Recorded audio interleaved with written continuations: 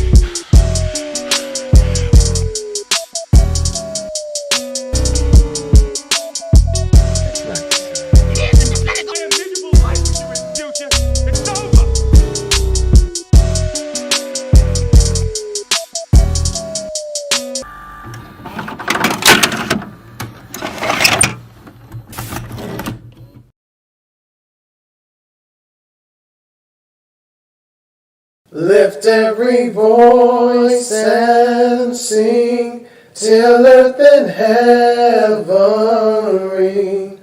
Ring with the harmonies of liberty. Let our rejoicing rise high as the listening skies. Let it resound loud as the roaring sea. Sing a song full of the faith that the dark past has taught us. Sing a song full of the hope that the present has brought us. Facing the rising sun of our new day begun, let us march on till victory is won.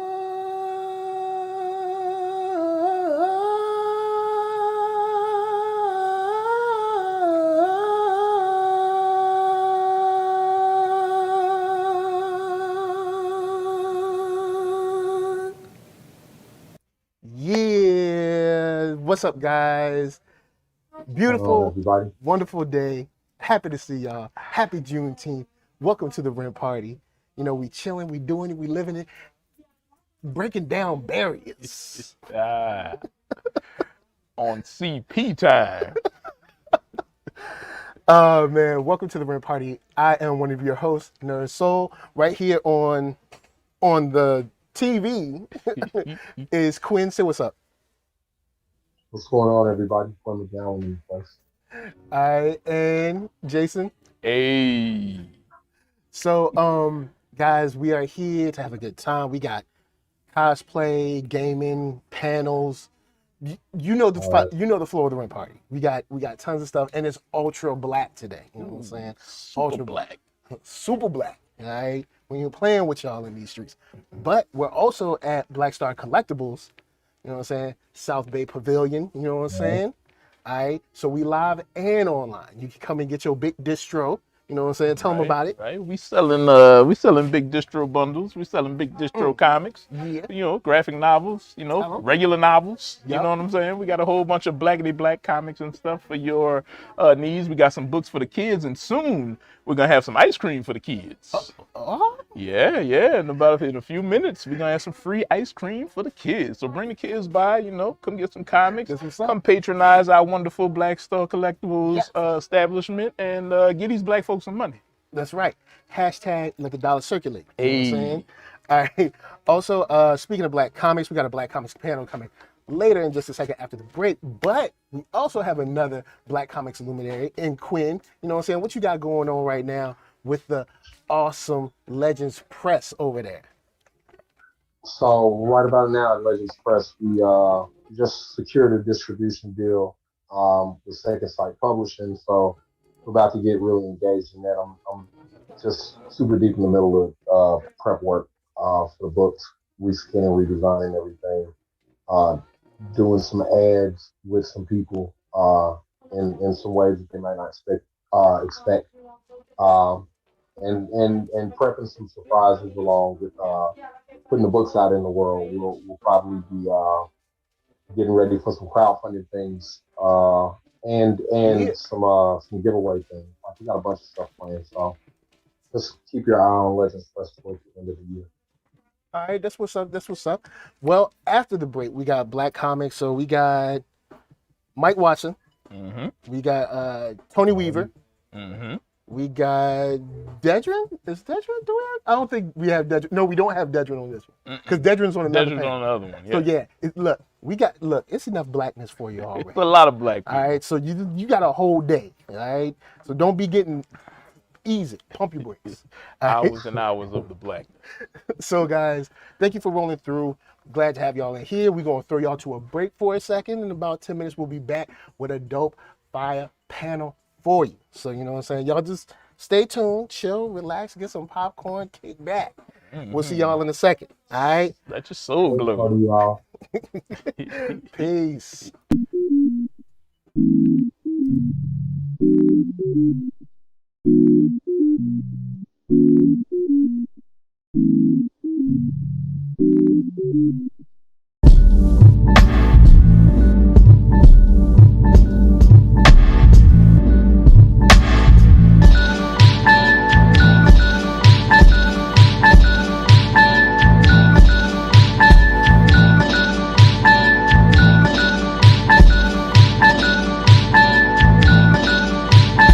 Hi, my name is Fion. I'm co-owner of Blackstar Collectibles. We are a pro-black pop culture collectible store that specializes in comic books, Funkos, action figures, Barbie dolls.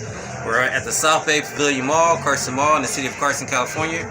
We're open from 11 a.m. to 7 p.m. Come down and check us out whenever you're in the area. Thank you. Hi, my name is Shanae Williams, and I am an illustrator and a painter. What got me started on this journey was the fact that I basically like to draw. My mom told me that when I was a kid, I would just draw 10 fingers and 10 toes. So that, I guess that's really where it kind of stemmed into. I also have family who are artists as well in different fields, and they help foster that creativity and that imagination in me.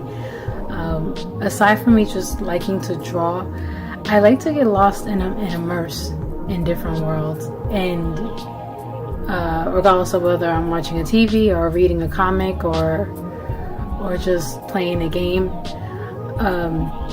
I like to get lost into worlds. So when I draw, it kind of happens for me. Like I'm just immersed in what I'm doing. I'm immersed in what I'm drawing, and it just takes me to a different space. And yeah, I am also into a lot of fantasy and a lot of sci-fi, so that helps. But yeah, it creates a whole nother world for me when I do draw. I have a sense of peace and a sense of just calm when I draw. So yeah, that's about it. And thanks. Bye. Oh wait, Roger, what's the surface temperature? Hit the record button.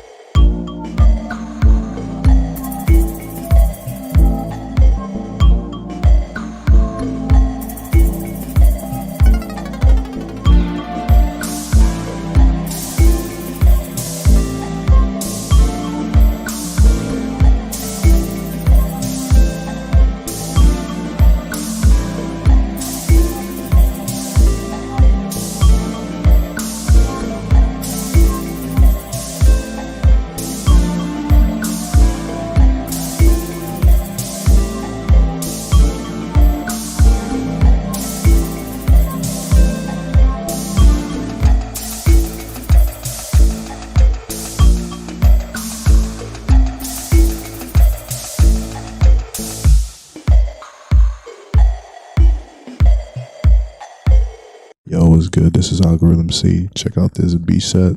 Shout out to NERDSoul. And this is for the rent party. Let's go.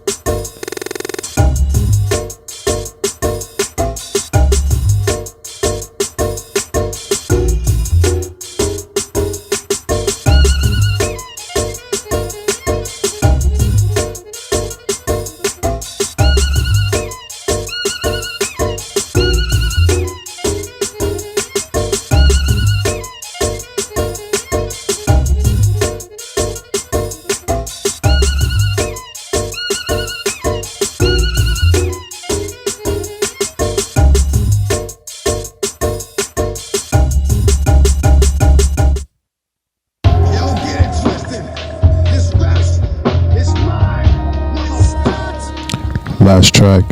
Thanks for rocking with AlgorythmC. And y'all have a blessed one. Peace.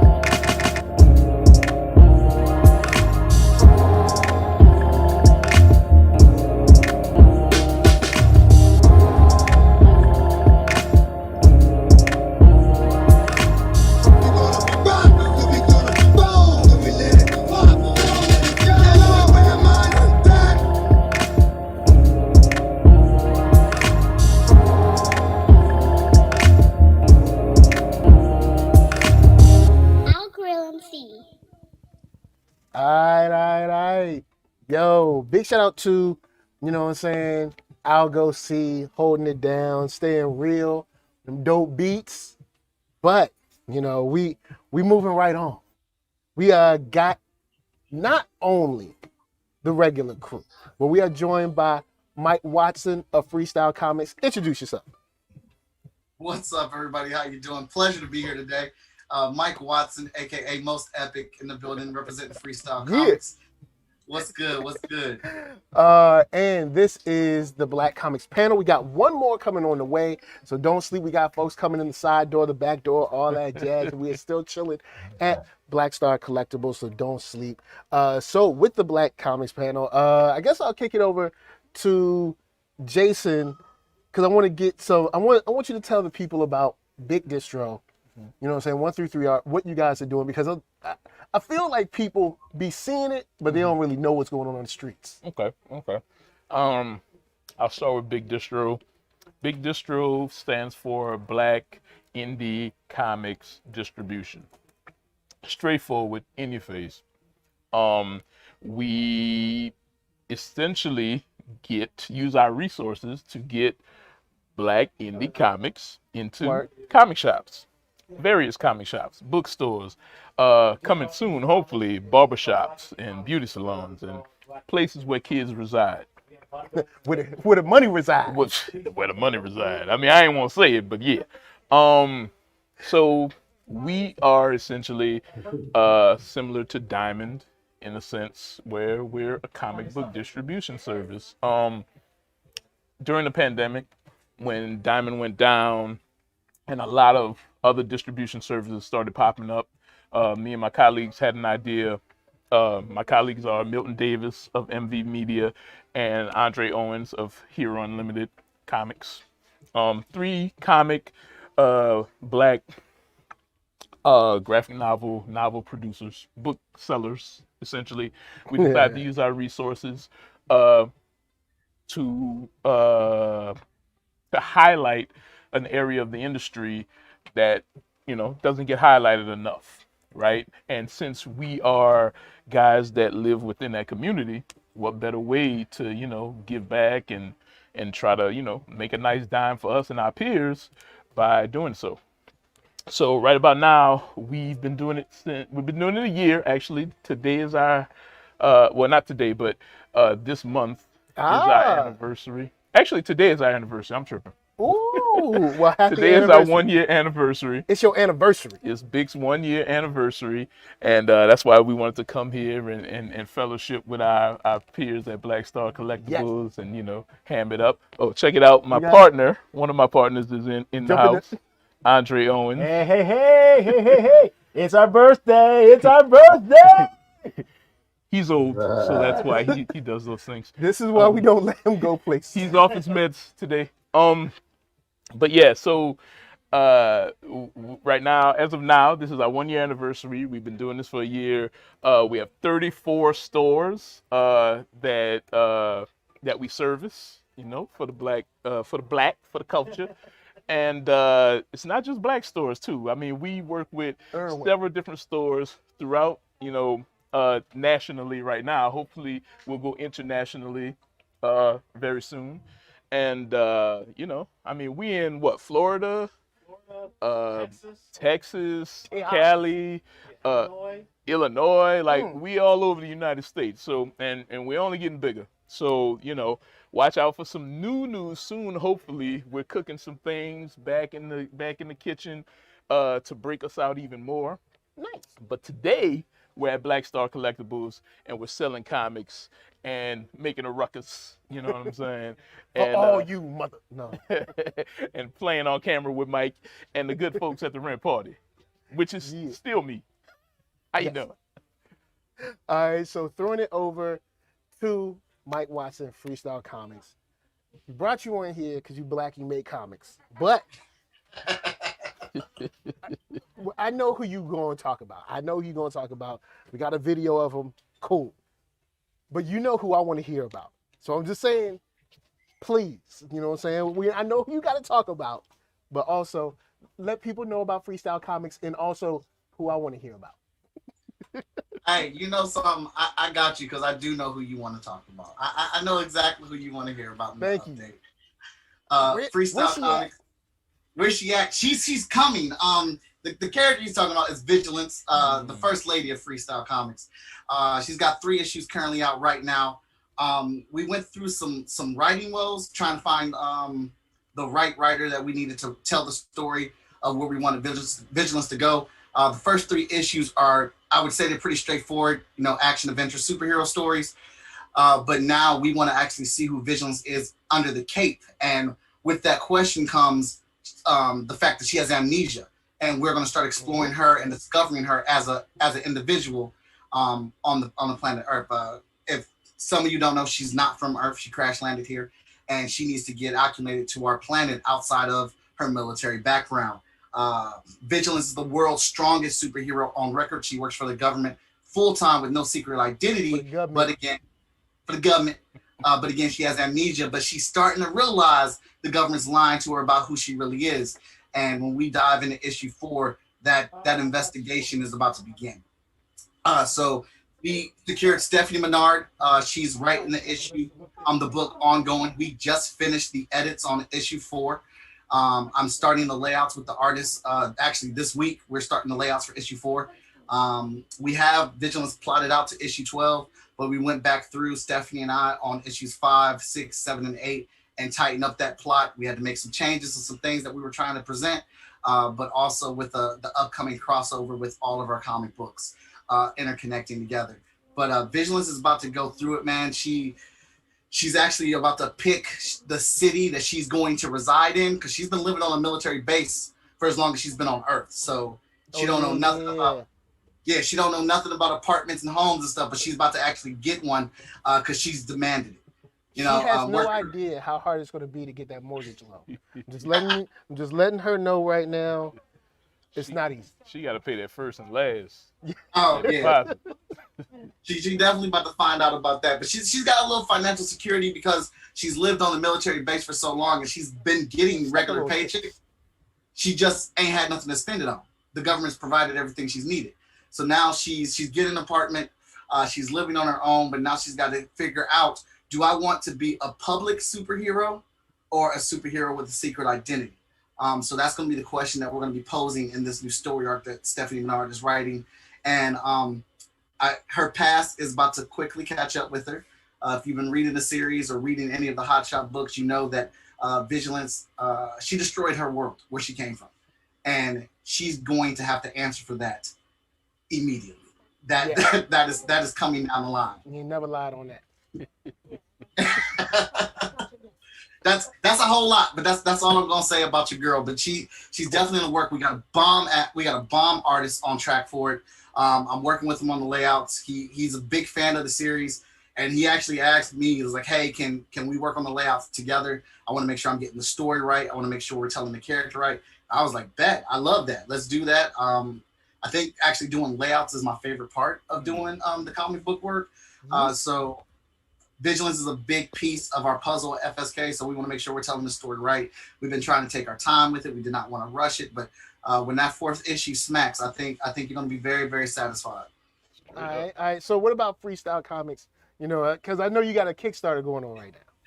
Yes. We got a Kickstarter happening right now, and we just broke $10,000 yesterday on the Kickstarter. So thank you. So we're super excited. Danny, editor-in-chief of Freestyle Comics, and myself, we've had a lot of talks about what we wanted to do with FSK and trying to plot and plan it. We've had some things smack us in the face, and we had some things lift us up. We tried to learn from our failures and our successes, and right now everything is kind of going the way that we have planned it so far. So that's kind of new to us, but with this Kickstarter being as successful as it is, we have 8 comics on the docket right now ready to launch. So our promotional plan, our release schedule is 1 new comic every 3 months. We're going to try to keep that pace for 2 years, and then we're going to see what we do after that, one step at a time. But we got definitely 8 books ready to go.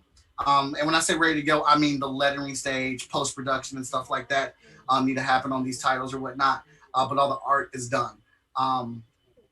We just offered, because we hit the $10,000 stretch goal, everybody on the Kickstarter is getting the brand new issue of Hot Shot for free. That's just added to their bundle. They're getting Hot Shot 10, new story arc, new characters, all that good jazz. I'm very excited because after this, we're gonna immediately, after we deliver on all the books, because we gotta do that first. We're gonna immediately be jumping into our brand new title, Emerald Quest, the first issue of that. The good thing about that, the good thing about that is we have 3 issues done. All they need to do is be lettered. All right. Colors, everything done.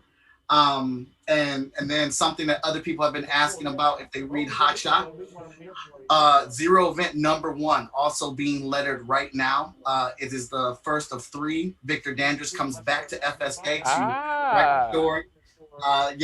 To write the story that he dropped in Hot Shot #3. We are finally going to see what the Zero Event is and what happened to all those heroes and villains. So we are going through some stuff, boy. I ain't gonna front. Dude, he be going through some stuff. You thought he was going through stuff before. It's not done. I looked at issue 7 and 8 of Hot Shot, and I was like, this dude looked pretty comfortable with his powers. I think it's time I messed him up. Cold-blooded. Cold-blooded. Shout out to Victor Dandridge. I call him Vicky D. Vicky D. The man with the plan. Oh, man. He's doing some incredible stuff, man. I was very happy that he could fit the time in to come back to do this one shot. Well, it's a 3-part story, but I was very happy when he was like, yeah, I can come back. I can write the story. I already got the idea for it. I was like, bet, let's go. All right. And shouts to the chat. Jenna James said, would love to see Vigilance on Netflix or Amazon animated, or if they were to go live action, threw out a couple of names like, of course, Kerry Washington, Tandy Newton, Sonequa Martin Green, Janelle Monáe, just to name a few, you know what I'm saying? So, I know they watch the show. I know they always watch the show. You know what I'm saying? Okay. So Janelle Monáe, if you just chilling, if you ain't got nothing to do, want to put a cape on.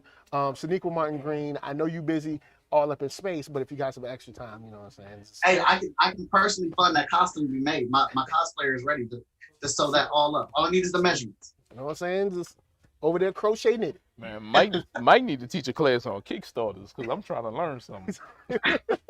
Dude, the Kickstarter class is take notes from everybody else. I hollered at you, boy. I hollered at TJ Sterling, Ted Sakura, Moana McAdams, Lori Foster. Moana, she did what? She like doubled hers earlier this year, right? She doubled her all the Kickstarter guides, man, right there. Like they wild right now. Definitely learned a lot from Sean Mack when I was under Short Fuse. They managed 3 of my Kickstarter campaigns, took lots of notes, like when I had Ted and Moana and Lori and them look at it, I said, look, don't even consider my feelings, just go through it. Let me know what works, what does not work. They tore me a new one, man. I ended up having to redo half of the dang Kickstarter, but end result, I feel like it was definitely worth it. Nice. So, of course, we got most stuff. We got a little peek from Quinn before, but if you missed that, if you came in the door late, Quinn, Operation Wildfire. All right. Project Wildfire. You got the game. Yeah, we're working. Please We're tell me you working got the on. game. I want to play it. So yeah, we're working on a bunch of things. Like we're working on a video game. We're working on a couple of live action things. Uh, I've had the opportunity to uh, sit down and kind of be mentored by some people that are kind of guiding me through some projects that we're trying to develop in various ways. So it's a lot of building in Shelby right now. One of the things that we want to do is you know, the way you have cut scenes before you before the action of playing the game.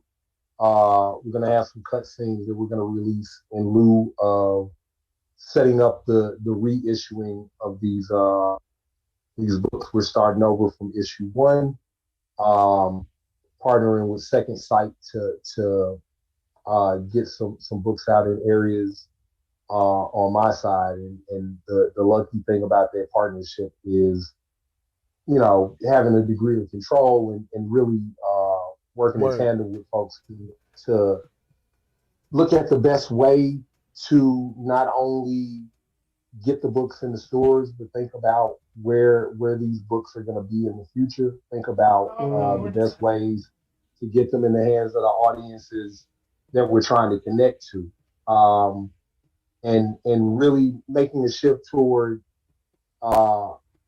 making sure that we're not just telling our story, but we're encouraging other people to tell their own story. Right, like that's a big thing for me is the validity of people's ability to tell their own story, and so like empowering people to do that, right? Like in a weird way, like wanting to be able to give other people superpowers. Gotcha. So Project Wildfire right now, we're gonna start from the place where we first brought you in, which is a kid trying to take care of the city and learning how to take care of the world. So issue one is going to be rolling out in November, and you're going to get to meet William and his family and his friends and his enemies and all the good folk that wants to watch. So yeah, just you know, get ready for that. But Project Wildfire, yeah. That's what's up. That's what's up. Because I know we talked a little bit offline about the, you know, kind of like reworking from the beginning and how like detailed and how involved that was. So I had a question for you. Since I love hardcovers, is there an idea for a hardcover in the future? Could there be a hardcover Kickstarter on the way? Could there be something to that extent? So yeah, like we're gonna be doing a Kickstarter for the first 4 books that I ever did. Which like when I started, I had like an iPad and a dream more or less. So like I was drawing with my finger because I didn't like the styluses. We're gonna go back and get those colored, and I have some friends and some guests that are going to be coming in to do some special covers for those books. So they're the re-release of all of the covers of the books that I did myself. But also there are going to be some guest artists that I'll be announcing in the near future that'll be working on books. So it's been really cool to see William done by all these people because they're, you know, some of the people who I really look up to and stuff. So yeah, like I'm excited about the future for Wildfire and really getting introduced to everybody. I got a question. How much since you doing a redux, you know, how much this is a selfish question. How much redrawing did you have to do? Because it sounds amazing, but it also sounds like a nightmare. As an illustrator myself. Okay. So it was less about there is some redrawing involved, but like not perhaps in the way that you might think. When I started, there was so much that I didn't know that let's say word bubbles were an issue, right? Like the physical removal word bubbles and like sometimes having to reconstruct whole panels. Like there was a lot of work involved in wanting to make sure that I got it right because like when I started, my whole process was really like I'm from Memphis, so I sell my product out the trunk, right? So like that's how I connected to the world, and I would like get out and like everybody that knows me knows that like I had 100 ideas in my head and I would like call mad people and was trying to cross over with everybody and do work with everybody. I still got that energy, like that's still kind of the beast that I am, but like I sat down with some OGs that really kind of took me through like working smart and not hard and thinking about what the long-term goal of what I'm trying to do is. So to answer your question, Jason, I went back in and I had to do some redrawing, but like it wasn't bad in the way that you would think. Like it was really about it's Juneteenth, so I'm trying to think of the right language. Afrocentrically engineering my way through that space. Right, you know what I'm saying? Nice. I like that vocabulary right there. I got an Afrocentrically engineer. That's nice. Yeah. It's another way of rigging, if you will. But like, I just wanted to be more proper about it.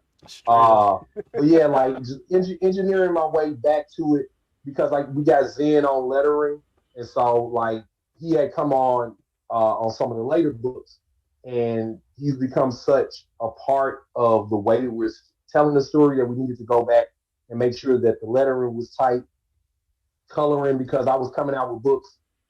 When I started, I was doing everything in black and white, and I was doing like one-page issues, and I kind of morphed that into the books. So I wanted to go back and color them.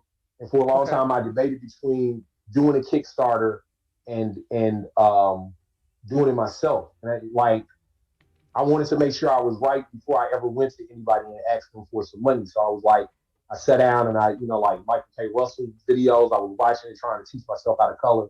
So I went back and colored all those books myself.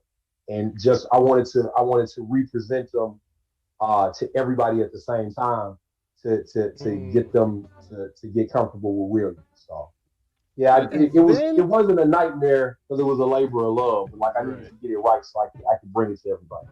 Go ahead. No, you go.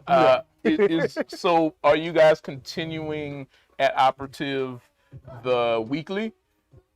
In light of the second site. So like that's another announcement. Like it's so much stuff that we got that we're getting the things together. So I can't talk about it fully. But there's going to be a new series of weekly one pages that are going to be coming out, and I can say that we'll be focusing on a new character in the Wildfire universe. And I can't wait to announce who we're bringing on to do the writing and the art because I'm really big fans of them, and I'm really huge fans of like stuff that they've been doing, just the opportunity to connect with people that have really taken their name over like the past year and a half or two. It's going to be really exciting to like get to announce some of those folks. But yes, there will still be weekly one pages that'll be premiering at Operative and at Legends Press. Like we're rebuilding that site. My homeboy Ryan, producer Ryan, who's normally working with us on the Rim Party and stuff like that. It helped me develop the Wonder Show. He came back in, redid the trade dress, and he's helping me to rebuild the site. So we really went back in with our core, and I think what we're going to be able to do is going to be really special, and it's just really a good time. Like everybody's creating and operating at a high level. It's kind of like it's kind of like how the league is at this point, where everybody can shoot threes and everybody can really perform at a high level, and people are putting together superstar teams, and it's still parity in the league. So like it's nice to see that, and like just building from a community base, because that's the other part of it, man. Being hip to game about how it's a million channels in the world right now. Like kids can watch whatever they want. They can take in whatever they want, and those of us that have gotten smart about knowing that giving these generations of kids variety and not blocking, not getting in the way of each other, making sure that everybody can breathe, like that's really the solution. Like it got kind of wild and weird for a minute, but I'm glad to see that it's more in a place where people are trying to, if not collaborate, make sure that it's lane for everybody and everybody. So absolutely, yeah, we on that. What up? What up? That's what's up. That's what's up, man. With that said, is there to the panel? Is there a certain thing that you haven't worked on yet that is on the horizon that you can talk about? That or is everything NDA down right now? Is there like something new that you're like, hey, we're actually working on this or working on that? You know, like you ain't. I don't want the NDA folks to come through. If you are working on something. No, I'm not trying to. Yeah, because it like the more powerful the NDA, it goes from like gunshot to laser to teleportation. So you don't really want to get those people angry. But my wife and I have for the past year actually. That's been a wild journey. Like we've been working on a project together called Luna Unleashed, and it's actually for a group called the Black Women's Health Initiative. And so I was actually really skeptical at first on account of being a man and whatnot. So I really wanted to stay out of the lane of that. If I didn't have anything that I could do, just beyond like the labor of drawing.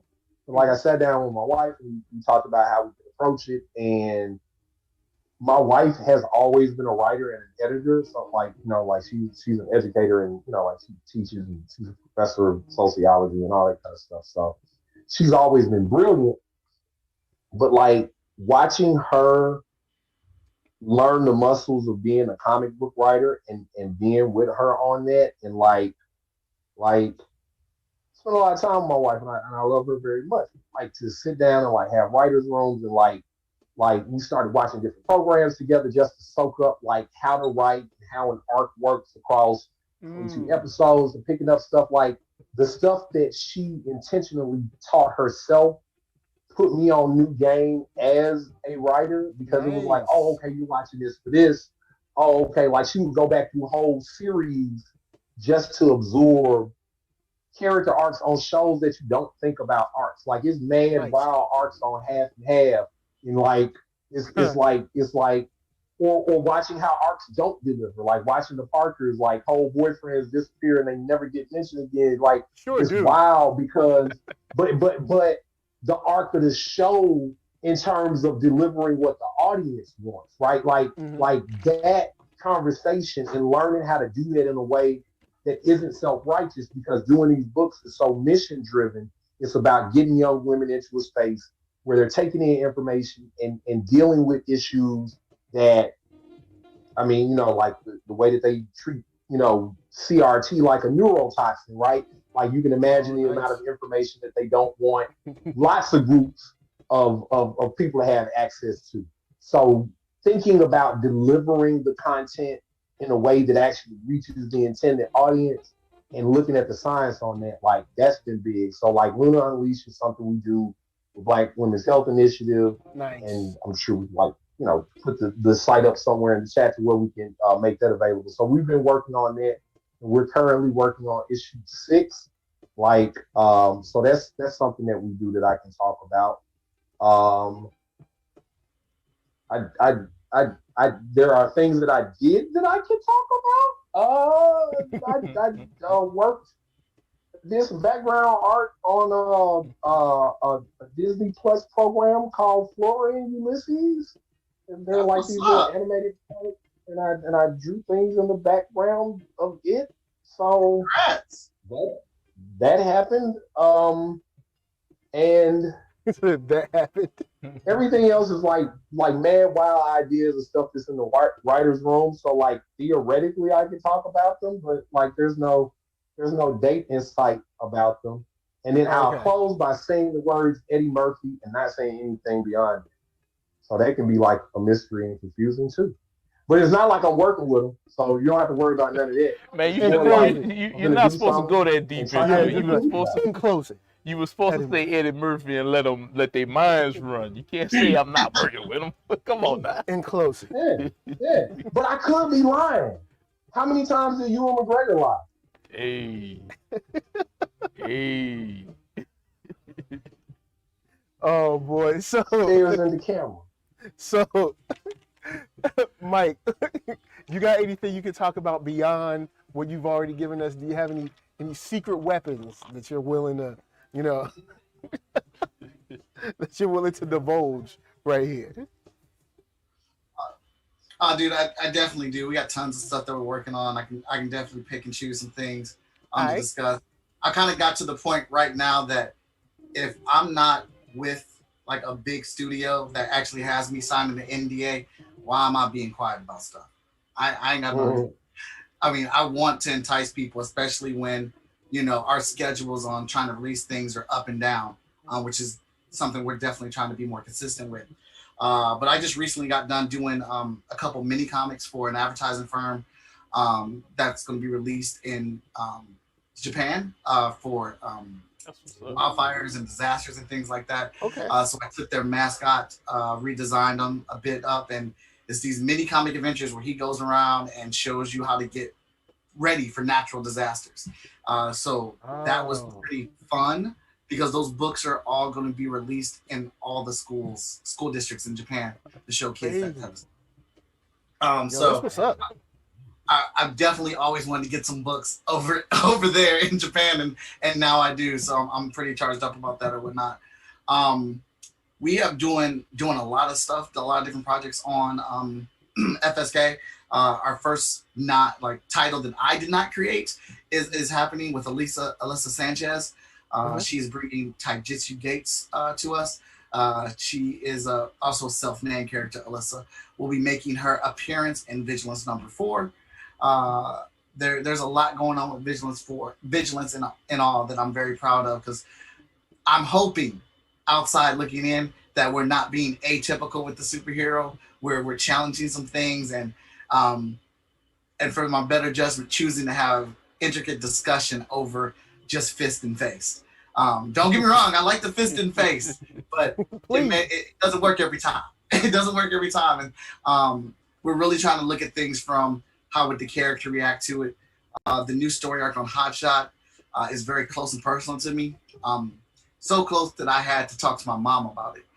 It deals with spousal abuse, and that's something that my mom has lived through and something that I experienced as an outside witness.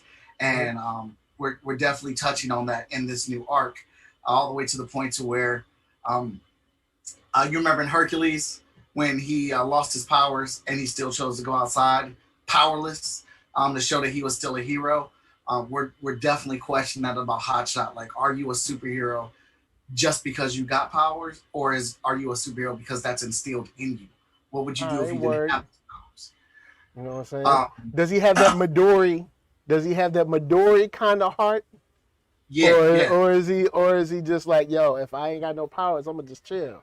You talking about Exactly. Deku? Yeah. Deku is the man.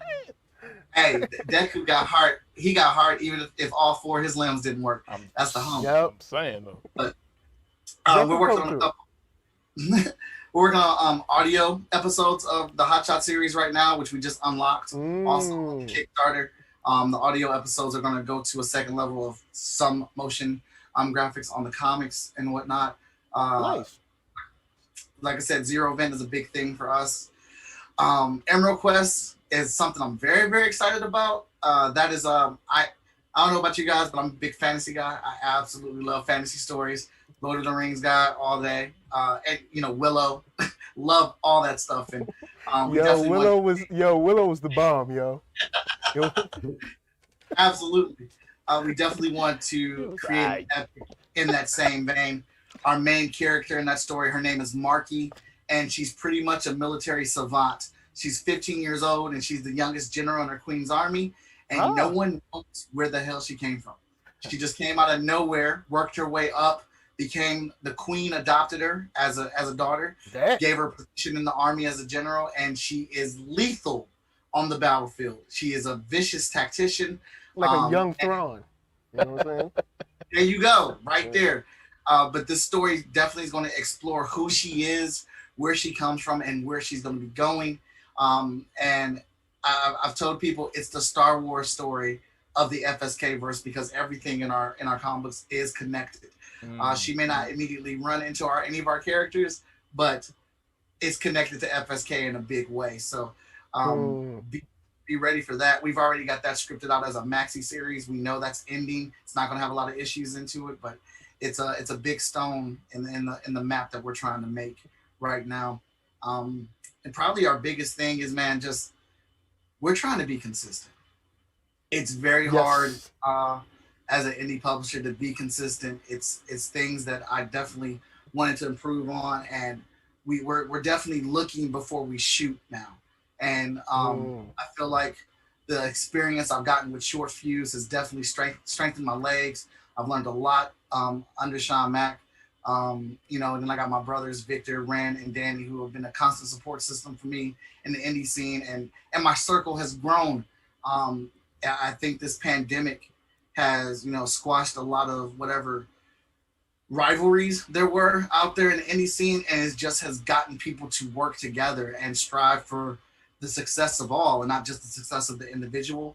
I've just seen a lot of people, from my timeline, my perspective, I've just seen a lot of people helping, just in general, just to help with no wants of anything in return, but just like, hey, I want to be a part of this, I want to do this or whatnot. And I think we got some, a lot of cool stuff coming on. Like I said, we have a very aggressive release schedule, and probably the thing, I have bias, right? I absolutely have bias. I'm here working on this stuff, trying to make the type of comics that I loved when I was a kid, and not only make those type of comics, but make better comics. And, getting to sit behind the glass and help plot and plan these things and see things as they come together has been a fantastic experience. So I couldn't honestly say what my favorite thing is, but I'm definitely excited about the future of Freestyle Comics. We finally got a foundation to produce on, and that's probably like the biggest thing I could speak on. Straight up. Nice. Well, guys, we have exhausted. Dang, you ain't let me talk about what I was doing. No, you ain't doing nothing. What you doing? What? Nothing. No, actually, dang. With that said, I did segueing back. Someone did shout out and ask about Kid Carvers. It was like, is it all ages? Could you tell them about Kid Carvers a little bit, and then hit us with your NDA styles? NDA. I can't hit y'all with none of the NDA stuff. That's number one. That's kind of the point. Right. But the stuff that 133 Artists producing, I can definitely hit y'all with, because I'm the one that serves the NDAs. Yeah. Kid Carvers. Yeah, I love that. Me. Got to go through me. Kid Carvers is about twin geniuses, Marley and Charlie Carver, and essentially they are, in all the sciences, right? They straight STEM, physics, biochemistry, if I didn't just make that up. It's real now. Yeah, okay. They're scientists. They're super geniuses. Super. What do you call it? Not evil scientists. What is it? Evil. What is? Lex Luthor type kids, right? Yeah. So super duper smart. But they use it in their neighborhoods. When mysteries pop up. So in this current series, bikes are being stolen around the city. And the story takes place in New Orleans. Bikes are being stolen around the city, and they're trying to figure out who's stealing these bikes and why. And why is it such a big deal? Because all the kids, there's a big bike racing competition that happens at the end of the summer, and all the kids have to enter it. And you need your bikes, Marley and Charlie's dad gifted a bike to them that's the special bike that he had since he was a kid. And this bike gets stolen. So, they're gonna solve the mystery of the backyard bike bandits. It is an all ages story, in the vein of like Steven Universe or what's the really good one? Craig of the Creek. If you like Craig of the Creek, you're gonna like Kid Carvers. And it's all ages. I want to say it's 4 issues. It could be 5. We're still figuring out how long the first series is going to be. And I'm the illustrator, so that's why it's taking so long for number 3 to come out. And Alvern Ball, Mr. Award-winning, Mr. Blowing up right now. Of, what is his book called? He has a book about the Tulsa Massacre from Megascope, and I forget the name right now because I'm having a brain fart. But Alvin Ball beasting right now. He's the writer of Kid Carver's Across the Tracks. That's what it's called. So Kid Carver's on the way. Trust me, I promise. Also, we 133 Art is going into westerns. We're about to do a western comic / graphic novel from a wonderful writer, Ms. Kenesha Williams. We just signed contracts. Nice.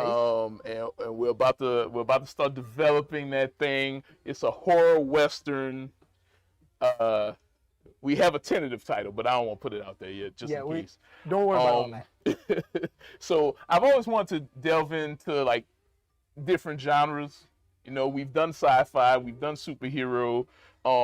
Next up, I want to do horror. You know, I want to do western. So that's us moving forward in those directions. And man, we're developing a Kickstarter, which is why I'm gonna steal some of Mike's ideas. I'm thinking we want to do. I'm thinking we want to do a big Kickstarter, maybe for a season of 133 Art projects.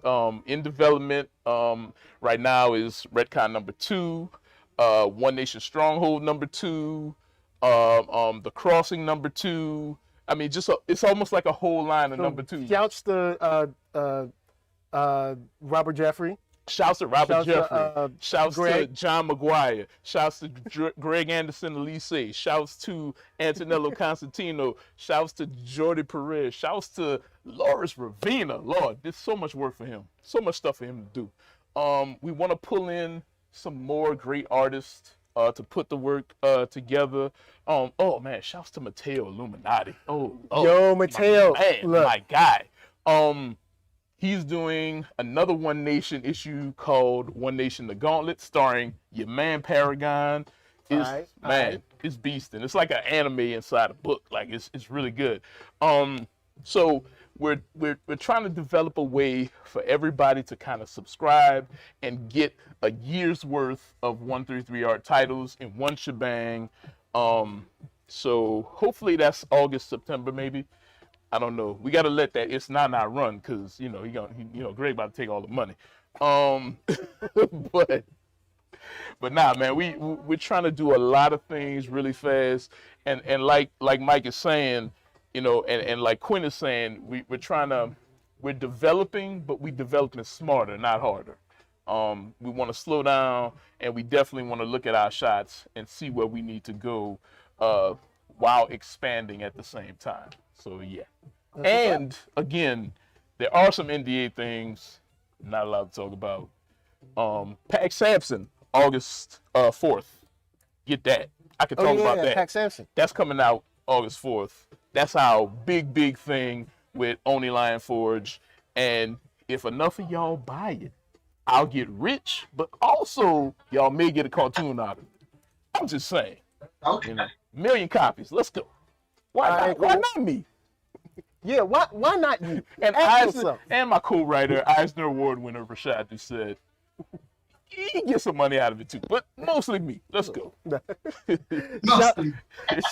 Shouts to the super chat. I says, have to run. Hope to find out more later. Thanks for bringing info on Big Distro. P.S. Hope you are also getting word out on Black Woman Animator. She's been on the show a couple times. Also watch Casually Comics channel, who does shout outs with artists. Good on you all. So thank you for giving to the rent party. Much love to all y'all, you know what I'm saying, supporting the movement and all that good stuff. So I feel like this house is clear.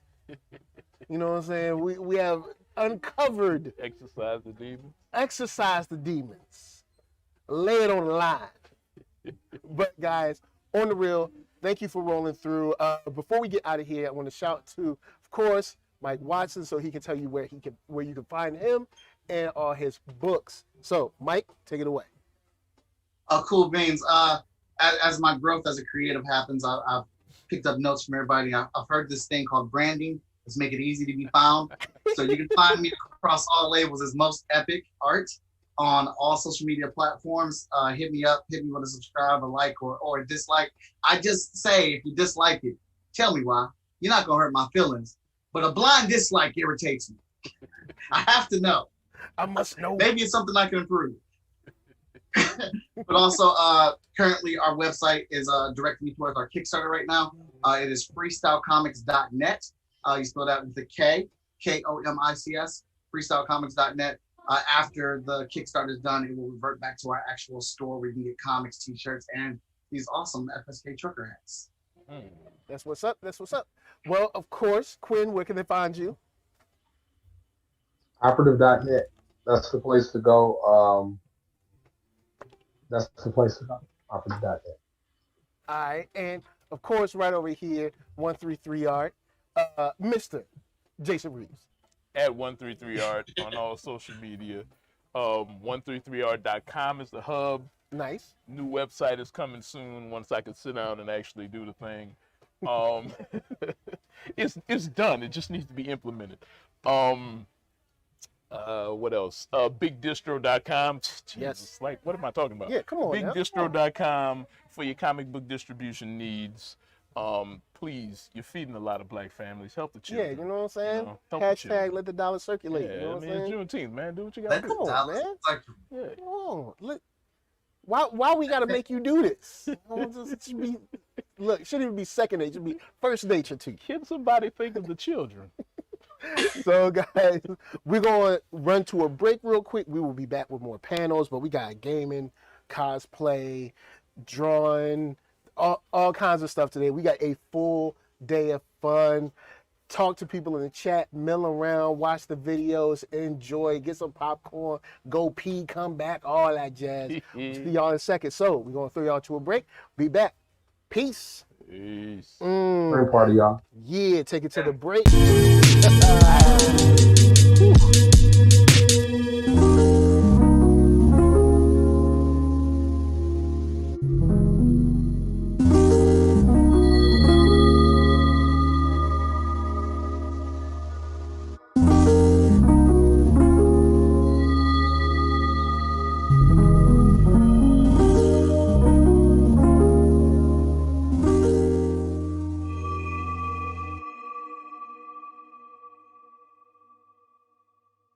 Hey guys, this is Ari Monroe with Draw Like Crazy Studios, and you are tuning into The Rent Party Ultra Black Juneteenth Special.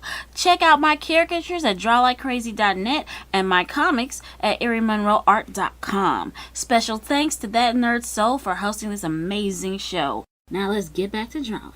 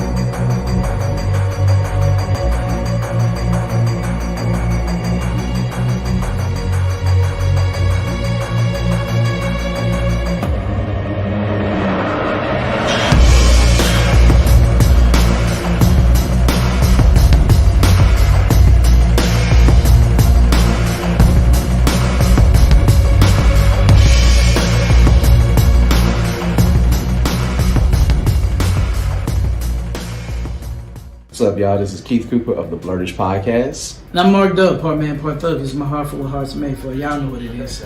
And we are a podcast duo out of Baton Rouge, Louisiana. We talk to several creators. We have a good time. We use our platform to give them a platform. Yes, and we also do a lot of different pop-ups, Comic Cons. If you remember cons, one day they'll come back.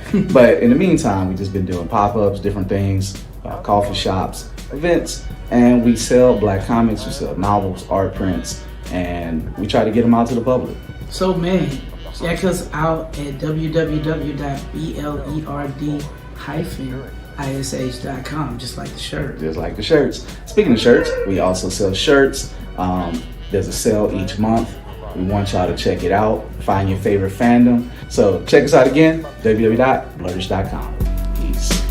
Hey y'all, it's your girl Gamma Rae, and I'm here to tell you why I love to cosplay. Well, besides the obvious reason, it's so much fun. It's the freedom of creative expression and being able to bring my ideas to life. Growing up as a black geek in the South, I definitely felt like I was on an island all to myself. Yeah, little bitty island. Especially when it came to anything involving anime, video games, superheroes, comics. Because of that, I didn't really have anybody to talk to about these things or share these things with. So I hid that part of myself for a really, really long time. Much later. Until one day, I was introduced to the world of cosplay. I get to be any character that I want. I can be Straw Hat Pirate searching for the One Piece, or a witch with Fire Force Company 8, or race car driver for the Mach 5, or a shinobi, or a soldier sworn to protect Wild Mario, or former Trace Espada. Who wouldn't love being all these characters? Cosplaying is a stress reliever. A fun escape has definitely been needed in the crazy year that we've all had to endure. It's a creative outlet that has really helped me with my confidence, to build my confidence, helped me to be able to express myself in ways that I honestly never thought I'd be able to, or never would have imagined. Really being able to be comfortable with putting myself out there and being weird and having fun. And I get to build and use all types of props and accessories.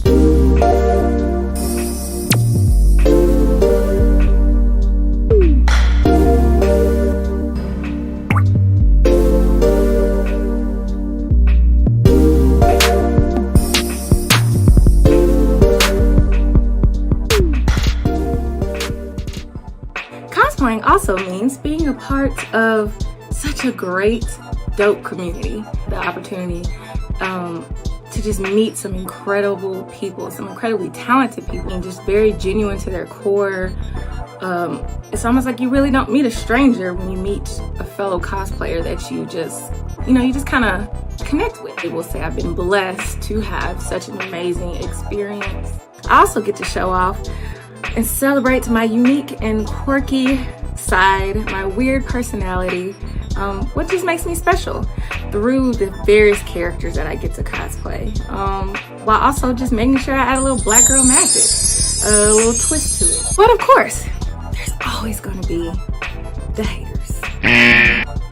You want to know what my response is to the haters? To people who try to tell me that, you can't cosplay. You shouldn't be cosplaying. This is what I have to say. Guess what? There are no rules to cosplay. Absolutely zero rules.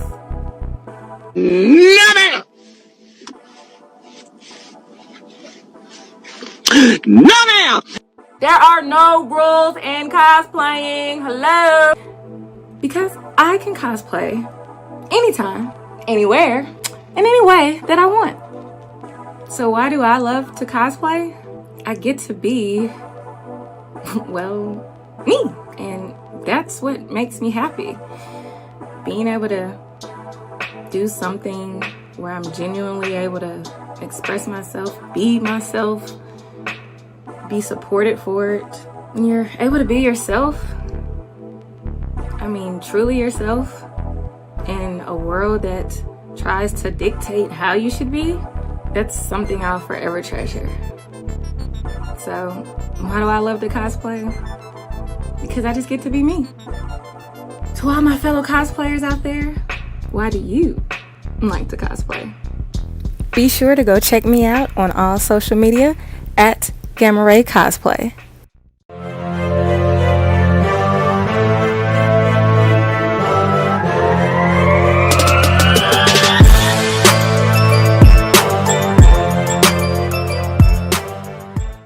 Alright, y'all. First match is on the way. Y'all already know my... it's time to get it! Ah! Ah! Ah! Ah! Go get right, Mr. Booty Sweat. Better crack your knuckles. Better crack your neck. Cause you in for a ride today, Mr. Booty Sweat.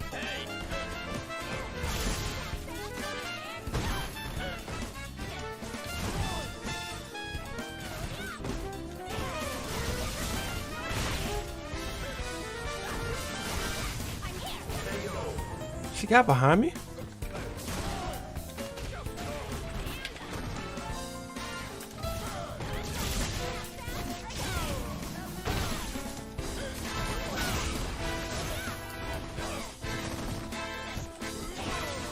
What? I missed? I ain't gonna lie, boy. This boy coming with that heat. Boy coming with that heat.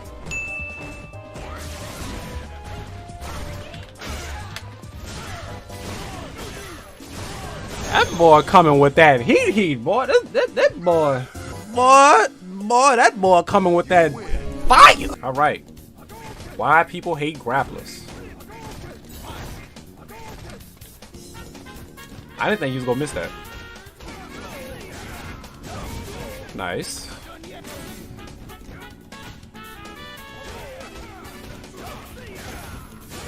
Okay, so that was bloopers.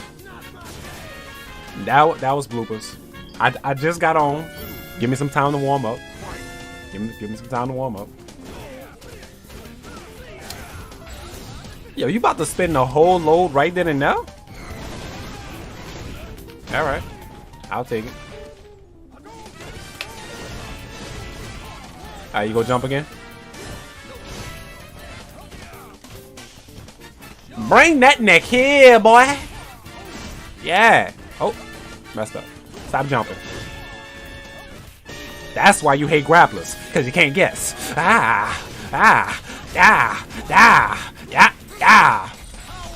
Oh, yeah. See, that's why he hate grapplers. Bruh.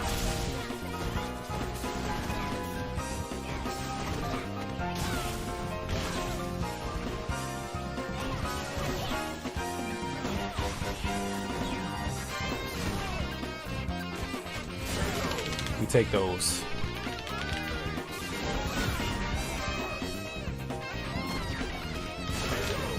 Whew, my dude really came from downtown with the overhead though. My dude believed. He believed. I respect it though. I respect it. I respect the downtown overhead option. You let that demon run out. Alright, there we go.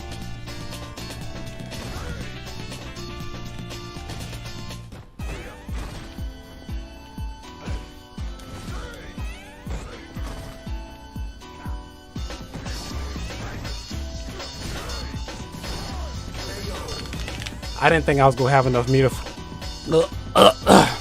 I didn't think I was gonna have enough meter for that column right there.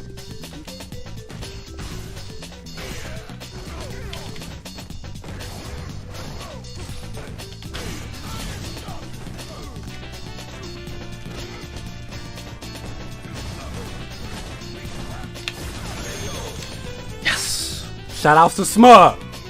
Shout outs to Smug, babies. Shout outs to Smug for that one.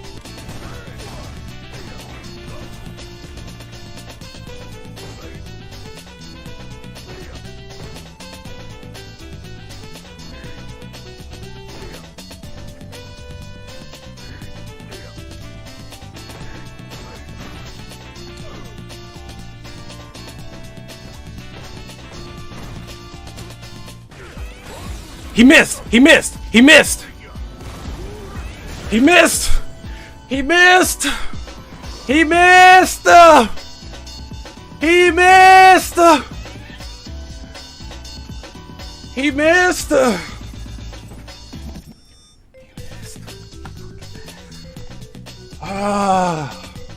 Bro, I'm sweating.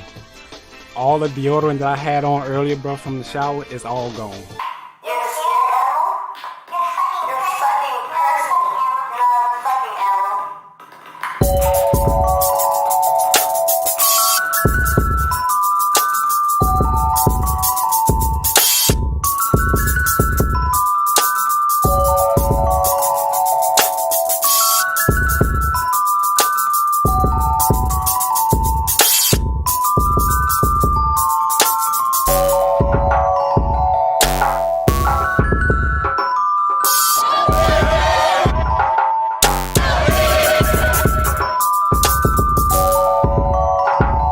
All right, guys, we are back chilling at the rent party, having a good time. I hope you're getting your mingle on. You know what I'm saying? Get a little sip if you're old enough, and if you're young enough, maybe you got a little Kool-Aid. But, of course, we got the folks here with us to get into another fun panel. Of course, right over here, I got Quinn McGowan. Right over here, I got, of course, Jason Reeves chilling. But we got a whole host of other folks. Plus, NERDSoul Light came up in here. You know what I'm saying? I don't even think he's done eating his food, but he's over here anyway. So we're going to start from the bottom and roll to the top. At the bottom, Jensen J. Stark, introduce yourself. What's going on? I feel honored to be back again. I haven't been on in a while. Jensen, man, J. Stark, 1906 on Instagram, TikTok, J. Stark, 1906. Creative Jensen World Podcast and YouTube and Facebook page. Man, I'm honored to be back. All right. And, of course, Gamma Rae, what's up? Hey, it's your girl, Gamma Rae, lawyer by day, cosplayer by night, and occasional demon slayer on the weekends. Again, thanks for having me back. You know, I love communing with my fellow blurs, having a good time. This what's up. Dedren, say what's up. Hey, good day, y'all. This is Dedren Snead here with Subsume and Sorghum and Spirit. Hoping y'all are doing well and appreciate the opportunity to be here with y'all yet again. All right.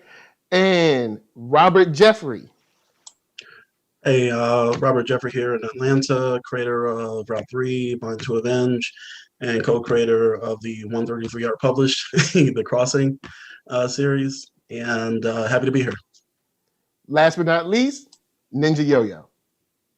Yo, it's your girl, Ninja Yoyo, coming to you live from Baton Rouge, Louisiana, although I will be relocating soon, but yet still south adjacent in Virginia. Oh, snap, VA, what up? Yeah.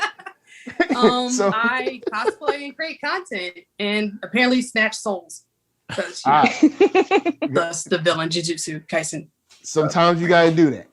Well, this panel is interesting because we're talking about the South. And we have just a few people from the South on this panel. If we could, let's go in and shout out where we're from, starting with Quinn. You know what I'm saying? You down in the South, what's up? Memphis. That's just outside of Tennessee. All right, cool. Jason Reeves. Down bottom, man. New Orleans, Louisiana. Yeah. Myself, Virginia. Robert Jeffrey. Originally a transplant from Chicago, Illinois, but I've been in Atlanta for like half my life now. So. All right, word. Accepted. You know what I'm saying? Ninja Yo-Yo. Originally from South Mississippi, currently living in Baton Rouge, Louisiana for about 8 years now. All right, Dedren. Here in Atlanta, but representing Snow Hill, North Carolina. All right, Jensen. Man, here in Arkansas, man, in the Midwest of the South, representing from the A-State. All right. And Gamma Rae. From the surrounding Jackson, Mississippi area. Yeah, definitely grown up here all my life, deep South. Yeah. So, of course, this is the South got something to say. There's interesting energy that comes from the South. I'm gonna throw this out. Give it to Dedren first, and then of course the rest of the panel can take it. Being from the South, there's one could say, there's a different lifestyle, a different energy about the South. Do you feel there's a certain perspective that's like vastly different that you use to approach, your work in the space of, like writing, art, or just basic telling stories, even if it's not going to be in a particular book? Does that kind of like help inform your stories? Oh, absolutely. I think if anything, that's been a calling card of the way that I've been, ingratiated into this space and the way that I approach work and points of collaboration. Again, as you say, a prophet a long time ago did say, the South has something to say. But I think in that particular, moment of being a part of something, that you realize that it's very individualized, and then kind of take a step back with that, like the way that the South is, right? I've always thought it's a binary existence, particularly for Black creatives, right? We're set in that binary space that, it is very black and white in a figurative and literal sense. It's slower, it's more deliberate, it's more intentional. And I think with that, with the relationships, the spaces and places, things exist in and of themselves, right? Every small town's got a million stories. And a lot of times, we don't measure things by boroughs. We measure things by city streets and the house next door and where the gravel road ends and you go to paved roads. And I think it's just been such a part of Southern Americana that, when we kind of flip it to like contemporary times where the South is this like hyper conductive space where, we're the epicenter of culture. Like a lot of things, if you look at between like movies and hip hop and a lot of other intersects, now from a long time ago where the South was seen as frankly less than, now we're seen as innovative in that space. And so for me growing up just simply, in the South, I feel like the ideas, the mannerisms, the language, the family and everything at that point, I always look at it from that lens. And so I feel like if being a devout Southerner and is just part of my DNA from a creative sense. So I'll open it back up, but I would say absolutely. I don't think I could do it any other way. All right. Anyone else? He said it perfectly for the most part. Cool. I'll say this. There is from my, I guess, when I approach doing stuff with NERDSoul, I've and I guess Jason and Quinn have seen this a little bit more, but I do. I guess make things more of a family affair whenever I can. I will say I remember moving out to Los Angeles, and I remember being at like the first gig I was at out here, and I was like, "Oh, cool! I'm at a place, and there's only like 6 Black people here. Cool. Why don't we go out and like do something to hang together?" And in Virginia, that's something that would just slam dunk. It would be no problem to do. It was like pulling teeth, and I think out of 6 of us, I think 3 of us showed up, but that took a lot of work and wrangling, and it was a real quick eye opener to like, oh, it's different. Like there's a I don't know if I want to say the word unity, but there's a different I guess collective sense of just like kinship that I had never experienced before. Because in Virginia, when it comes to certain things like, hey, let's do an event, let's all get together and just have some fun. It's almost like, hey, turn on the grill and let's do this. And coming into spaces like Los Angeles and then dealing with people, around the nation, either with cons or virtual events, it becomes a lot. It becomes a little bit harder, and then that's when you start to really notice, okay, since I'm from the South, at least in this instance, it seems to be more of a Because I don't want my New York family calling me. I think they're gonna call you. I think they're gonna call you anyway. It's that Southern hospitality we all grew up with. Absolutely, that's it. Yeah.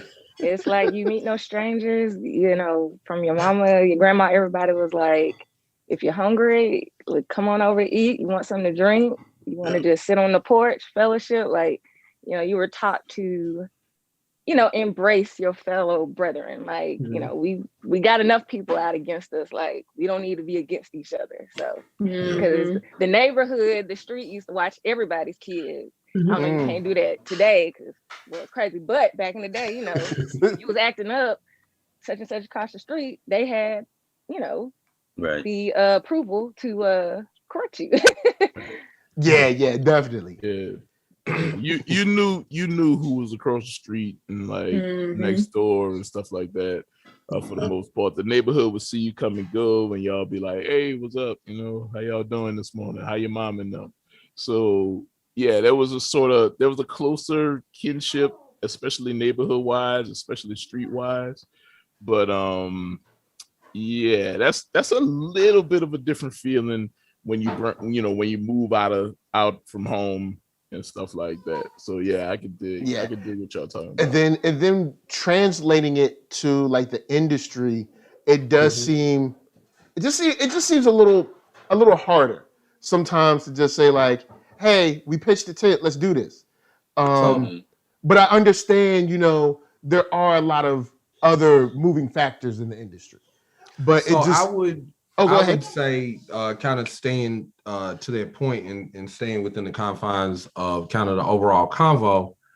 With my experience, what I've tried to do, especially with dealing with people who aren't from the South, is I try to act as ambassador. Like I try to let the traits that are most inherent from me being Southern go out. So like anybody who knows me knows that I might randomly call you. I might check on you. I might hit you up for no reason just to talk shit or sit in your comments. Those politics, those ways of being polite and just looking on your fellow man, I do that to folks. And when they're from out of town, like you know, like a lot of the people that I build relationships with, like they come because I have natural relationships with them, and the business usually plays afterwards. But back to the title of our event, all praise be to the Prophet Andre 3000. May I be blessed to catch him playing flute at my local airport or grocery store. Being from the South and thinking about that statement, just as a quick aside, I used to summer sometimes in New York, and I would summer with some other relatives in the Virginians. And a sticking point from being young, one summer I was up there, and some kids from that block were like, "Yo, son, this shit right here, son. Say Maine again." And I always remember, like, I felt picked on because of how I sounded. And like when I would be at home, people would be like, "You must be from out of town or something," because like, you know, I had an aunt that was like big on articulation and stuff like that. But I got a little older and I went back up many years later, like with some cousins who were working on some music or whatever. I had a big cousin named Mitch, who I looked up to. Like this dude was like Fonzie to me. And he was super Southern. So we walking down the street and I'm trying to readapt like I used to in the summers. We coming down the street and some real cool looking dudes come down the block and they like, "Yo, son, what's up?" And my cousin Mitch was like, "I'm super strike," and kept walking. He didn't miss a beat, not at all. And they were mesmerized. And like, so this wave that we seeing now, we're like I live in Memphis, so like just about everybody that's being liked by, you know, as far as new rappers are from my hometown right now. Like my city's having this moment.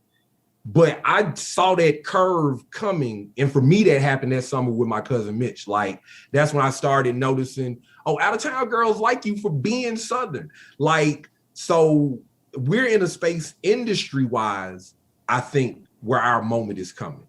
Like, it's cheaper to film in places like Louisiana, right? People are shooting all the Marvel movies are being shot. So not just from there's an opportunity out here, but from the very established financial space, we are coming into our own. So the question that I want to put out to everybody is, where do you see a spot for yourself on the horizon, and how are you just in your normal practice, whatever it is you're doing, how are you incorporating that Southern nature into what you're doing so that you can kind of catch that part of the wave?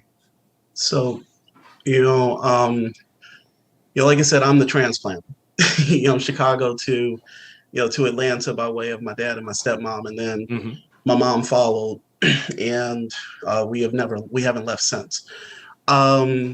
It's one of those things where my only connection with the South before now was, my folks came from Alabama to Chicago back in the 40s and 50s. So we were a part of that migration. So when you get to Chicago, it's family. We still have folks down here in Alabama, but, my only relation to the South, I hate to say this, was, learning about the civil rights struggle. It just was what it was. Or they might tell you stories about, family back in Alabama, but we had never traveled down there. So the first time I came to Georgia, for me, it was like a like my mind was blown, specifically because within the city of Atlanta, and I will emphasize this, Atlanta, not the perimeter, Black folks were running-ish. They were like coming from Chicago, which is, if you were from Chicago, you know about the dailies. You know about the Irish control politically on that city. Racially, South side, exactly, Southside Chicago. Yes, so it was a white racist regime running that city for many years. And it still hasn't changed, to rest in peace with Quinn McGowan. And I still got family up there. They moved away from the city. But when I came down here, I wasn't used to people walking up to you and introducing themselves. That didn't happen in Chicago. It was too cold for that. So it was just one of those things where I got used to the fact that so many Black people were empowered. They were doing their things. They were affluent at whatever class level you looked at. And then also, the Southern hospitality. Now, did that extend from, racist Caucasians to Black folks? Not necessarily, but there's this vibe. I mean, so with Route 3 specifically, answering your question, Quinn, it's that whole thing of, one of the things that I wanted to do with that story was to give some respect to this part of the country that it essentially raised me. So I wanted to acknowledge, like, for instance, the racist past of Stone Mountain Park, but also acknowledge that it's one of the most beautiful national landmarks that I've ever been to. But then you look up at that mountain and you see Confederate generals. So it's like that dichotomy that you have to deal with or at least address, or you want to address, when you're writing a story that is set in Stone Mountain, Georgia. That scene opens up with two soldiers talking about, one guy is, Southern born and bred, looking at those guys as patriots. The other Black guy is, pretty much from my perspective, you can get the F out of here with that. So that type of thing. The other thing I wanted to do with any comic books that I wrote, and then extends to Mine to Avenge, I want our stuff to be placed in the South, because I love Chicago. I love New York, product of two. My dad was from New York. My mom was from Chicago. But those metropolises, or variations of those metropolises, were always getting shine time in Marvel, DC, or some variation. I was just like, and because originally Route 3 was going to be set in the South side of Chicago. But with living down here, experiencing Atlanta and the beautiful Blackness and, the creativity that we had on display, when I got more into indie comics, I was just like, Stone Mountain works, or the South works. I mean, we end in the backwoods in the first story arc in the backwoods of Tennessee with a shootout. So it's one of those things that, as a creator, I wanted to set myself apart from what other creators were doing, but also give some love to the place, once again, that raised me for half my life. My wife is down here, graduated from college, and I love it. So, but that's one of those things that I feel that people, us as comic creators, as blurs in this space, celebrate, like Andre 3000 did. If you talk to my brother now, you can't tell he's from Chicago. That's just kind of how it is. That's just how it is. So, like that. Exactly. Shout out to Artemis Bonner, great MC. Great MC. But that's what I took, and I wanted to give that perspective from somebody who you love, came down here and just fell in love with it. and acknowledges all of the BS, that comes with this part of the country and our country as a whole. So, I mean, like I said, we're just as racist, if not more, up in Chicago than down here. So, don't sleep. Racism abounds everywhere. So, but the hospitality is what I love. So, yeah, they're vanilla, but the racism comes in many flavors. Who else is kind of finding their way with incorporating their own southernness into their work? Ninja? For me, like I said, from Mississippi, currently living in Louisiana. I mean, me and my personality, I'll always leave with two things naturally. One will probably be that Southern warmth, so to speak. And then the second would be my loud ass mouth. So, I mean, that's just who I am.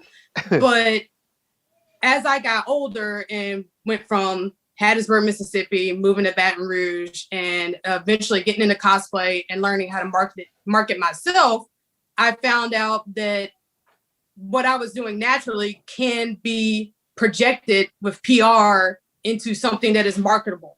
So then it's not just like, oh, that's Ninja, she cosplays. It's like, oh, that's Ninja, talk to her, bend her mind and see what she projects for her brand, as well as, for the content that she creates. Because not only am I a cosplayer, I'm a graphic designer, and both, by trade, freelance and whatnot. And so when I talk to people and I start seeing what they're vibing with and they're understanding that it's beyond an accent, it's beyond vernacular, it's also like who you are. Right. And that in itself can be marketable because it's warm, it's inviting, it's that Southern hospitality people crave and look for what they think, but also not what they would assume, because I've always lived an hour outside of New Orleans, and New Orleans in itself is a whole different mecca of Southern that's different from other places in the South. Every Southern region is different. Absolutely. So I'm really pleased to see the content coming out of New Orleans. We got to see Anthony Mackie flex his New Orleans stuff in the Winter Soldier, Falcon Winter Soldier, but it wasn't New Orleans what everybody sees. It wasn't just bourbon. It wasn't just what you think. It's like, hey, there's these little nooks and crannies in the South that can be warm and inviting too. And so what that means for me is that, like, I can feel seen, and I don't necessarily have to be what people assume when they hear the accent or they just see that she's from Mississippi. It's much more than that. She's educated. She knows her stuff. She could be a blur. She could be all those facets, and that in itself is marketable. Right. And I'm also hearing that you use those traits of being Southern as kind of the doorway to get in, and then they find out, oh, there are these other facets to who you are and what your brand is about. So that's super dope. Yeah. That's super dope. Anybody else? Yeah, I'm gonna step in for a minute. Actually, word to Ninja, she actually did my logo on my page, Jensen's World. Oh. If you see that logo, I actually reached out to her and I need this color scheme. I'll pay whatever you need. It wasn't no just do it for free. Right. And shout out to you because I grew up on 3-6 Mafia since I'm from Arkansas. Okay. Yeah, I grew up on 3-6 Mafia, man. And a lot of people don't know, man. People think Little John the king of crumb, but Crunk started in Memphis. Yes, sir. A lot of people, and then even shout out to Duke Deuce, man. He holding it down for Memphis. Yes, sir. He is holding it down. Yeah. Speaking of 3-6, shout out to my cousin Mitch from that story. MVP actually mixed Mystic Styles, right? So yes, I was working on the first comic book stuff I was ever drawing. I was sitting next to Gangsta Boo, we were all both on the same couch. Crunchy Black was playing NBA 2K in the living room, so that was weird. Yeah, man. Then my guy DC, a word off from Memphis as well, man. That's my guy. Awesome. A long way. So Unapologetic, my son is actually signed to Unapologetic. Really? Yeah, King Elo. Yes. Man, hey, DC, that's my guy. Gotta hit him with the Lord. Yeah. Oh, yeah. I met him a couple years back, man, because at Degree Pitney, because he's out on my alpha, and we just met around the way. Shout out to my yard, UAP, Arkansas Pine Bluff, the greatest HBCU in the world. But yeah, how I incorporate my stuff, how I talk, man. You see my captions, how I talk on my podcast, my YouTube. I talk slow, so you're gonna hear what I say. You're gonna understand. You might not understand what I say. That's how my accent is. Because also I came up on screw music as well. from my other Yeah, side, right. you know, Arkansas is a mixture of Memphis and Texas, music wise. Yeah. You know, and you know, people just. And then when I do APB, I saw how different the South was. A lot of people from Chicago, UAPB. A lot of people from St. Louis from UAPB. A lot of people from Cali from UAPB. And you know, that's our language, our lingo. And we just real Southern down here. Like a lot of my people I hung with tough Chicago, St. Louis on the yard. They didn't go back too often. So man, just come down to my crib like an hour. My hometown, we to come back, you know, my mama and daddy, they mama and daddy, you know, and now being a blurred from the South in the community, you know, I'm big on comics and anime. Man, we just different, man. How we incorporate, how we even like do our own style, how we put music into some of us that do editing the videos. Right. Like with some of my TikTok videos, you know, you can't hear it because I talk. I might have a Southern song that you can see rotating, you know, to let you know, man, this is where I'm from, what I rep. But then, you know, I try to put Arkansas on my back because we don't got too many just known blurs coming from Arkansas, unlike Atlanta, Texas, Florida. You know, we don't have too much major cons like Blur Con. Right. And HBCU Con now, which I need to go to, being a fellow HBCU graduate. It's like by law, I got to go to it. But yeah, we have our own vibe that can't be replicated. For real. That's true. It can't be replicated. You have to be from here. You have to be from here, I think. Or like my man's been here long enough. Not this my if you stay long enough, you'll start to catch on. Shout out to Texarkana too, just because like when you really started getting into it, like any one of us, we start lapsing or whatever, you know what I'm talking about? Like it'll get so damn deep that you have to put up subtitles. These folks won't even know what we're talking about over here. You know what I'm saying? Exactly. Like it'll really get to the point where Arkansas, up there, man. I can't even hear all these words. Like what these? It's like a run-on sentence up in there, junk. Real quick, exactly. The power also, right? Whether you're talking about that regional Louisiana, that Texarkana, that Memphis, Mississippi, those Virginias, all of that, right? Like our beefs over barbecue, like there's a power even in the places where we step away from each other. Because if anybody bring me St. Louis barbecue, I'm throwing it. So Seattle, Washington barbecue. That's what I'm doing. Hold up, Seattle, Washington got barbecue? You didn't see that? No, they don't. See that list? Shout out to you didn't see Hold up, because I know there's gonna be some Seattle people. Seattle people. No, it's a list. Don't feel bad. Seattle has one of the best supposedly barbecue in America. Don't feel bad. I just want to talk. Mine from New York was talking about they got barbecue, and I laughed. They ain't got no barbecue. Like we got Slim and Husky down south, but I never tell a New York dude, "Hey, we got pizza down here." Yeah, we got pizza down here. Outside the Gulf Coast. Come on, folks, I don't do it with the good buffet. I want my barbecue man outside the club with his own stand. I did want to jump off of something. I wanted to jump off two things, but I'll say this real quick. I remember. Oh, can I interrupt you right quick? I mean, I need to interrupt something. When Gwen said Texarkana, what's unique about it, I got to say this. It's Arkansas and Texas, but it's a line, a road, where if you step over one side, you're in Texas, and you step on another side, you're in Arkansas, literally just like that. That's where the state line is. So they called it Texarkana. You know, for anybody that didn't know, you know, I meant to throw that out there when he said Texarkana. Yeah. All right, okay, go ahead. When Quinn was talking about like you can slip into it real quick, I remember I was answering phones for Comcast. I was at the call center. And I remember this guy called in. He was angry. And he said, y'all out here, y'all done charged me over about y'all done came through here about $200. And I was like, that's $200. But I got you.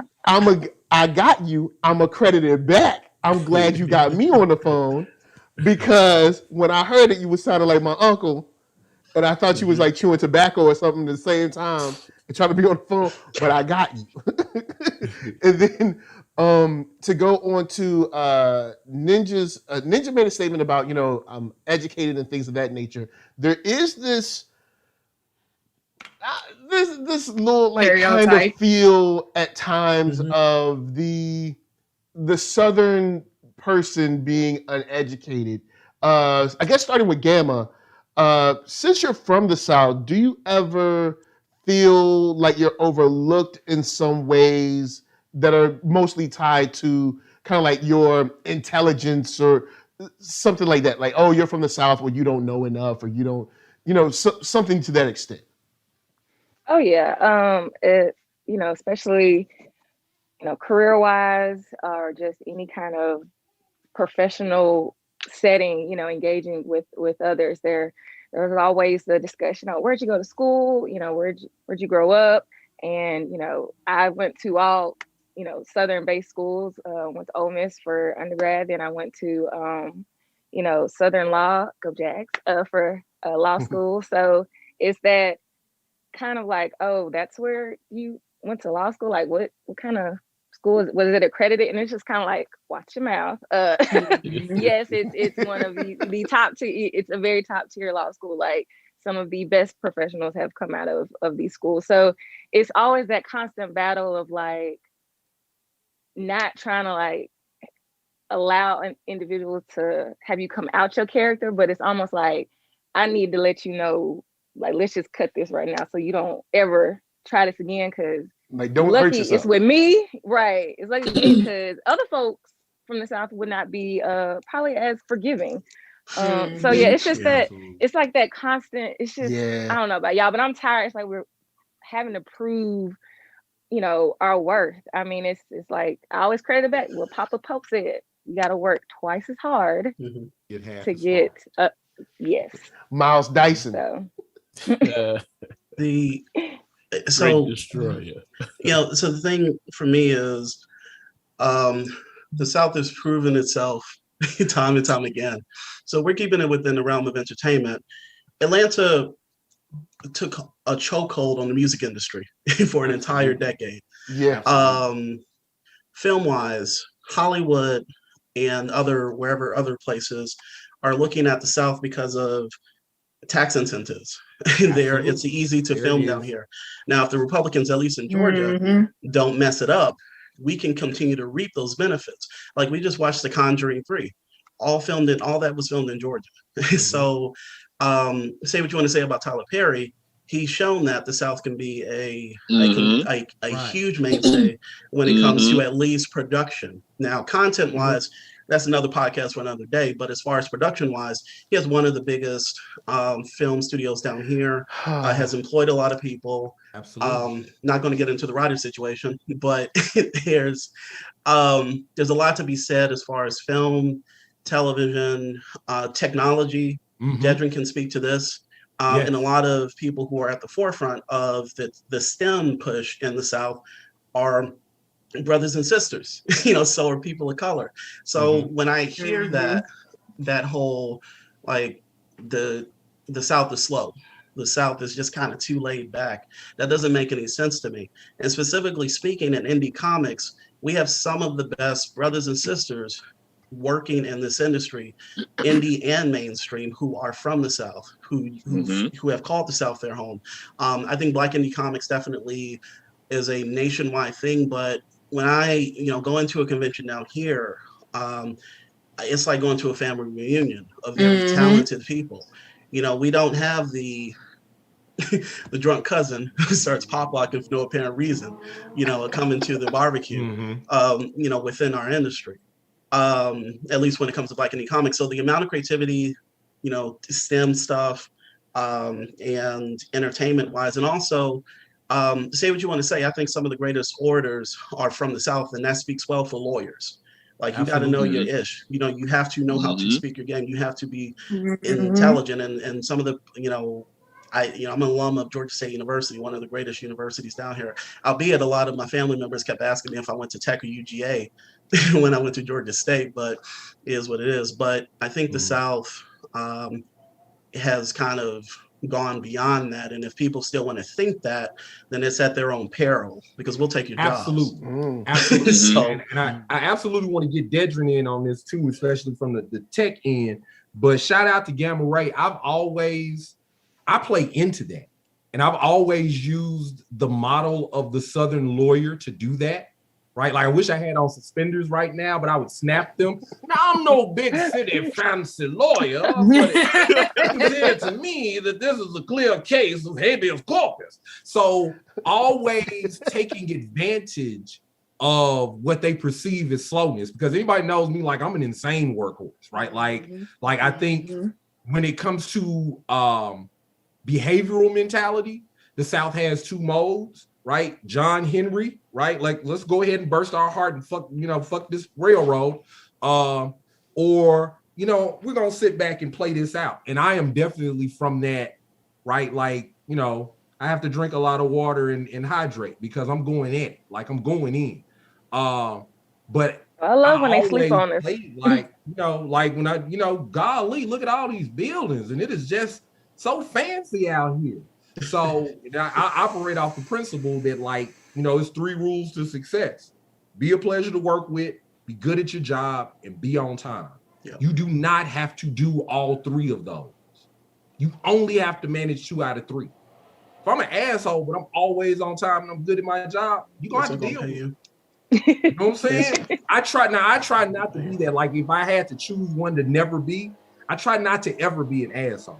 Like, I could be sharp or whatever, but I'm not going in to, like, be mean. Like, that I'm not trying to do. But that idea that we're slow, people who do that, I used to get offended, but now I just kind of smile and I snap my suspenders to myself, right? Like I know which way I'm going with that person. So yeah. And again, shout out to Dedren. If you're not mingling and moving around in our virtual space, I'd like to take this opportunity now to just remind you that Subsume Media has also sponsored a physically virtual iteration of this. Hopefully you got your Avies on and you're dressed up, because we might be doing a little bit of a costume contest later on in the event. So move around in there. But to that end, Dedren, not just about the stereotypes of the South, but what advantages are you finding for yourself being here at a moment where tech, industry, entertainment are all kind of converging for us?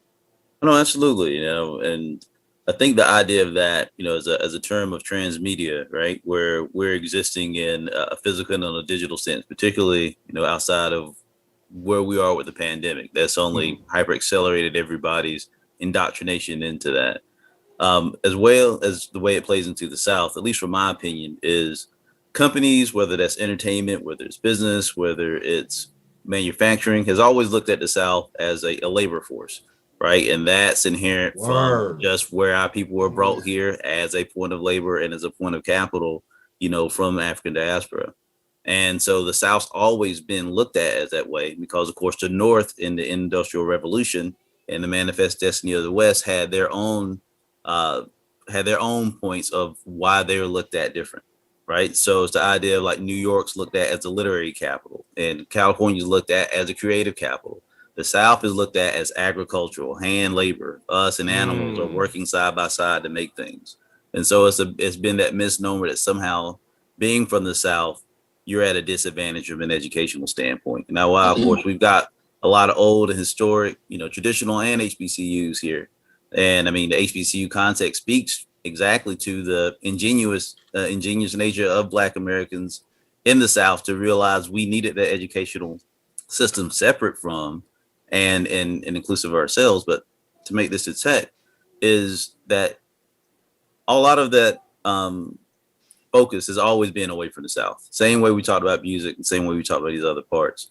But the way that it's coming together now, a lot of those traditional bastions are fading away. You don't have to be in New York to be a literary agent. You don't have to be in California to be a producer. You don't have to live in, any particular space or place. Now, if to your point, Quinn, if you got 2 out of 3 of those points and strong internet, you can pretty much be anything you want to be right now from your living room, right? You can launch a SpaceX rocket from your couch.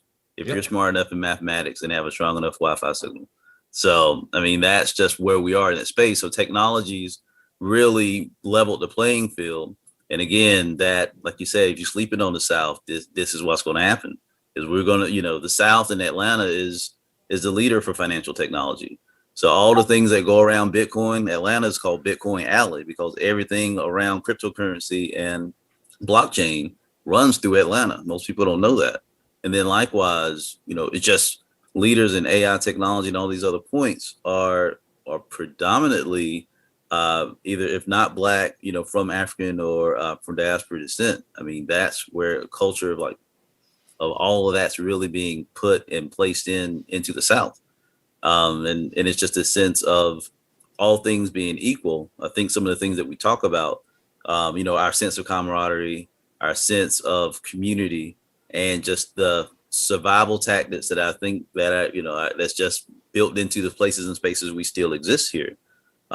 It puts us at an advantage, and I think that advantage is slowly but surely being realized. And from a tech standpoint, I think it's just where in the South we just know how to do more with less, right? It's just where we've limited resources, limited capacity, and just the overall. We get the vintage AAA version of racism here in the South, right? It's built into the building. Yeah. It's on the names. It's on the streets. It's in our last names. Like exactly, we get the best of racism, right? It's like it's straight from the tap. So the problem there is, but we know how to work, circumvent, and combat that because it's been like that since we've been here. Like California and these other parts, because they've been more, indoctrinated and set for culture. The South really didn't have that, and so the South literally was, it's the original 13 colonies, right? That makes up a lot of this portion of what we're talking about are like centric parts of the South, and so just to flip it back to technology is all that's being erased, at the speed of light, because now it's just if we're in the tech, we can be independent and interdependent at the same time. And so like for our stuff with Subsume, that's where my thought was, obviously being in comics and being in the space to be able to tell stories, but make sure stories translate to a digital sense. It translates into the code of tomorrow, which is, what computers are going to eventually look back at us and try to determine what makes us Southern, right? Computers try to listen to what we, listening to us right now, looking at the content we make, look at how we're putting a digital imprint into it. That Southernness is being digitized. And that's the idea of it's a commodity, right? And it's going to be looked at as such. And it's an advantage that, we can do things and move in a way as a community that a lot of other communities still don't get a chance to do. And so that's all to some to say is like, we're the Southernness that we have is being written into the code of tomorrow. And I think really we're at a great opportunity, and we're seeing some of that interest now from all these other places that are trying to figure out exactly what's going on in the South, right? It seems like it's a new manifest destiny to discover where you just came from, right? Everyone's went everywhere else in the world from the South in kind of a American sense. Now it's like we're trying to rediscover this new South. And so, tech's just a part of that conversation. Yeah, that's what's up. That's beautifully stated. Can I just interject one quick thing? Please. Yeah. I've been working with Dedren for a couple of years now, and I still don't know how to make quotes as great as he can, or as well as he can. So I'm trying to bite him as a quote maker. I'm just like, let me just stick to my script. So that was it. You're the better writer by far. So I'm good. I'm good. I write for the, whatever. So there, I can't even speak. So there you go. Well, it was beautifully stated, and to that end, with the panel being the South has something to say, I just wanted to, with the last few minutes that we had left, unless my other cohorts have some particular questions, I wanted to give everybody an opportunity to, in their own Southernness, kind of just express the thing that they want to say, whether it's what they got coming for the future, any projects that they're putting out, any message that they want the world to be able to consume from this Southern space, or as Dedren put it, for the computers to listen to and digitize. Yep. So whoever wants to go first. I'll take that, I guess, kind of start. For me, it's about, I'll say this, growing up as a blurred in the South, where honestly, I didn't even know I was a blurred until I was an adult, even what that was. That's what I was as a child. But, you know, growing up, you know, being interested in anime and all the weird geeky things and video games and stuff, you know, it was very lonely because there was nobody else that I felt like I could just relate to. So for me, it's really important now that I feel like I'm comfortable within myself and I'm comfortable expressing myself, and I want to encourage and, you know, support others to do the same, especially when it comes to cosplay, because it is just, I mean, it's literally no rules, freedom of expression. I couldn't imagine not having this as a hobby. Like, this is me. This is Rachel Gamma Ray in her, you know, 100% authenticity. So if I'm able to help others as well feel that sense of comfort, like, to me, that's just, I mean, that's really what it's all about in this community. I mean, I remember meeting a little girl at this career fair, and, you know, I had my lawyer stuff and my podcast, and then I had my cosplay. And, you know, she saw like my pop vinyl figures and she saw my cosplay, and she was just like, wait, like, you like this anime? You like My Hero? You like this? And she just, I could just see in her face, like, you mean like it's okay even when I'm adult to like this? It's okay for Black girls to like this? Like, I mean, she just went off, started talking, and I could tell she didn't really have anybody else to talk to about that. And I was like, I could relate to that. I know what that's like. And I mean, I wish, you know, I had this know-all that I have now when I was younger, to just be like, forget what everybody says. Don't let anybody, you know, intimidate you or make you feel like you're weird or there's something wrong with you just because, you know, you're different. I mean, you're unique. Embrace that. However you want to express that, whether it's through cosplay, whether it's through content creation, you know, writing, producing music.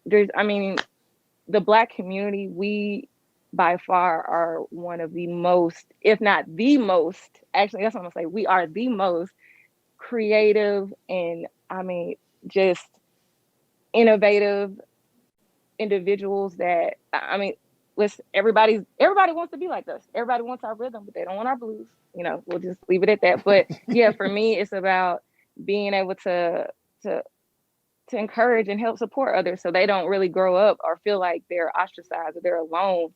Like, let's start early on. Let's not wait till we're all, you know, adults at cons. Like, if we're able to start, like, literally with kids and the youth, that to be like, don't feel weird. It's okay to read comic books.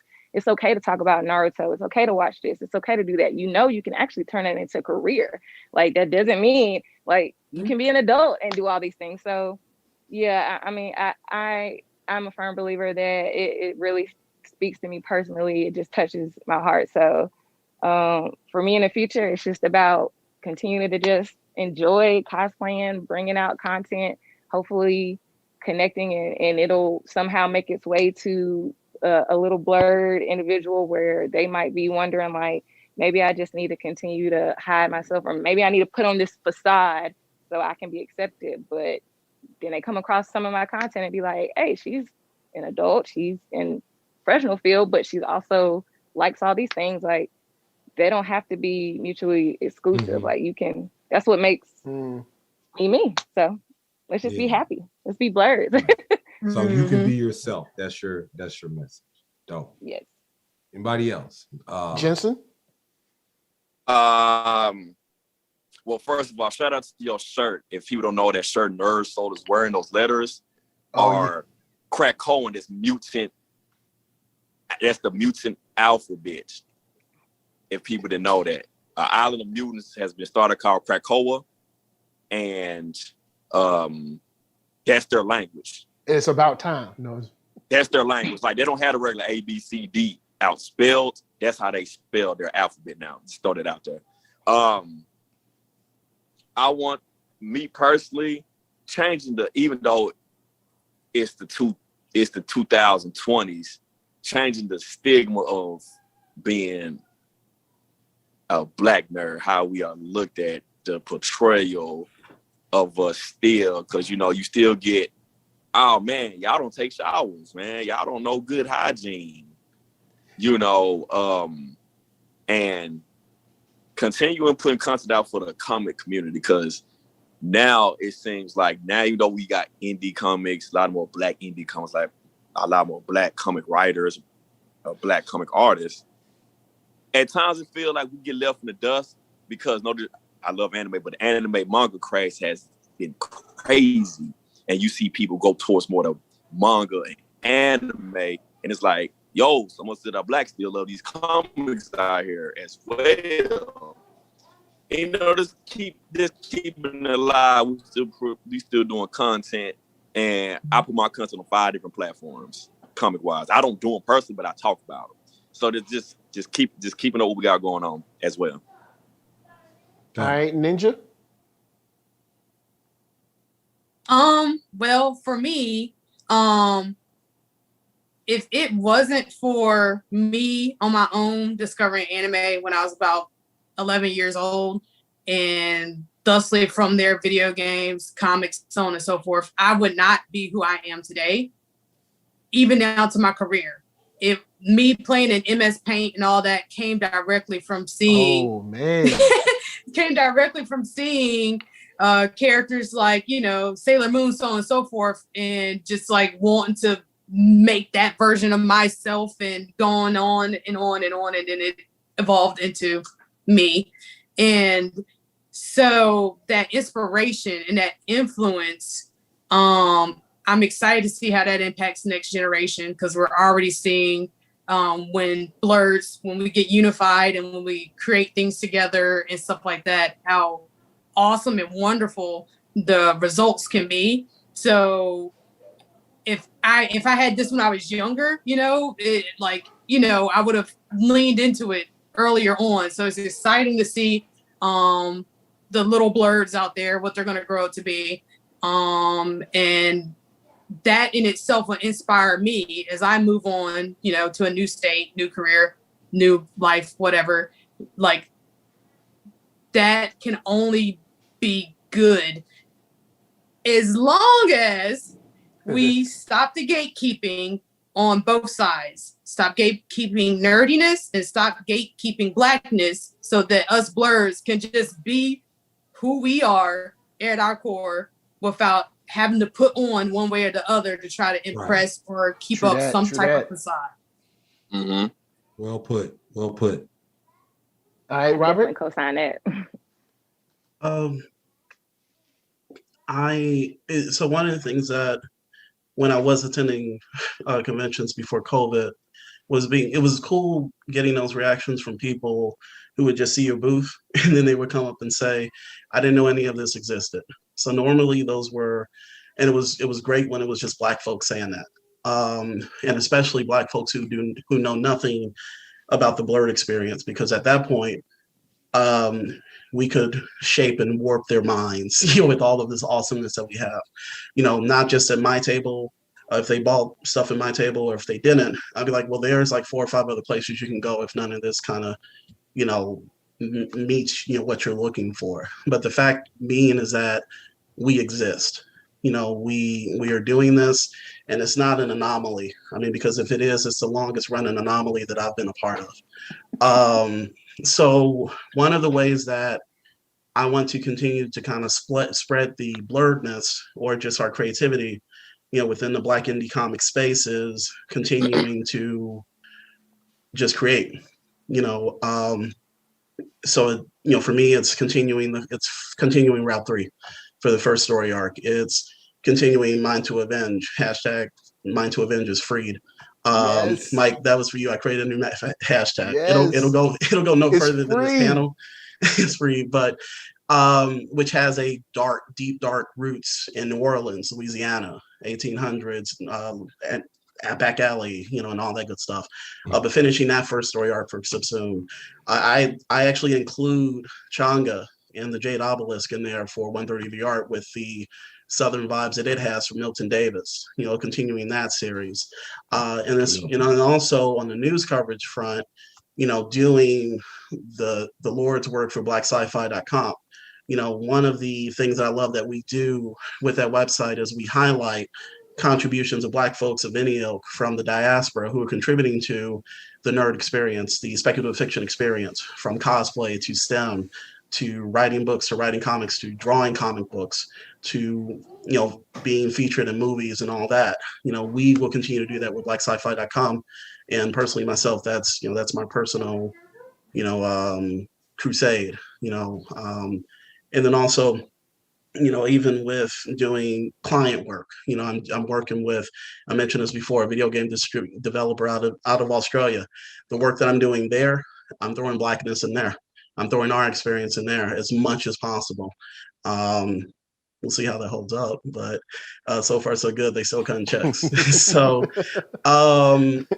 So existing and creating are the two things, and getting paid for that preferably is what I'm going to do, because nobody on here with the talent that we have, we should not be working for free.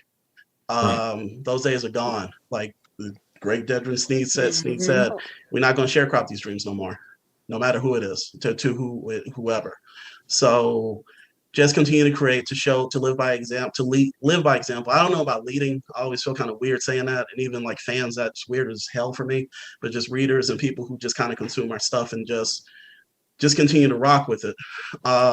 That's what I want to do, because I didn't see this growing up unless it was Milestone.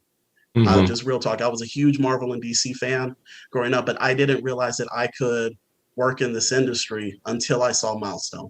Right. That's just kind of how it was. So, and then once I learned about Black indie comics, those were bigger other examples. So just live by example as much as possible. So. Absolutely. All right, Dedren?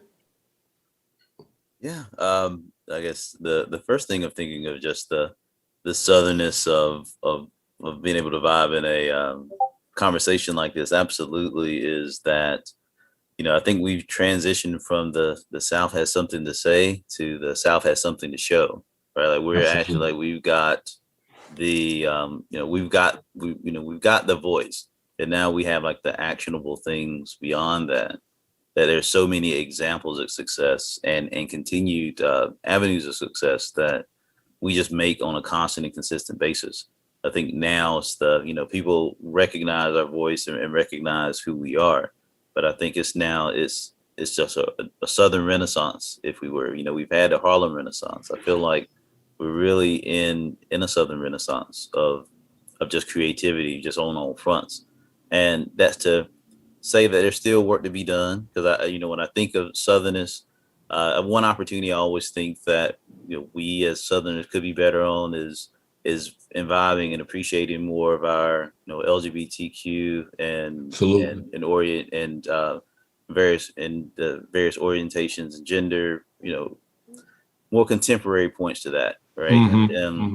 That's something that for us, yeah, absolutely. I mean, I think it'd be more appropriate, us looking at imbibing on this on Pride Month and seeing that still as an opportunity here in the South, just from all fronts. So I would say that's kind of part of that narrative that I feel like there is some points to change, but that we absolutely have, folks in that same sphere and genre that we collect and collaborate with. And that's also a shout out to 133 Art and Stronghold as, already being, again, yet another example of those stories being told and highlighted.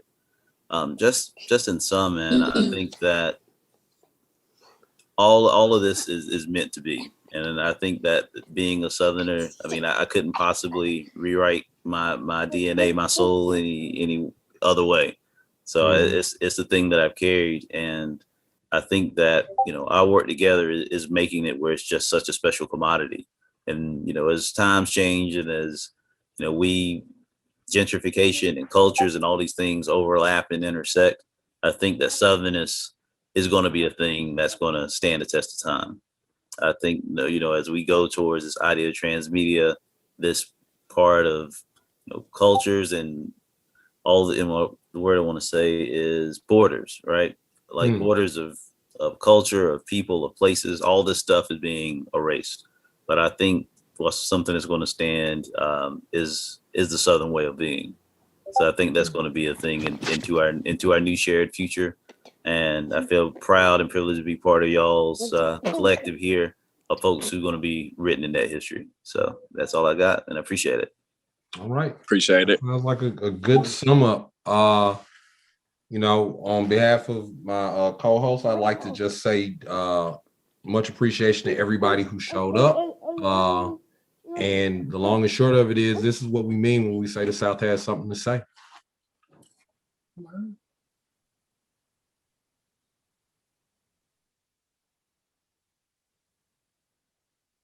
Oh, guys. I wish I had his energy. Oh, guys.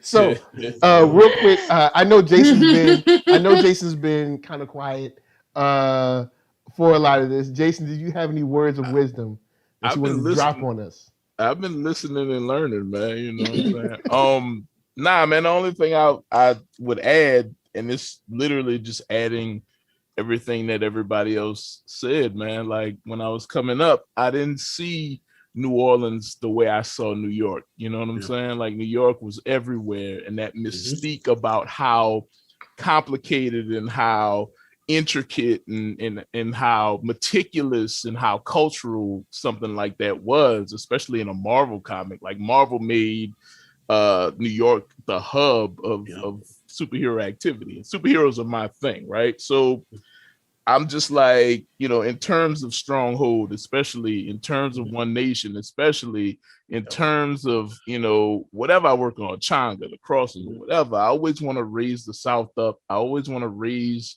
up that sort of, and the misconception is that slow, like we were saying earlier, slow and laid back. Those are not the same things, right? The South isn't slow, it's laid back. So slow sort of has the connotations of low intelligence, low ability and all that. And we've covered it. But the point is to raise up things from the South, from New Orleans specifically when it comes to me, or Louisiana specifically when it comes to me, and make it into, bring into it that mystique, you know what I'm saying? That complicatedness, that intricacy, the South has mystique. We're just as marketable, and just as like we can also induce that sort of mind-numbingly, the thing that draws you in. We can draw you in with what we are and what we exhibit. So there will always, if it's my turn, if I get to have a say, it's always going to be Black gods coming from this area, or from home where I grew up, right? It's always going to be Black superheroes. It's always going to be Black main characters that make you say, damn, like New Orleans is a hub, right? Like, man, I want to go there. I want to consume some of that. So that's always my charge. Again, I'm reflecting and regurgitating everything everybody has said, but that's me. Yeah. What up? I guess the last thing I'll say is don't be, if you're from other areas, don't be afraid. You know what I'm saying? Don't be afraid. If you were blurred in another area, don't be afraid to click up and do something as a group. Do a family affair event. Do something. Get together. Y'all ain't got to be so spread out. Pretend like y'all know each other. Y'all ain't got to do that. But before we bounce, I'm gonna just shout out everybody, and y'all can tell us where they can find you. Start with Jensen. Where can they find you? If you're on Facebook, Jensen's World Podcast, I post my podcast content, YouTube, comic threads, debates, discussions on TikTok, JStark1906. On my Instagram, JStark1906 as well. And my podcast where I talk my comics, character profiles, stories, comic thoughts on any of your podcast services, Apple, Spotify, and all the other ones. Jensen's World. What up, Gamma? Yeah, you can find me on Facebook, Twitter, Instagram, TikTok at Gamma Rae Cosplay. Go check out my content, as well as you can check out the podcast that I co-host with DJ Young Venom, the Geeked Up podcast at Geeked Up JXN, and you can pretty much listen to it on all podcast listening platforms, and check us out on social media too. Cool. Robert Jeffrey? you can, because I had to pull up the website. You pull me up on Instagram. That's why I don't get any followers. I don't know social media. Instagram handle is robertk.jeffrey. That's robertk.jeffrey on Instagram. And my website is robertkjeffrey.com. robertkjeffrey.com. I got books for sale. You can buy them. You can buy them. And last but not least, go to blacksci-fi.com. That's blacksci-fi.com. And we update actually every week, like 4 days a week, on the biggest and best, blurred news happening across the world at this point. We actually have international correspondence and all that. So, but check us out. And here's some of these lovely books set in Atlanta and New Orleans. Forget this ish at the top. There you go. So yeah, but no, thanks for having me on, and that's where y'all can find me. All right, Ninja.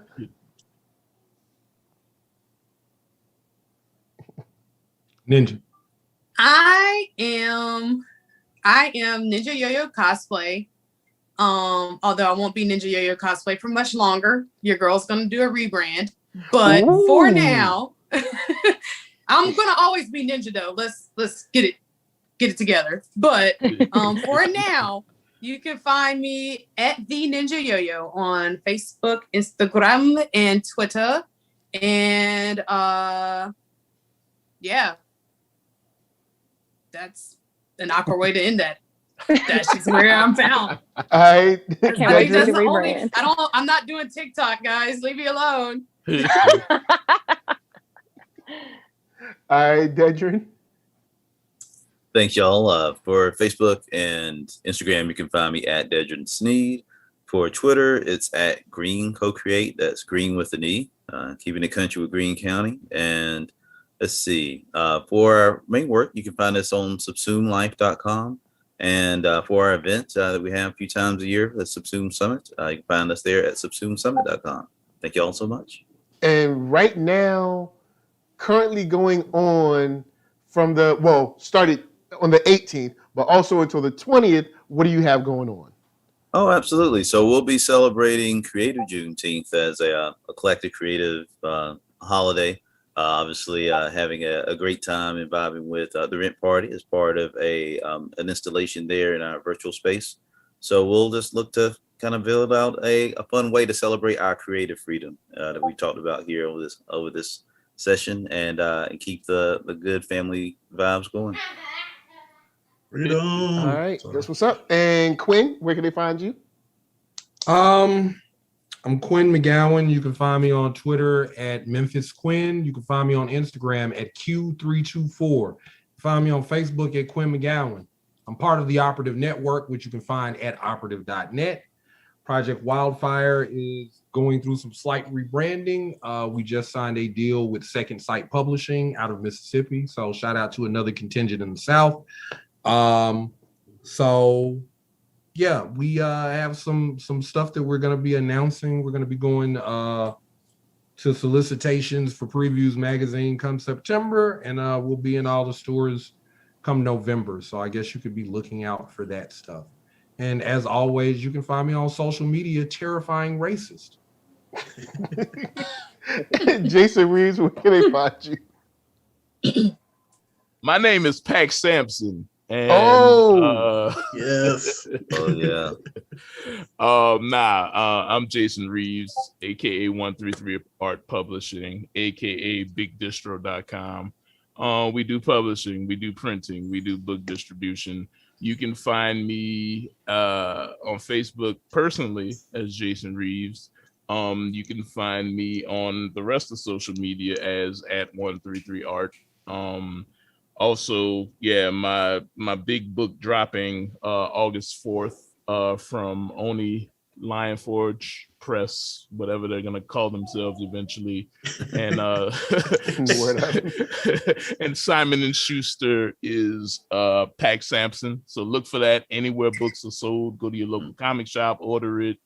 Go to Barnes and Nobles, order it. Get it wherever you need to get it. It's in the Diamond Previews catalog as well. It does what it does. it's about a Black family of superheroes because that's what we do, and it's also reflecting the South because that's where we from. My co-writer and co-creator Rashad Doucette, you know, we trying to do it big. We trying to sell 1 million copies. Go get that. Go get that for the kids. It's a middle grade book. Anywho, what's up? That's where I'm at. 133 art, just like Wu-Tang, is for the children. For the children. But of course, NERD, SOUL, Facebook, Instagram, Twitter, all those places. Guys, thanks for hanging around for this panel. We're going to hit a break and we'll be back with some cool stuff. We've been chilling. Shouts to Blackstar Collectibles, Subsume, all that. We having a great time. So y'all stick around and we'll see y'all later. Peace.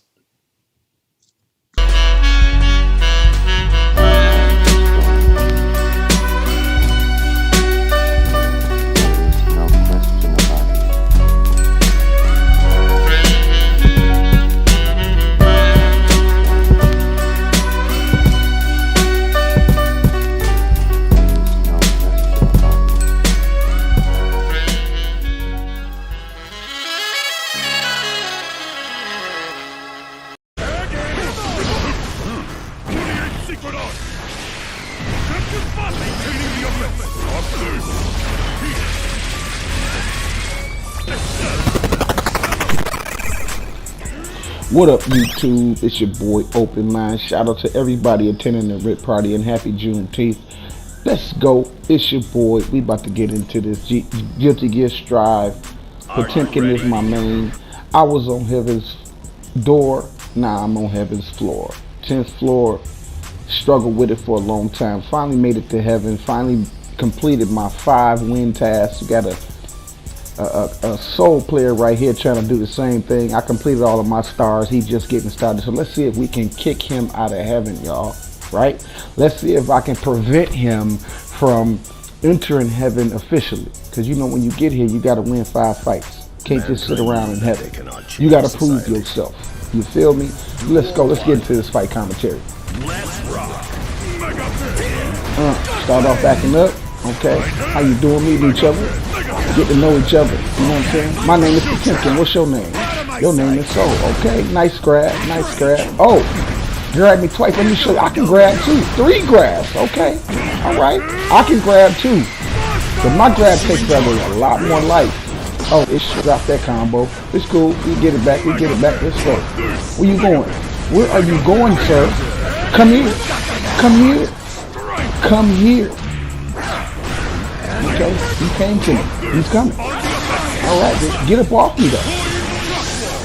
And deal with the electric wall for a minute. Okay, deal with the electric wall. Deal with another electric wall. With that other one. Got it right this time. Came through in the clutch. We got round 1, y'all. Let's go. We got round 1. Let's go. We are going to knock him out of heaven. That's what we going to do. You ain't allowed to be here, sir. Only the strong get into the pearly gates and stay here. You got to prove your worth. Okay, good shit, okay. But you got to watch that potential grab. Because you was spamming that grab. He was spamming. Y'all saw him spamming the grab? Y'all saw him spamming? Now look at his life bar. Spam himself. That's the first set. First set down. You feel me? I'm telling y'all, we are going to kick him out of heaven. Why? Because he don't belong here. You can't come to heaven. Let's go. Let's get it. Good shit. Okay, good jump in. Good cross up jump in. Oh, this shit got me on. You're not finna spam these grabs again. That's what you're not finna do. What you're not finna do is spam grab for me a second time. You gonna get up off me. That's what you gonna do. Okay, good burst, good burst. I feel you. You said, what you ain't finna do is what you trying to do, Open Mind. I feel you. You get these mega fists though. Get this mega fist. Get this mega fist. Oh, I dropped that combo. I was supposed to juggle him. But it's cool. We get it back. We get it back. He desperate now. He desperate. He mashing. He is mashing. He desperate. His life bar low. He trying to just get a kid in. He got 2, 3, 4 combos. Good shit. But get off me, though. Get off of me, sir. You too close, man. You too close. Good shit. Oh, he mad now. He is upset with me, people. Look at him. He is upset with me. This man got an attitude. I pissed in his cornflakes. I took his lunch money. The bully on the playground. You standing up to the bully on the playground, ain't you? Okay, look at my life bar. Look at this young man has an attitude with me. People, y'all see this? Do y'all see all of the frustration this person is taking out on me, people? I hope y'all seeing this. Now I'm gnashing desperately because of my life bar. All right, humbled me for a sec. He humbled me. I'm just a little humble, just a little bit. Okay, good round. He got that round. Okay, but it's not over though. It's not over. The fight ain't over. He let me know how he felt. I see how you feel now. I understand how you feel. But you still getting kicked out of heaven. I'm kicking you out of heaven, son. Good counter on my part. Good counter on his part. But yeah, I can grab too. You gonna get up off me. You gonna stop running up on me. See, y'all, he running up. I'm letting him run up on me too much. I mean, you gonna stop running up on me like this, bro. That's what you gonna do. You just running in, your hits is connected, hit confirmed. You gonna stop running up on me. Roman cancel. Get it right this time. Jungle. My Potemkin Buster doesn't just Potemkin bust. I'm gonna follow it up with the combo. Them extra hits. Nah, sir. No, sir. You can get this electric wall, though. You can get this electric wall. And you can get this mega fist. See, people, I told y'all I was gonna kick him out of heaven. You can't lose two. You lose two, you gone. He gone. Out of there. Get out of heaven. Get away from around here, sir. You don't belong up here in these pearly gates. This is for the gods. Only gods go to heaven. Alright, next fight up, we got Anji. Anji always gives me problems, as you can see. He's giving me problems. Look at Anji, he is just getting all this juicy damage off of me. Making me miss, making me whiff. Anji, calm down, sir. What did I do to you? Anji, let's talk about this. Come on, Anji, let's talk about this. Now, you ain't got to be that mad at me, Anji. You ain't got to do me like that, Anji. Now, sir, that was mean of you. That was not nice. Anji ain't nice, y'all. Anji is not nice. Anji is mean. She's a mean old little person with his fans, but I'm going to teach you. So I'm a chiropractor. I break backs. You know, he had a little crook in his back. I had to break it for him. His back was hurt. He had a little aches and pain. Calm down, Anji. Sir. Calm down. Anji needs some anger management. For real. Anger management for Anji. Calm yourself, sir. But I got the attitude adjustment, see? Attitude adjustment. What you gonna do, Anji, is you gonna calm down. That's what you gonna do. You got a little attitude in this attitude. And you just running up on me. What you gonna do is calm down. And we gonna talk like this, like men. We gonna talk about this, Anji. There's no need for us to be fighting like this, Anji. Let's talk, sir. Oh, you don't want to talk? Okay, Angie don't want to talk. No, Angie want to fight. Angie said, shut the fuck up. Stop talking to me. You distracted me. Well, I'm trying to. Don't seem like it's working, though. I need to focus. Because Angie is giving me a piece of his mind, y'all. Y'all see this? Angie gives me problems. He gives me problems, y'all. He just gives me problems. He give me so many problems.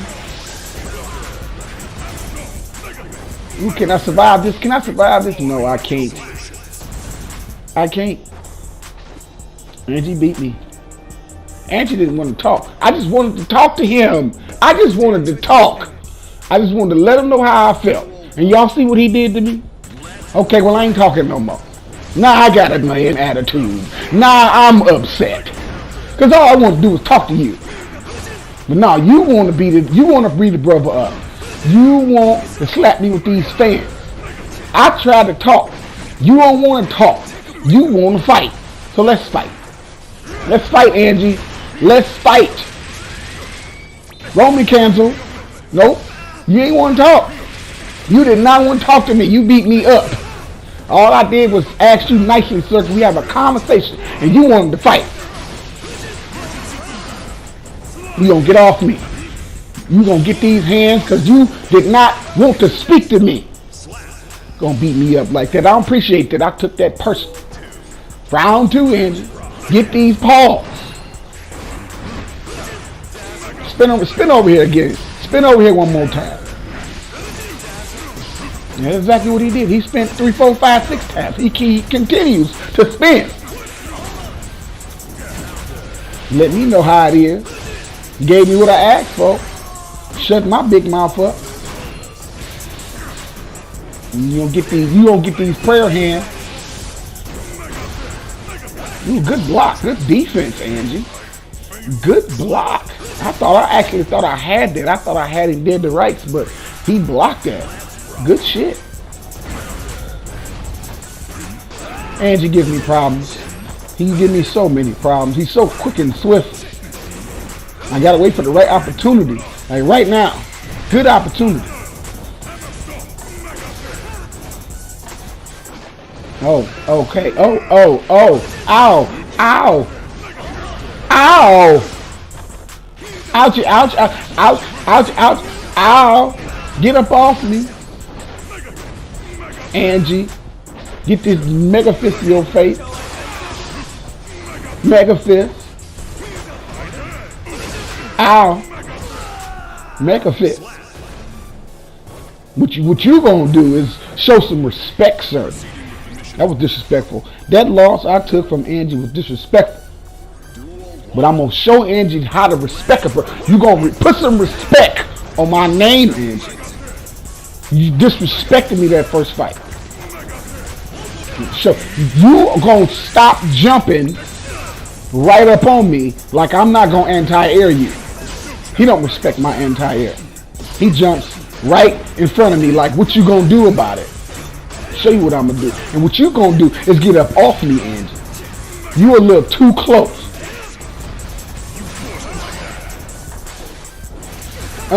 Get this booty. The booty attack. I'm coming from above. I'm dropping bombs. Yeah, booty attack again. That's that twerk section. That's that twerk section. Y'all ain't know Pimp can twerk? The Pimp can twerk too. Twerk attack from the air. That's the twerk. I call that the twerk attack. When he drop down with the booty, that's the twerk attack. The twerk attack. The twerkulate. It's time for the twerkulate.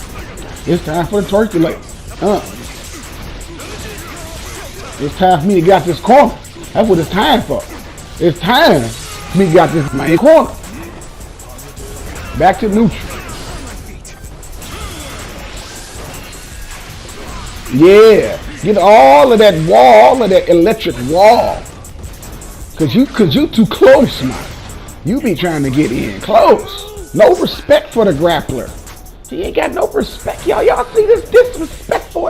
This Angie Mito was disrespectful. Get out of heaven. Get out of heaven, Angie. I'm kicking people out of heaven today. Ram Lethal, you definitely going to hell. I'm sending her to the fiery depths. In Jesus' name. In Jesus' name. We sending Ram Lethal down south. To the hot place. Yeah. With the big swords. Fried Pickles, that's his name. Fried Pickles. We finna fry some pickles, and we finna fry some Ramathal because she is too sinful to be up here. Sin. Repent of your sins, family. Why are you up here in heaven as much of a sinner as you is? And God is gonna show Ram Lethal.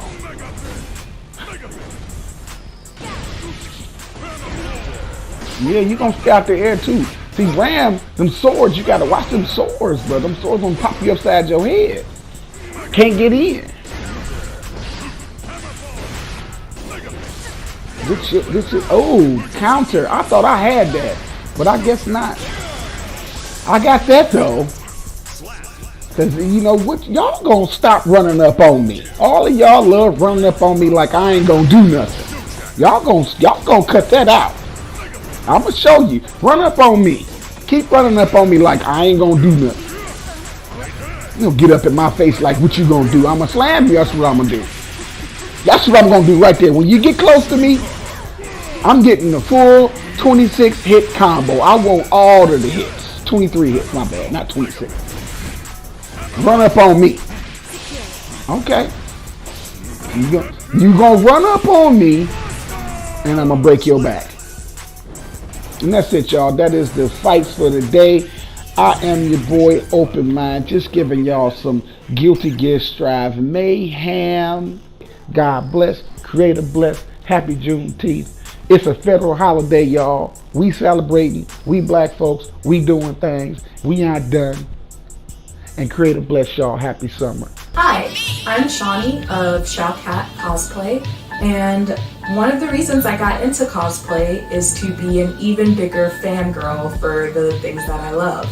Whether it's comics, games, anime. I actually got into cosplay a few years back. I think the first time I cosplayed might have been January 2014, Wizard World New Orleans. I did Black Canary. For me, cosplay is a way of self-expression. It's a way of breaking norms and breaking boundaries, and it's a way of connecting with a larger community within the sphere of Blurred. You know, I'm a gamer, I'm a intellectual nerd, I love books, I love anime, and cosplay has been kind of a combination of all of that. So I just really do enjoy it. I encourage other people to cosplay your way, and don't let anybody kind of tell you or dictate to you what cosplay should be, because it's different for everybody. If I like it and I find a character I resonate or look that resonates with me, I get excited to cosplay it because I get to engage deeper with that media. So I cosplay because I want to show that I love the things I love even harder than just experiencing them. I do have a background in theater, dance, performance art, and it was just a way to kind of put my hands into the fandom and contribute in a way that was more unique than just, you know, looking at something or observing something. Also, my bachelor's is in public relations, so I really love the aspect of like getting into cosplay and marketing it and creating content and collaborating for events like this. And the rest is just kind of history. So I just kind of just buckled up and did it. There was no real like methodology per se to doing it. It just kind of was just convincing myself like, hey, this is something you should do, go for it, and I did it. So thanks. Hi guys. So as you've probably seen online, Shiro Comics has launched our very first crowdfunding campaign on the iFund Women platform. We're trying to raise $5,000 to finish the 5th and final chapter of our Raven Choi graphic novel series. This is Raven Choi here, and this is Raven Choi there. So I just wanted to hop on here to give you guys a big thank you to those who've donated so far. We're at about 35% to goal right now, which is pretty awesome because we just launched maybe like 3 days ago. So thank you, thank you, thank you. I want to say thank you to those who are going to donate later. Thanks in advance to you guys. I also wanted to give you guys a little sneak peek into what's coming next for Raven Choi after we finish the book, which is my documentary, The Shiro Universe. So check out some clips from the Shiro Universe after this message. In the meantime, check out the link below. Go donate to our campaign, share it with friends and family, and I will see you guys all very soon. Bye-bye.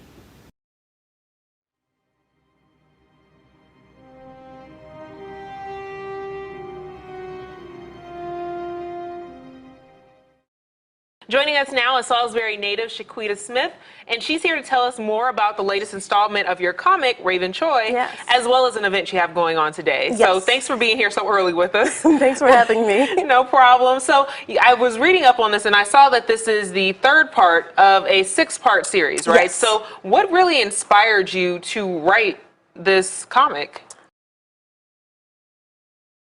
In the studio of Jackie Orms, one of the few women cartoonists, the popular comic strip characters of Torchy and Heartbeat and Patty Jo literally spring to life. Syndicated in scores of newspapers, her cartoons reach more than 1 million readers each week.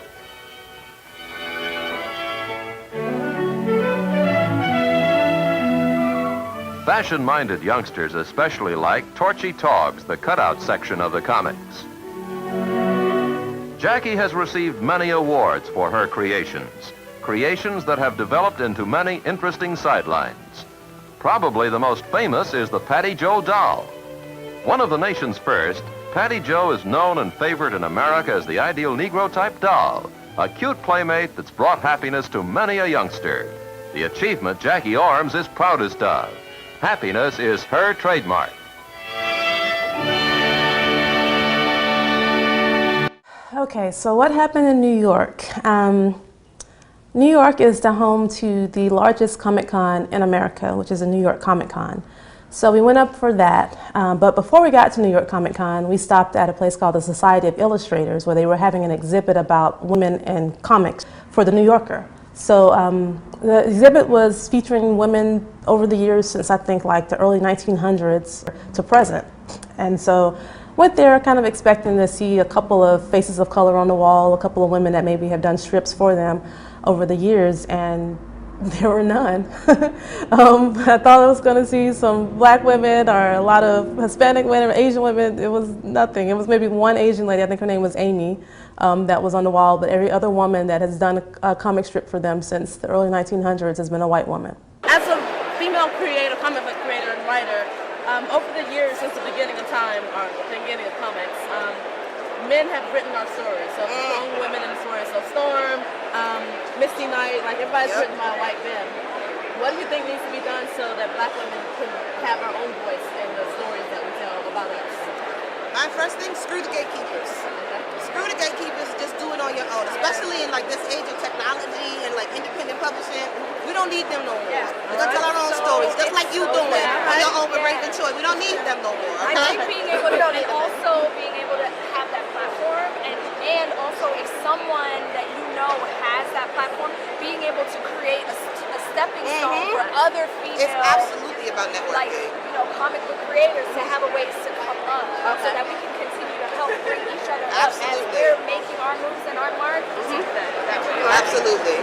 You know, my role as Misty Knight has had a lot of different impacts on myself as a black woman in the industry, as well as women around me. I think one of the coolest things I ever heard was a fellow actress who was working with my husband, and she said, I watched that show and I saw her hair and I said, I'm gonna wear my hair like that. And she had spent her entire career as an actress, you know, straightening her hair and trying to fit herself into this box of what she thought people wanted. And it wasn't until she stepped outside of that and looked at it and then said, you know what, this is possible, it's viable. She did it, she booked a job, and she's not stopped since working with her natural curly hair.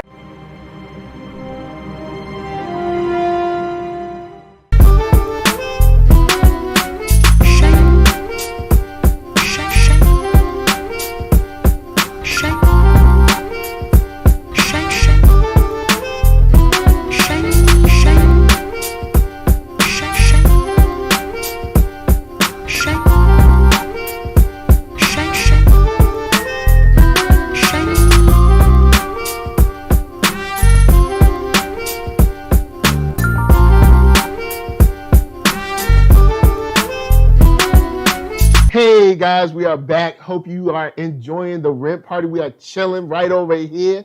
Got Quinn McGowan right over here. Got Jason Reeves. Say what's up, fellas. What's going on? Yeah, you know what I'm saying? We out here, we got live and online doing our thing. We got a brand new panel, you know what I'm saying? Chilling. We've been seeing a lot of things on screen. You know, got our representation.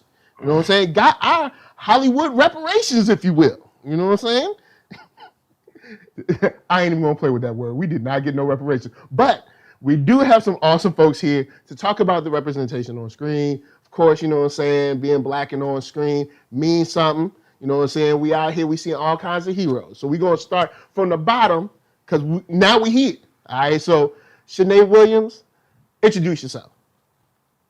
Hi, my name is Shanae Williams. I'm a painter and illustrator based out in Brooklyn, New York. I do a lot of fantasy and video game, sci-fi, all that good stuff, and comics. And that's basically about it. Word up, word up. And on the other side, we got Takeia Marie. What's up? What's up, everybody? My name is Takeia Marie. I'm a freelance illustrator. I've done children's books. I've done stuff in advertising. I've done comic book work. And yeah, that's it. I'm an illustrator. Check me out. Well, last but not least, Dorfease. You know what I'm saying? I had to spit that rhyme. You know what I'm saying? How you guys doing? My name is Dorfease. I'm a comic creator slash writer. The genres I've written so far was fantasy, superhero, and also I just written noir. Thank you for having me. Word up, word up. So we're on the screen now. What is basically just us running down, you know, where our feelings are. So I'll throw out the first thing that was on my mind is, you know, we've gotten a lot of views of heroism through, you know, whether it's small screen or big screen.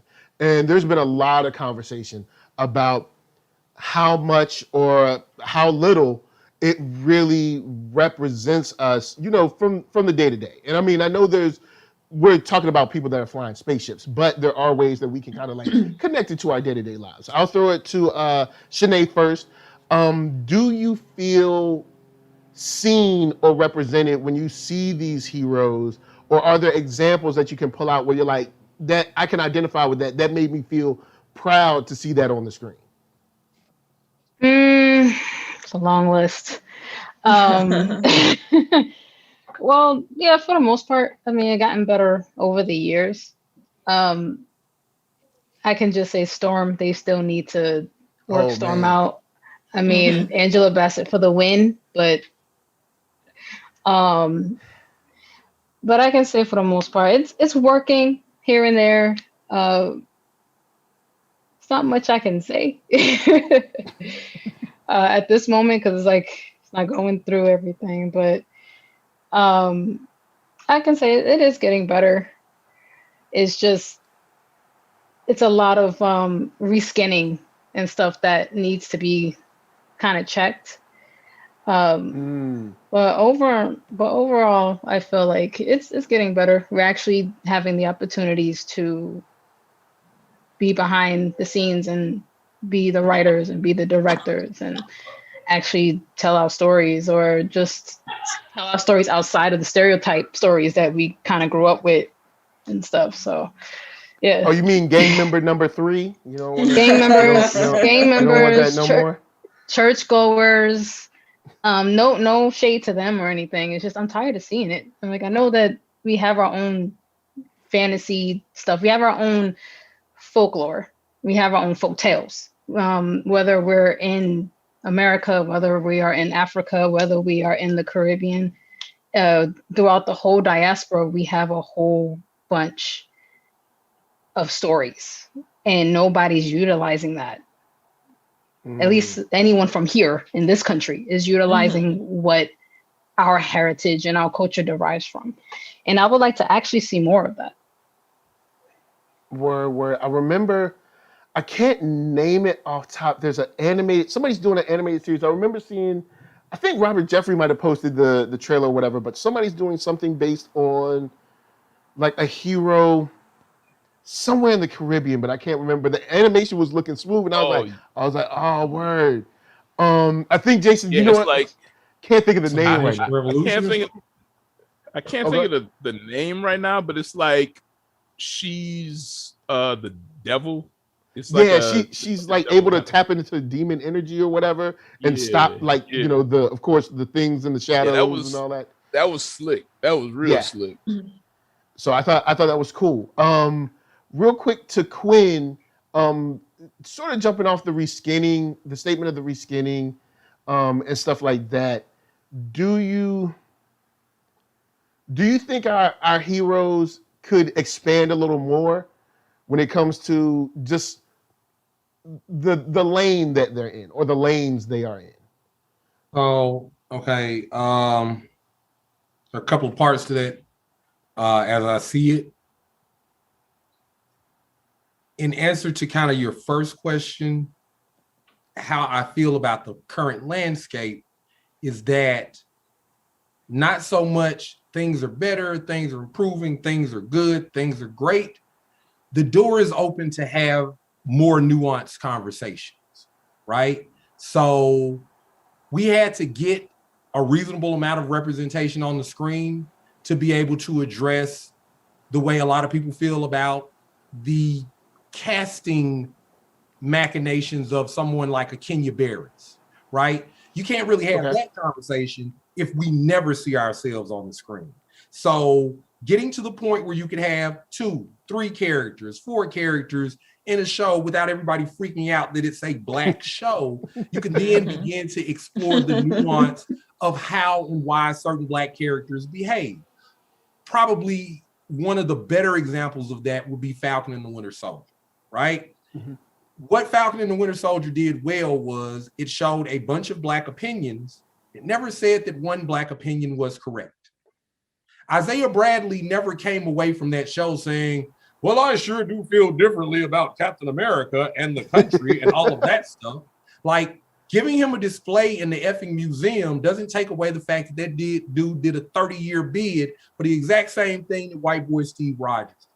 So being able to have a nuanced conversation around Blackness is where I feel we're getting to, because it's one thing to be on the screen, it's another thing to be represented accurately, represented with the vein of truth, represented outside of the context of the lens of the white gaze, right? There are 100 other things that have to be kind of broached before we start, standing on the Selma Bridge singing and shit. Like, we got a little ways to go before we're in that space.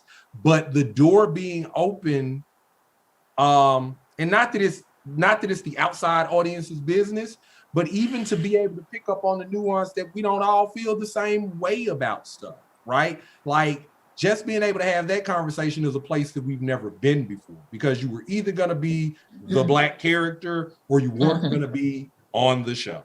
Yeah, you're going to be like the Black friend. Right. But the main thing is that, people kind of forget the fact that we're just human. We just happen to have a darker skin color and a darker and a deeper and different experience. Well, not deeper, but you know what I mean, different experience. But we're just human. We bleed the same color. We get sick like everybody else. We do mundane things every day like everybody else.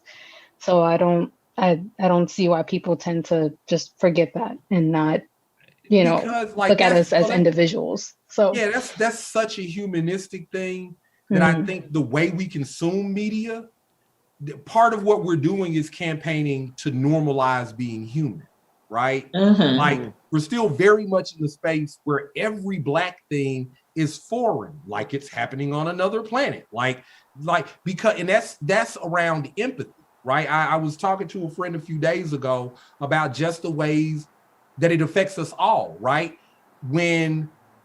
On average, when a white child is in the store, he knocks over the display or he runs over, he's having a sugar rush and he's wilding out, the mom just kind of embarrassingly gathers them up and goes, kids, right? What are you going to do? Our parents, before we even get out of the car in the parking lot, don't touch nothing, don't look at nothing. You ain't got no money. Rights as a person. But because we know that society is going to judge us harsher, they're going to say that she's a bad parent. They're going to say that we're monsters that can't control ourselves and don't have impulse control. But children usually run around. Children usually pick at things that they're not supposed to, right? So when you talk about that kind of normalization, even with Michael, right, normalizing his son operating in a space that belongs to him and operating like a person who lives there. You've never seen Michael on the episode of NERDSoul yell at his kid or get on his kid or yell to his wife to get the kid, because he be beating me up there. He's a child. He's supposed to be nurtured and loved. So we are human.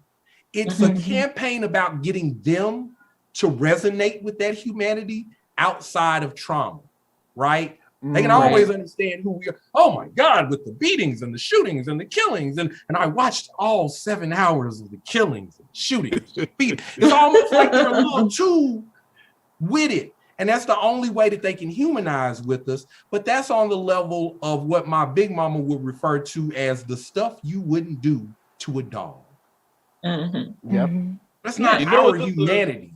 That's them feeling humanity in themselves for what they perceive as empathy. So we got a lot of work to get past that, right? Because what they see of themselves on the screen is normal, and what they see of us is foreign. So yeah, a lot of that is down to the normalization of whiteness. Because when you normalize a thing, you see the humanity in that thing. White people have been for the longest able to create, whether we're talking about movies, books, whatever kind of media you consume, they've been able to be everything without being judged for who they are, as a person. Whereas we don't get that. We don't ever get that. If you make a show about one drug dealer, all of us are drug dealers. If you make, like, one thing that I see that's happening that kind of a little bit bothers me is we've been saying for a long time that we need Black horror, right? And I think Jordan Peele really kicked that off, and I'm really glad that he did. But there seems to now be this trend of we just gonna do Black horror based on racism and trauma because that's what's selling right now. Right. And not saying that you shouldn't have that, but don't let that become the new slave movie where all we get is slave movies. Before it was all we got was cookout movies. Before it was church all we got, movies. you know what I mean? Right. Exactly. Church movies, gangster movies. Let us make a bunch of different things the same way you allow white people to make it. Because the truth is, the reason white people are treated with so much humanity and so much forgiveness, even if they go shoot up a church full of Black people, is because the media that people are consuming shows them in various different lights. So that's why you see when, you have like a Dylan Roof, he must have been, he was a lone wolf. There's a Joker movie for that. Yeah, exactly. There is. They talk about the trauma that they must have experienced and treat them with empathy, despite the fact that they just mowed down a bunch of people in a school or a church or in a movie theater. I love how they're always lone wolves. It's always a lone wolf, but it's so many lone wolves, you begin to think that it's a pack of lone wolves. And maybe lone wolf doesn't mean what they think it means. And my point is, it's like taking in venom, right? Like you're taking little pieces of venom, like that white media is like little pieces of venom you're putting into yourself, and it helps you empathize, right? Like the venom is the empathy, and now you're inoculated against it because you've been you've taken the Joker movie, you've taken the what is that movie with it's the movie where the Black activist lady befriends the white Klansman dude, and they come together and they help the town, and that kind of stuff. So Savior movie. Exactly. So, the one with Taraji, I'm talking about that recent one. Yeah, and I really thought about it. I can't think of the title. Yeah. Or Best you got friends or best Queen enemies Sugar, or something like with that. a whole girl on that. Well, and I agree with what Takeia is saying. It's like, so if you consuming all that, so when something real happens, then you're like, oh, this is why though. I can empathize because I've brought that into, that's it. That's in my memory. That's in my brain. Like, no, totally. And that's why stories are so powerful, because people really get what they think of people from the media that they consume, from the stories that they consume. And of course, if the people who are making the stories want to see themselves in the best light, they will always present themselves in the best light in these stories. And this is why it's so important to have a diversity of perspectives and to let Black people tell our own stories. Yes. Now, speaking of that, because I did want to also touch that too. Since these shows are not happening in bubble, we're on Facebook, we're on Instagram, we're on Twitter, Snapchat, I don't know, Friendster, whatever, MySpace, we're on everything. And we're talking about these shows. We're on YouTube talking about these shows. And there is this guy from Story Geeks, Jay, he's a white guy, but he watched the finale of Captain America that I did with like 4 or 5 other black men, and we were just talking about being black in America.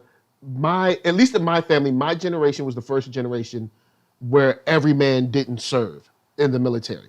So, but that is still kind of like the energy in my family is like military kind of feel. So, and I wasn't the only one where it was like a whole lot of men served. So we were talking about like that, what it means. And he expressed how like, even though he's not black, it opened his eyes because he never saw black men just talking about this. And of course, like different ages, different hues and all this, and just different perspectives, because there's things that we agreed on, things that we fought about on that episode, things that we, as far as like, whether the shield, or should the shield be destroyed, or should be given back, or should someone go to jail, or should someone get, more than just a spot in the museum, all of that.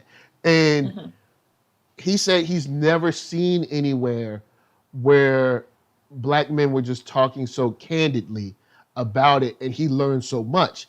And I think that kind of goes in line with what we were talking about, what you were saying just a second ago, and we have a bunch of writers in here, is we don't really have the perspectives behind the scenes to inform the characters that are on screen in a lot of cases. Like there are some, like there's some that we can pick out, like Lovecraft Country, Watchmen, Captain America, Winter Soldier, but then there's also some that's just like, is the black hero or heroes, and they're just written by like everybody. I'm like, shout out to like comes to mind for me because of the firing of one of the few black voices on that show, and a black woman to boot. And just following that whole arc, I think another thing that is changing, that's happening a lot more quietly because, it's a more delicate thing. One, the era of there can only be 5 black actors in all of Hollywood. There can only be 5 black actresses in the game. That's beginning to change. But also the delicacy of what kind of black you have to be behind the scenes. I think for the longest time, they were comfortable because they knew that a certain percentage of us would go ahead and do whatever we needed to do to get back there. And so you're already dressing yourself for how you're going to behave and how you're going to react and how you're going to treat certain things in that space. That a lot of people were going back there knowing that they would be human shields for controversy, knowing that they would be put on display to talk about the product, but not have much in the way of say and influence. I think people are becoming more vocal. So there'll be this little naked space where maybe we'd like more of us working, but they're going to have to realize that you're going to have to let real people come into those spaces, and you're going to have to treat them as people and not props. So I think this evolution around our humanity is a thing that's happening around, like, across the whole boards, right? So in front of the camera, behind the camera, we have to have our equity, we have to be treated right, we have to be seen, we have to be heard, we have to be, given space to fight for what we think is right or what we want. And for a long time, that space was chopped up in a real nice way to where if you even got the job, you wasn't gonna say nothing, you wasn't gonna see nothing, wasn't gonna hear nothing because it was worth it, the mortgage or whatever. But the more you can do on your own, the more you can make by yourself. As we say in Memphis, the more you can get buck. So yeah, that's what I was gonna say. I was gonna say, like, because we have spaces, those spaces are granted to us because a lot of people are doing it on their own, right? A lot of people are putting their money up and making those spaces, and if you have to compete with that, because those spaces are making money, then the other studios, the white studios or whatever, have to start making those spaces as well. So it's kind of like what we've been saying for a long time, like, do it yourself real quick. And now that's starting to actually, like, now that that's starting to be fruitful, the white media is like, oh shit, this makes money. Man. They got $1 trillion, 1 point whatever trillion spending power. Let's go and let's start making these spaces. We have to make them comfortable now, like a little bit, at least incrementally.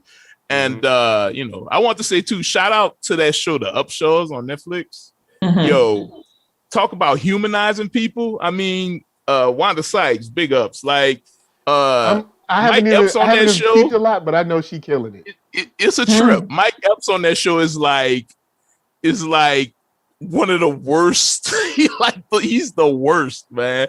But at the same time, it humanizes that crappy daddy who you know his heart. You know he wants to be good, except you know he was tainted by the hood or whatever. You know, like whatever his circumstances was. And I find that show so refreshing because usually it's like, you know, Malcolm Jamal Warner, but he's also a doctor of education and he's married to, you know, upstanding Tracy Ellis Ross, you know, that kind of thing where we have to be, you know, that sort of Huxtable thing where we have to be the best. But these two people, you know, Kim Fields, Mike Epps are like regular people. She's trying to go back to school.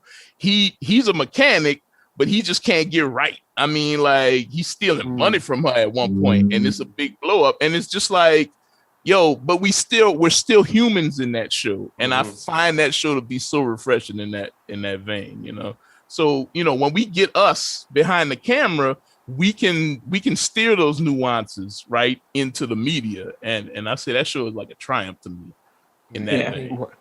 The ability to do that is on the other side of that extreme, right? They're humanized so much that we get characters like Peter Griffin, right? You get characters like Homer Simpson, and they become endearing. You can go that far. Like you can just abuse your children and shoot the cat out of a cannon and still, oh, that Homer.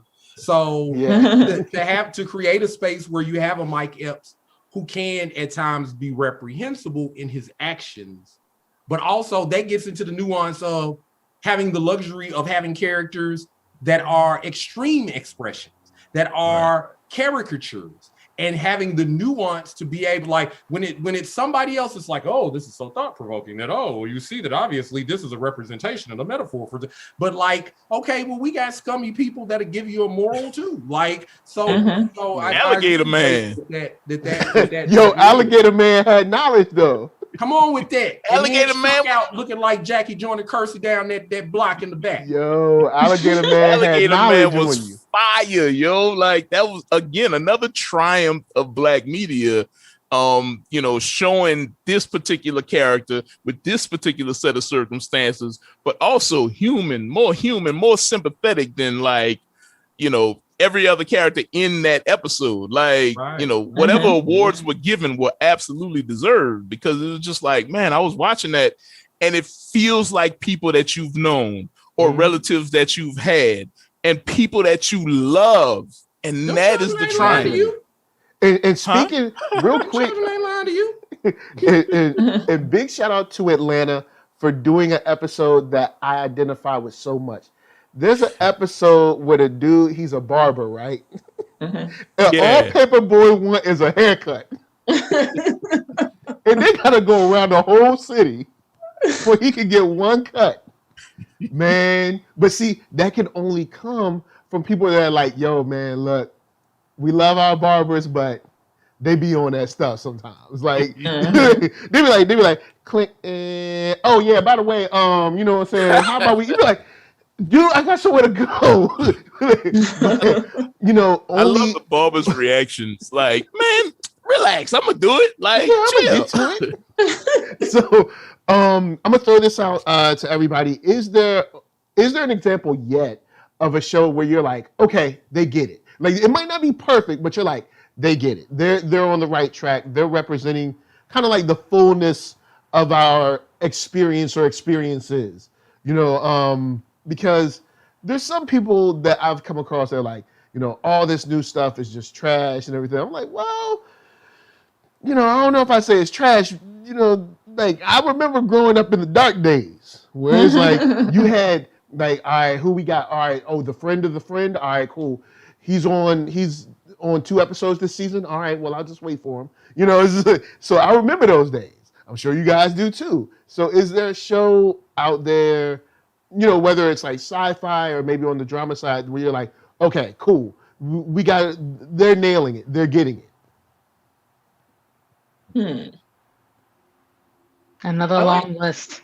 Yeah. I like Well, I'll throw. I Oh, like go how ahead. Lovecraft Country kind of tackled the idea. I can't remember the character's name, but the sister, Ruby, I think it was, dark-skinned sister, Yeah. who with the whole transformation, like into, and I thought that was such a great metaphor for what, I think what trying to navigate being Black in a white space is. And it like literally hurt her to do it. Like it like physically hurt her to do it. And I thought that they captured such a great metaphor in in the way that they handled that. Yeah, because I'm sure at least some of us have been, milling around in the morning like, all right, dear Lord, don't let me hit nobody today. I just want to go to my desk and do my work. Like, so yeah, Lovecraft, they held it down on a couple of fronts. Shouts to them. It was dope. It was dope to see her put on that skin and then go to work and then like fellowship with the other white coworkers and just see like what their world was like. And she was just, her head was just tripped out, kind of figuring out, yo, this is what these women do when they include you, just how inviting they were to her. And she was the new girl, but she wasn't Black. That was really good. I agree. Like that was And then how she jumped on the coworker who was actually like, yo, the reason I wasn't here is because the other lady isn't working and she told me to be there. So it's because that's another thing, when in some places, when you work in that like retail or corporate environment, everybody's your boss. And that's a whole nother game. But everybody's essentially your boss. Sort of. The title won't say it, but kind of your boss. And they did a good job too, I think, with even the colorism dynamic. Her being the darker skinned sister, the kinkier hair and all that, versus her sister who was a little bit entitled on some fronts, but she had it easier because she was lighter skinned. Not saying that she had it easy and didn't deal with anything. There definitely were things that were dealt with, but her sister had to navigate this corporate, or retail world in this situation, where because a lot of what happened to her, what she experienced, was simply because she was darker skinned too. Yeah, and I thought that they, and so I think that made that transformation that she had to go through every day even more real. Because had that been a light-skinned character, I don't think it would hit the same. Absolutely. Like the subtext there was also like the darker sister stayed and took care of the mom and everything. And the light-skinned sister got to travel and have all these different jobs and be a photographer and stuff like that was some good, that was meaty. Like that was really good. Yeah. That's a nuance you're not gonna get with a white writer's room. Right. I was hugely affected. I was a big fan of Hippolyta's storyline, particularly her getting to a place where she could tell her husband,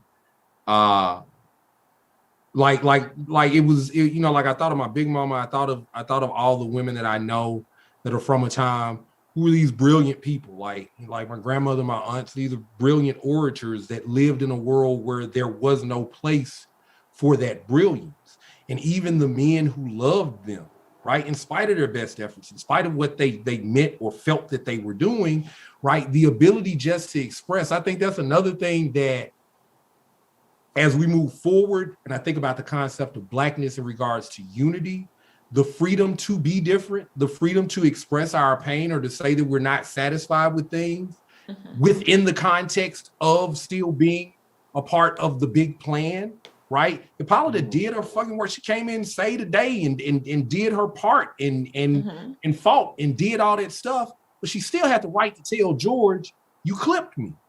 Right? You clipped me. You clipped my shine. You didn't give me a chance to be, and I feel a way about that.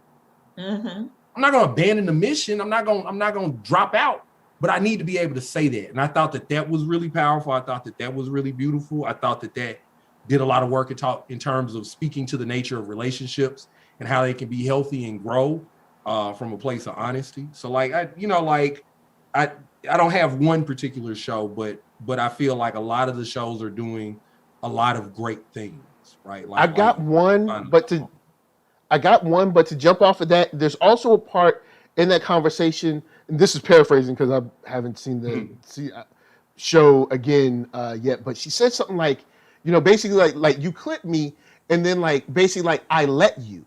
Like, yeah, and it just hit me like there's two people that love each other and still left things unsaid, like super loved each other, and still like he was like, yeah, I felt you kind of like throttling yourself or pulling back, but I just let it happen. And then she was like, well, I didn't say. So you have these two people, they love each other. I mean, you see the beginning of the show, but still, like, they just leave these things unsaid, and you're like, oh man. And I ain't gonna front. After that episode, I was like, baby, is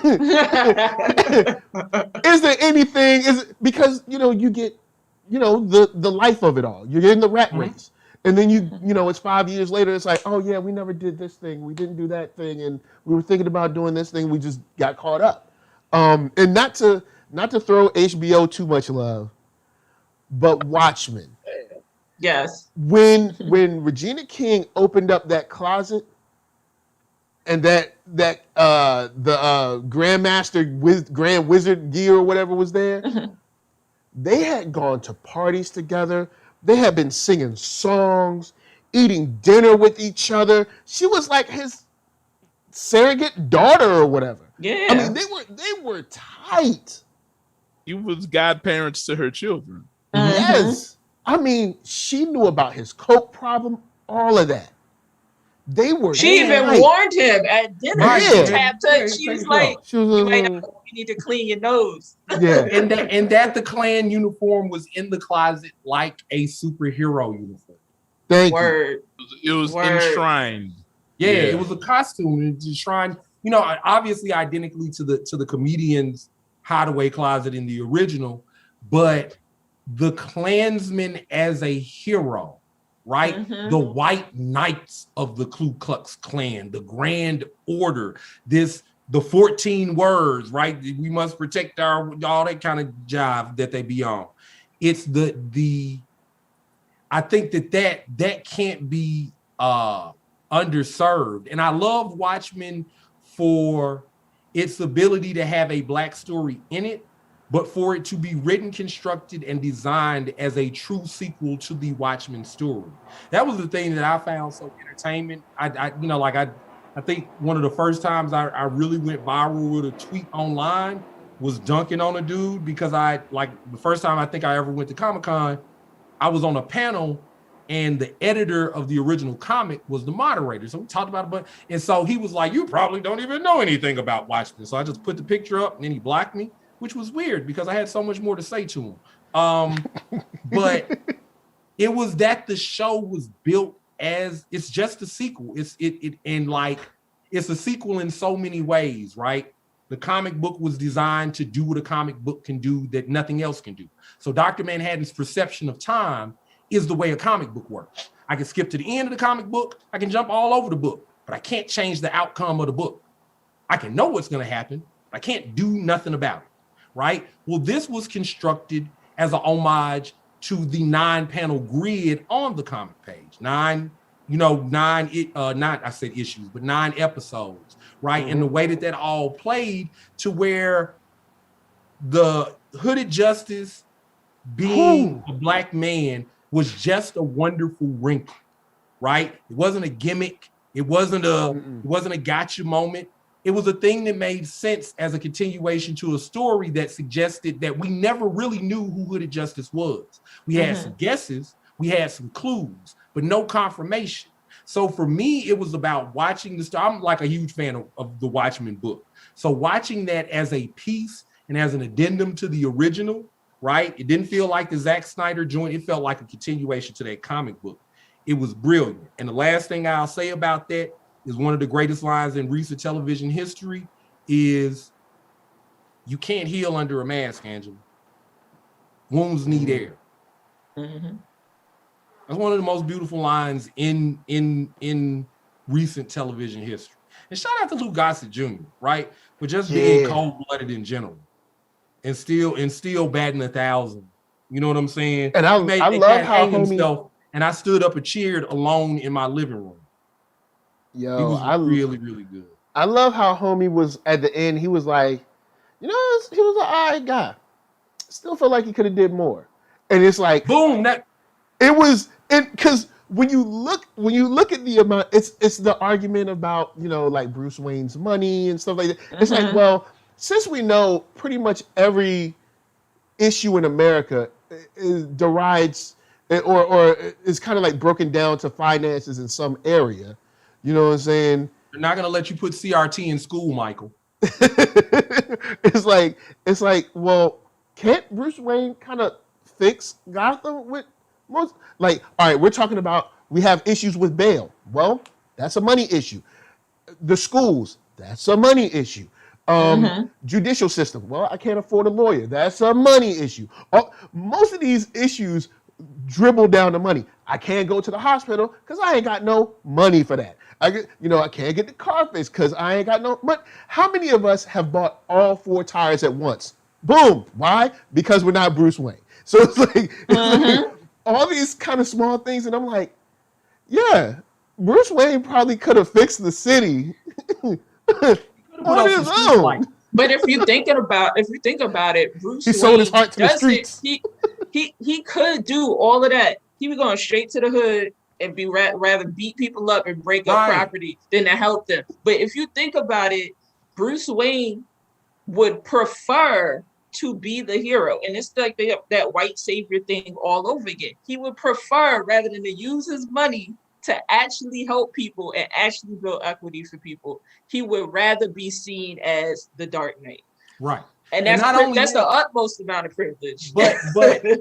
But aside from the fact that city is oddly lousy with doctors, it's the fact that he know good and well who would go and fill out an application to work for the Joker. You understand what I'm saying? But here he is, jumping off a 2-foot rooftop to break this dude's clavicle and ask, "Where's the Joker?" Hey man, I don't know. He got my niece in a basement somewhere in the docks, and I gotta watch this truck full of guns. So I really can't help you with what you're asking me about. Like, I don't even understand how that works. Your man should have just sat up with Leslie Thompson and probably worked it out. Maybe put up a monument in Crime Alley. Your man ain't even built a statue of his parents or nothing. Put up a little light. They knocked down the Twin Towers. They shot a spotlight up out there. I mean, like anything. He could have not been a crazy man running out at night in his pajamas is what I guess I'm saying. But I got my own problems with the whole Bruce Wayne, because all of that, I do what I do so that no child should ever feel the way that I do. Hey, this book started with a murder. You're terrible at your job. There's people still getting murdered. Batman thing started off with some kid's parents didn't get off. You've never stopped a child from going through what you went through. In fact, now they're traumatized because they're pretty sure a shadow that looked like a bat ran down the street after their parents got murdered. Daddy ass. Right. Like, you with my daddy ass, though. I mean, he's crippled now. Like, you almost killed my daddy. Now I must become a dark Avenger. And now we're homeless. Straight up. But yeah, Watchmen did a lot of things right. And for me personally, one of the best things is suggesting that the Black woman is a god. So yeah, that was that. I also people were kind of like about the ending, like, oh, it just ends. We need a season 2, and I'm like, I kind of feel like I don't need a season 2 personally. Nah, they kind of wrapped everything up. She cracked the egg. She took the egg, and then she stepped onto the water. You know, Jesus like. And the potential of the Black woman as God is so fulfilling to me that I don't need a season 2. I could correct that in my brain. I'm thinking she did big things and the world changed, and she's probably changed so much that we can't even conceive of the changes. So we don't need a season 2. Right, we don't need to see it. Yeah. Yeah, it's kind of like, you know, you got Cyborg, you know what I'm saying? Yo, he got all the power to give us the reparations right now. You know what I'm saying? You saw he went in the bank account, he said, and I was like, yo, I feel you, dog. Now, my antennas is like, you ain't done yet. But I understand you're just getting those powers. You're dealing with there's aliens coming, you know, Diana asking you to help. I get it. So, you know, next week we'll get I understand. next week we'll wait. Now that actually leads me to a question I'd like to throw out to everybody. How do y'all feel about a lot of these reactions to the casting decisions, which I should say, full disclosure, I think oftentimes happen because you have white IP creators who created product 15, 20 years ago, right? In a climate where you know you can't get that kind of love at DC. At DC and Marvel, at best, you could be Jim Starlin. They'll be like, hey, you see this old dude that's not getting any real money? He made the guy that's in the movie. Clap for him. That's all they get. So your Mark Millers, right? You got a lot of people, Neil Gaiman, they got their own IP that are making their own stuff and being politically savvy, whether they mean it earnestly from the bottom of their hearts or not. They know that it's smart to change a person over here, character over there, maybe a character that was nondescript back here, into somebody black or brown. How do y'all feel about, and does it make you all laugh the way it does for me, when white people seem to have literal breakdowns to the point where last week, hand to God, I saw more than 1,000 people argue with Neil Gaiman about Neil Gaiman's characters. We did a show Neil on it. Gaiman's decisions about Neil Gaiman's character. I found it fascinating that the level of ownership among some people is so high that they think they own things that don't even belong to the way. Yeah. Good. So anybody with that. It kind of goes back to the reskinning comment that I made earlier, right? And it happens in video game movies, like how we were, like a lot of people were up in arms about Albert Wesker for Resident Evil. How the actor, I think Lance Reddick, right? Yeah. Shout out to him for being Commander Zavala in Destiny, for anybody that plays Destiny. So for me personally, I feel like I'm not mad, but I'm not excited either, because, you know, video games don't have a really good history with movies and TV shows. Right. Some do, some don't. Most of them don't. Right. Like with that decision, I felt like they could have just kept the guy white. No shade to the actor. The actor's, again, phenomenal. I love his voice. He's up there with the voice gods. Yeah. But I feel like they could have used a lot of characters that are people of color in the game series itself.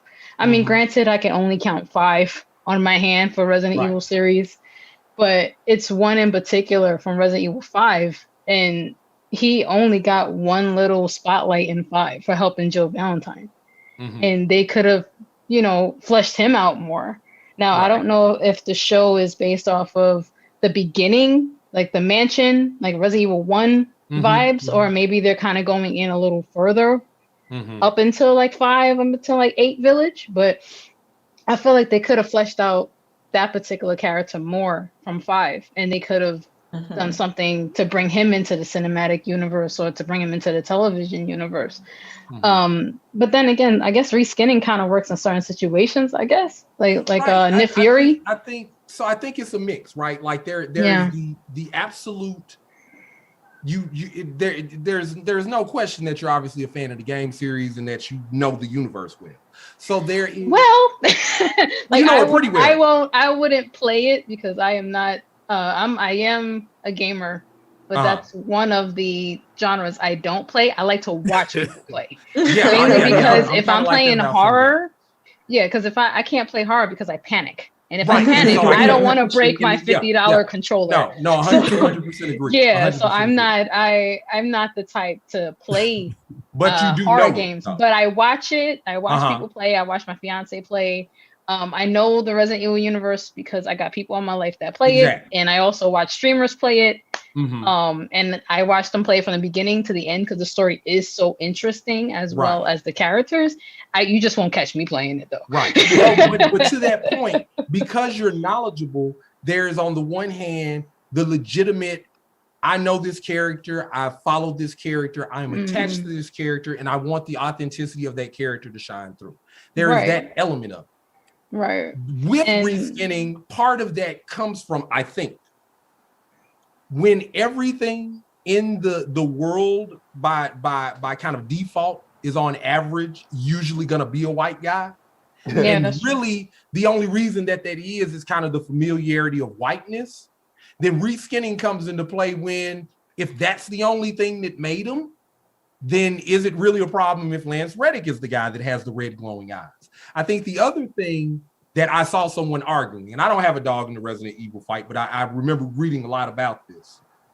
They were like, Resident Evil, in terms of its cinematic iterations, has always varied so wildly from the games that it's terrible. It's terrible. That it seems a bit odd that the space where everybody's going to get worried about the verisimilitude of how this is being performed starts with whether or not the guy is black, right? So that I think was a thing for me, and that falls for me in line with what I was saying about how progress really feels. That we're not in the great time of blackness yet. We're just now entering the time where we can talk about how blackness functions, because there are enough of us on here. So we're just entering the time where reskinning may have been an answer, but there's also a legitimate desire for the representation of the character as iterated. So there's another point too with Michael B. Jordan being the black version of you're reading Clark Kent.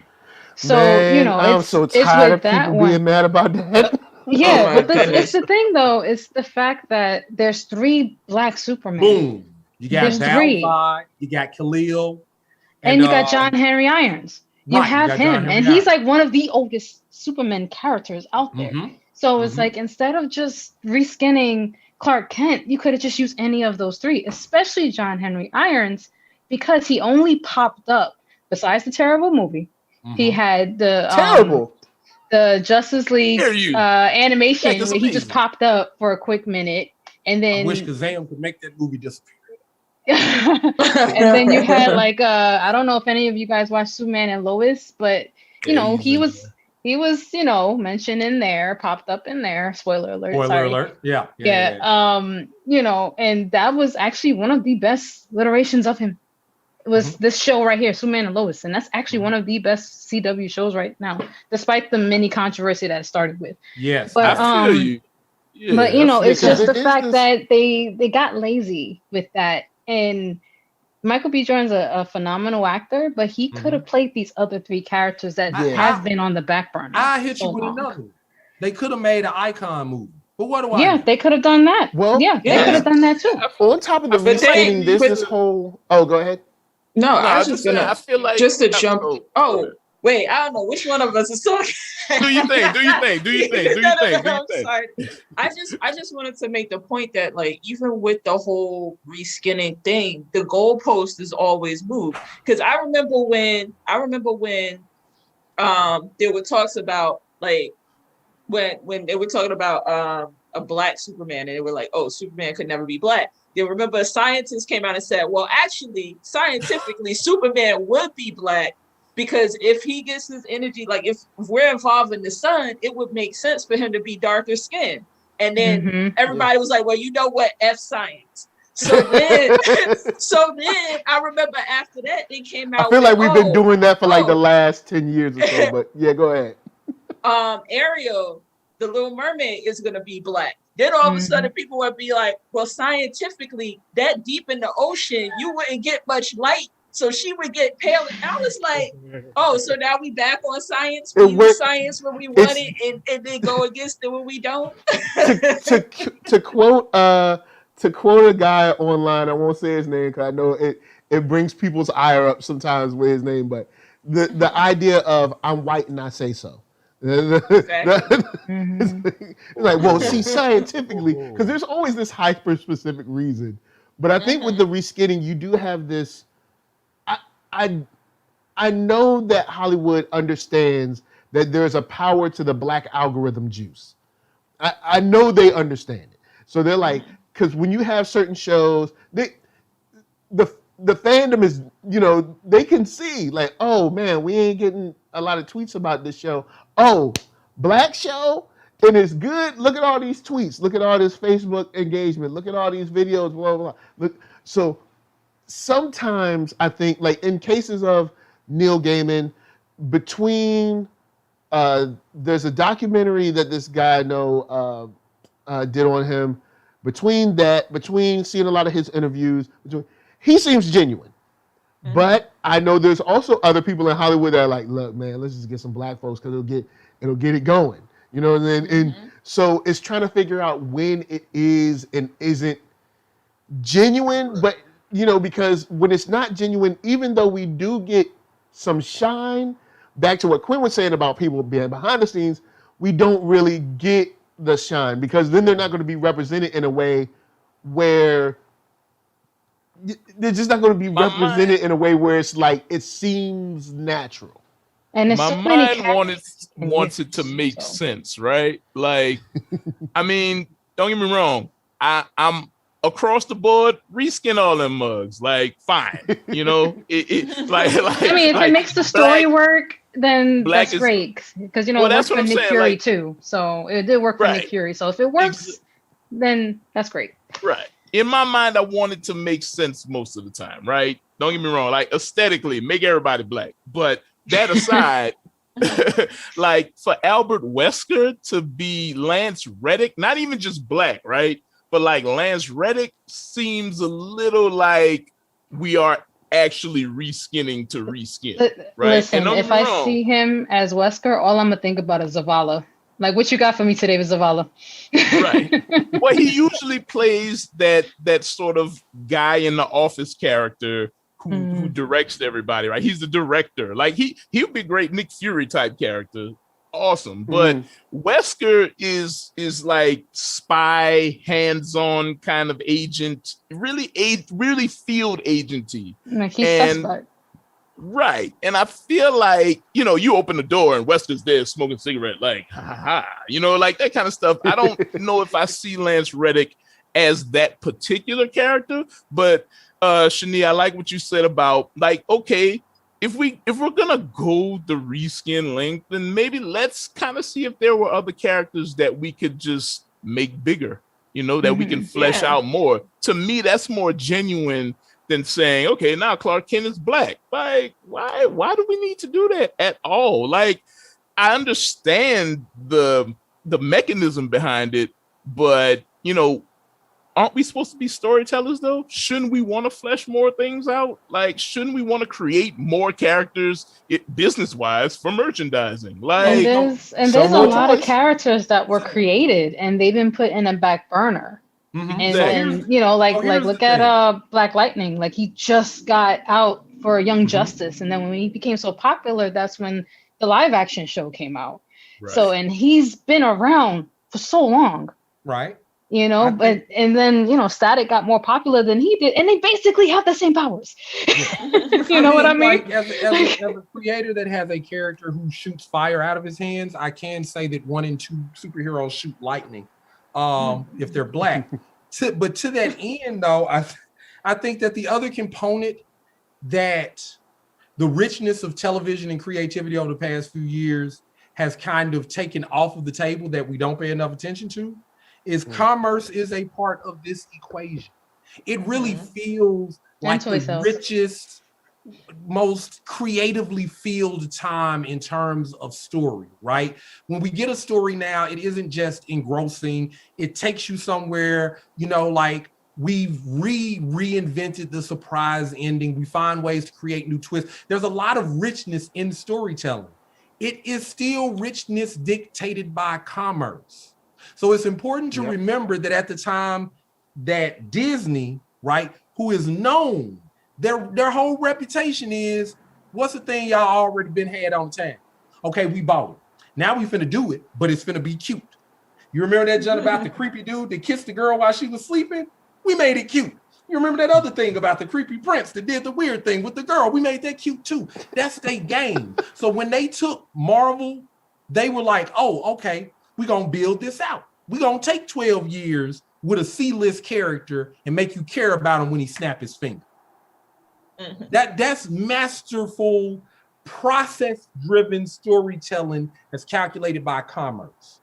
Meanwhile, at Warner Brothers, okay, we just sold it to AT&T and they need $1 billion because we made $1 billion off the last Batman movie. Let's go. Oh, I know what we'll do. We'll put Batman in the Superman movie. That's what they did. And everybody will love it. $1 billion.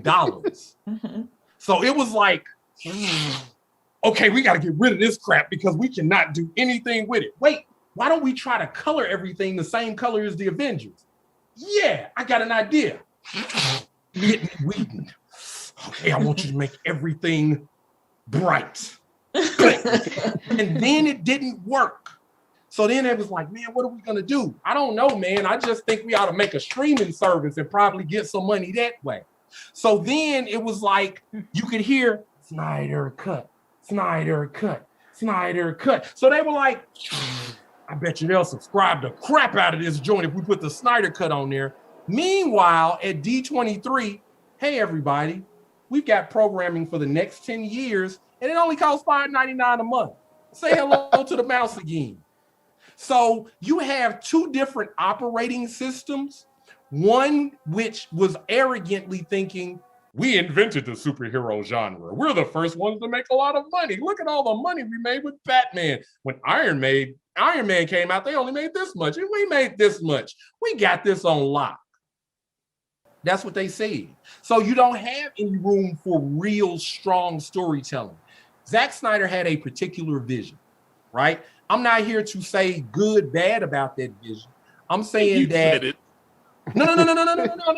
I've never said good or bad about the vision. I've had plenty to say about fan base and plenty to say about execution, right? When people are like, oh, that movie is so, expressive. It's the kind of storytelling that only 4 hours of footage can allow you. I'd better know something about who the hell Cyborg is after 4 hours. So I'm not knocking that. He should have had all the room and runway in the world to execute the 2 movies that he wanted to make. I'm not hating on him about that at all. I'm hating on the corporation that put all of their money on the darkest, grittiest iteration of the characters that represent hope and goodness for people. Exploration? Absolutely. The threat that Superman could be a damage to the world? Sure. These are real world concerns that every iteration should have. I've never had a problem with Man of Steel. Everybody that said, oh, all the people that died. Sokovia would like to talk to you. Mm-hmm. You find me any Avenger that didn't murk somebody. Yeah, even Spider-Man said instant kill. Even by accident. I just want to say that I feel like you're the other person that had no problem with Man of Steel, because I didn't have a problem with it either.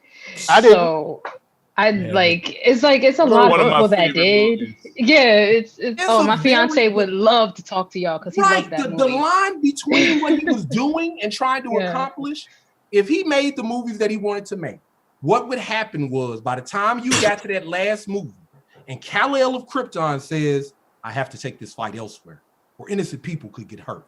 You know he means it. It's earned. He didn't know what he was doing the first time. He fought a general who had been trained to be general. Who was he learning from? A farm.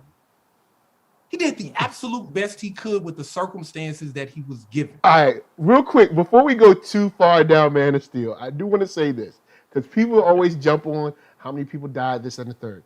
All right, it's his first day on the job. Literally. Imagine you get at your job, your first day, the fax machine is on the fritz, the copy machine breaks, the coffee maker is spitting out coffee, your computer crashes, the server is down. That's what happened to Superman, all right? He came to work like, all right, guys, hey, I'm Superman, I'm brand new, but I think I'm ready to do this. And then everything broke.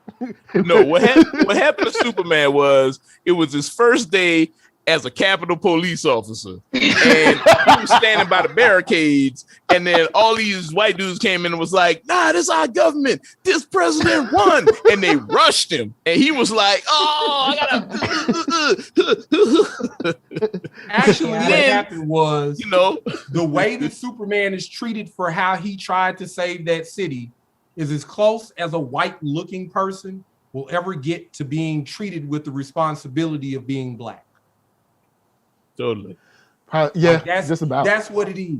They graded him on the same scale that we get graded on for anything we do. Anything less than absolute perfection and excellence is a problem. Every single time. They drew Serena Williams like a monster the first time she lost to Naomi.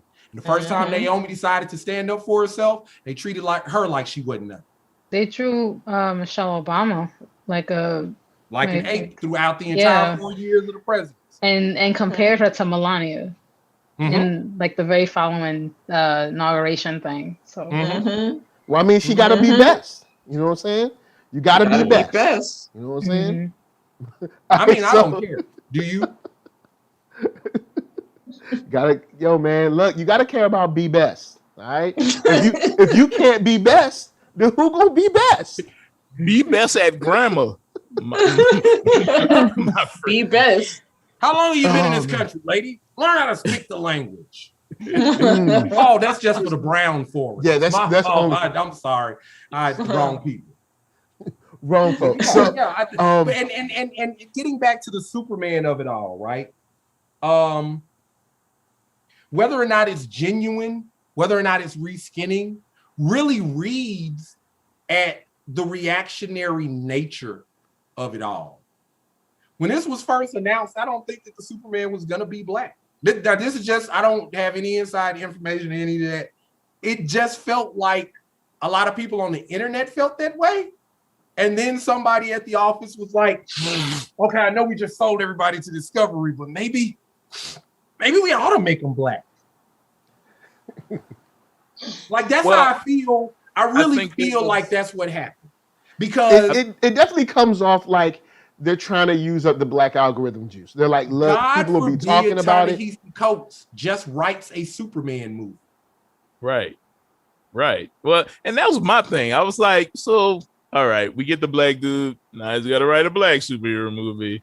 You know what I'm saying? Like, especially after he's built, arguably, all this equity writing Captain America for like 5 years, 6 years, and and doing the Marvel thing for like a decade. Now, even now, we jump the movies, and he's got to write the Negro. Let's do that. Let's do that thing.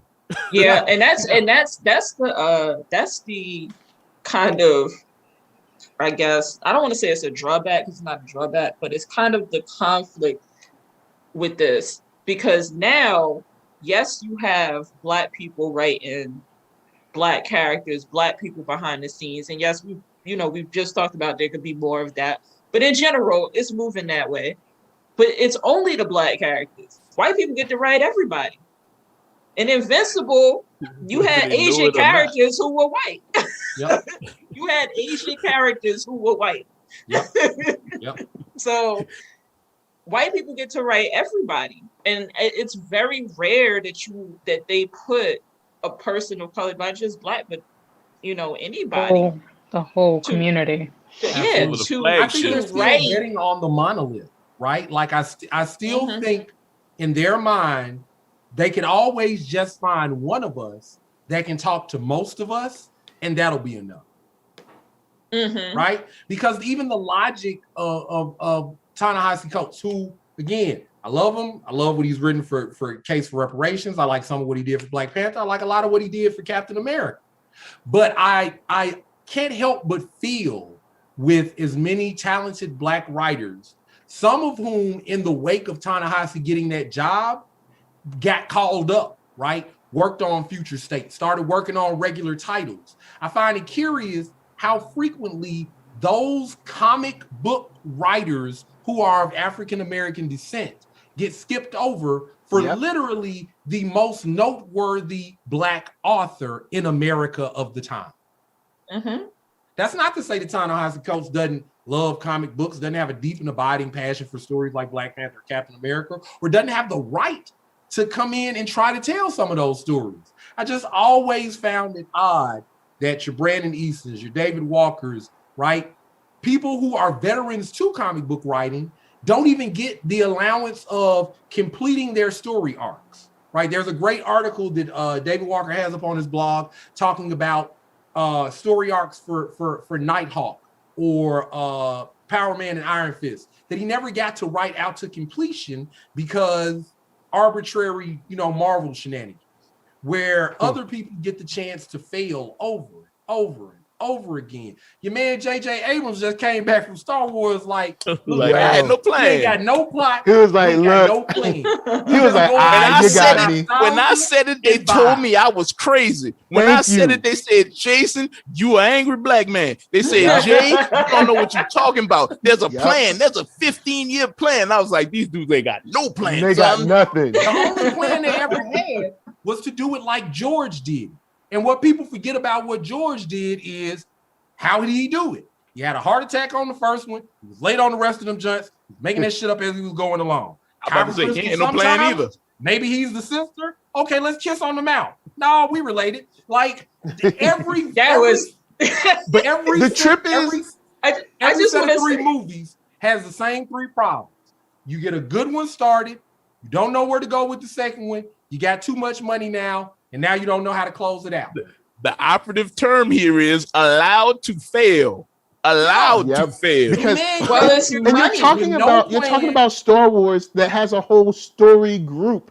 Remember they came out, they had this big thing. We got a story group. We got a story group. I'm like, word, cool. All right. I'm gonna go out on a limb. I'm gonna go out on a limb again and say, like I've been saying for years, Marvel ain't really got no plan either, but y'all ain't ready for that. I mean, years from now, we'll hear what they tell you why I disagree with it. Yeah, I don't know about the that. head of the snake in Marvel is Kevin Feige. Correct. And I don't judge Kevin Feige just Kevin Feige is a genius. I look at Kevin Feige as the little dog. Have you ever seen that one cartoon? It's an old Bugs Bunny cartoon. It started out with the little dog following the big dog with a little hat on. He's like, what are we gonna do today, Spike? Where we going? And he ended up spraying on somebody. And at the end of that jump, the big dog following him. That's who Kevin Feige is. Kevin Feige was on the set of them X-Men pictures. And I almost feel like that line where Summer says, what would you expect? Yellow spandex. I feel like that was old boy touching McGee. Brian Singer. Yeah. You know what I'm talking about. Likes the Altar Boys a little too much. But yeah, so I think that was him taking a pot shot at Kevin Feige, right? Like your adherence to the hairstyle, making a big fuss about making sure Wolverine's hair is right and all that kind of stuff. That's who I'm looking at for the arches. I don't think they got every little thing figured out. I think that's an oversimplification, just like, the other side is just, driving around with nobody at the wheel at all. I think those arcs, though, and you're not going to hit everything, right? Maybe you say 6 years when you mean 8. You know what I'm saying? Mm-hmm. Maybe Loki waved this week when in the other joint he didn't. Like, you're not going to hit every joint like that. But you got to have some stakes driven into the ground so you know where you're going to tie your tent up at. I feel that. I just feel like plan is loose. It has to be loose by nature, though. Like, because if you got to see fan reactions and stuff. Yeah, you make it too rigid, the whole thing collapse. But Marvel got too much money riding on this to not have a plan. They got I'm with you. We all writers, we all creators, we know. But at the same time, again, like when it's saying commerce driven. So I feel you, but they also got a lot of money on Star Wars, and they ain't had no plan. All I'm saying is, speaking of Star Wars, here's the thing. Star Wars, I kind of feel like Star Wars is a little bit more. Star Wars is a little bit more. We're gonna get this off the brand recognition. There it is, and that's what I mean. That's what Star Wars is, not the their Marvel DC stuff. Comics. Star Wars for Marvel is the thing that you just got to put it out, and the money gonna come in. Yeah, exactly. Put on Harrison Ford up on that bit and say, Chewie, we're home. And just watch the money counter start running. So they didn't feel like they needed no plan on that. You could tell. I ain't going for the Chewie we're home moment was big for it, brother. It was big. It was fire. It was fire. But that's also because I had been watching this stuff. They were like, we got a story group. We're going to have novels and comics and movies and shows. I'm like, word. Y'all got a story group. Y'all got everything under control. That's the same thing they say Flash over forward to Jason in the other department. Yeah. That's all I'm Flash saying. forward to Jason and I workshopping the fixture of like the sequel and the prequel trilogy on an episode with ourselves. So I'm like, either A, the story group has no power and Disney is just like, we don't listen to y'all anyway. There you go. That's what it is. Yeah. So the story group is the holocron. You go in there with Pablo Hidalgo and all of them, and you can quiz them on anything about Star Wars, and they'll tell you. You want to staple something to the end of something else? You want to name that one place that hand mentioned offhand in Empire? Now that's in Rebels. That's what the story group do, right? Oh, okay. But it ain't. They ain't write no stories. They ain't writing no that blasting story. Your man JJ in there with footnotes and vibes. JJ come in there and say, and that's all they were doing. Because I ain't doing Star that. Wars, I ain't doing that. to them though, it really is. Star Wars is do what you will. Oh, I don't know. Like it's 5 things to them, and that's pretty much it. And you bring in the story group, and they put in all the little dressing on the edge. But they thought that Star Wars was their money printer. That's why they didn't have no plan. Well, let's tell the same story again. Because Star Wars is the hero's journey. Little boy on the farm, meets a wizard, hangs out with a pirate, gets some bad advice, jumps on a spaceship, gets his hand chopped off, comes back home. The world's never the same. There's no arc in that. So Harry Potter, Lord of the Rings, Star Wars, same effing story. And with any of those stories, in order to make them dynamic for film, what you have to end up doing is you have to make the characters dynamic, right? Aragorn ain't nobody. Frodo ain't nobody. He's just a motherfucker with a ring. And if you ring Lord of the Rings, there's no conflict. Like, he got the ring. It hurt him sometimes. He put it on once. He felt weird about it. He threw it in a lava lake after he got his finger bit off. He just felt weird about it. Just felt weird about it. Felt a little weird about it. Queen got like the short versions of everything. Like he wasn't really on no, oh man, I gotta have this. There was none of that. That's the movie. The book I just find it interesting that you guys talk about Star Wars with such excitement because I'm a Trekkie, so I'm just listening like, wow, they're really like. But see, Trek is good now. Trek is cool. Trekkie now. Yeah, Trek is getting their thing too. It's getting Star Wars is philosophy. Star Trek is where we should be trying to go. Thank you. Star Trek is the lesson. Like, if you ever need a lesson in LGBT rights, go back to the episode of DS9 where the Klingon runs into Dax for the first time. Yep. She was like, well, and that was one of the most by powerful episodes. That was one of the most powerful episodes. That one and Cisco when he went back in time and he was like a newspaper cartoonist. That was one of the most powerful ones. Yeah. My favorite DS9 is In the Pale Moonlight. Like, and I know it's popular. I know it's cliche, but having to make the hard choice where you got to murk the dude to keep the peace, like that's some real shit. And I love that. I think that's the thing about Star Trek is that it really does bring in a lot of different issues, but it's not in your face, but you can still sense what those issues are and you can kind of relate to it. Where it's like, wow, okay, I see this happening in my own backyard. And I think that's why I ended up liking Star Trek more than Star Wars. Even though I know Star Wars is more like fantasy, war, and all these things that you will read in sci-fi books. But I think I follow Star Trek more because it's more, oddly enough to say, it's more grounded for me. I like it. I like it for the same thing Quinn is saying. Like, Star Trek is where we should be going. Like the utopian ideas in Star Trek. Like I I just finished reading a few months ago Trekonomics, where it's talking about the economics of Star Trek and how they get to how the Federation gets to that utopian ideal, and how the replicators play into that, and how the technology of that era plays into that. And I'm like, that's where we need to be moving. That's what we need to be observing. You mean as a society, or you mean like just in the movie? Oh, as a society. No, I mean as a like as a real life society. Like the Federation is very inspiring. Yeah, you can't leave the planet if you can't get over racism. Yeah. Word. And you damn sure can't be on a starship with a dude with gills doing this if you don't like people because they're brown. I think if they leave the planet, it's gonna be because of racism. White people gonna leave us here and go somewhere else. It's gonna be what was that movie with not Ben Affleck, his homeboy Matt Damon. Martian? Elysium. Elysium. Well, they left us down here, and they had like machines. If you had cancer, you get in the machine, and the machine be like, "You got cancer. Let me get that out there for you."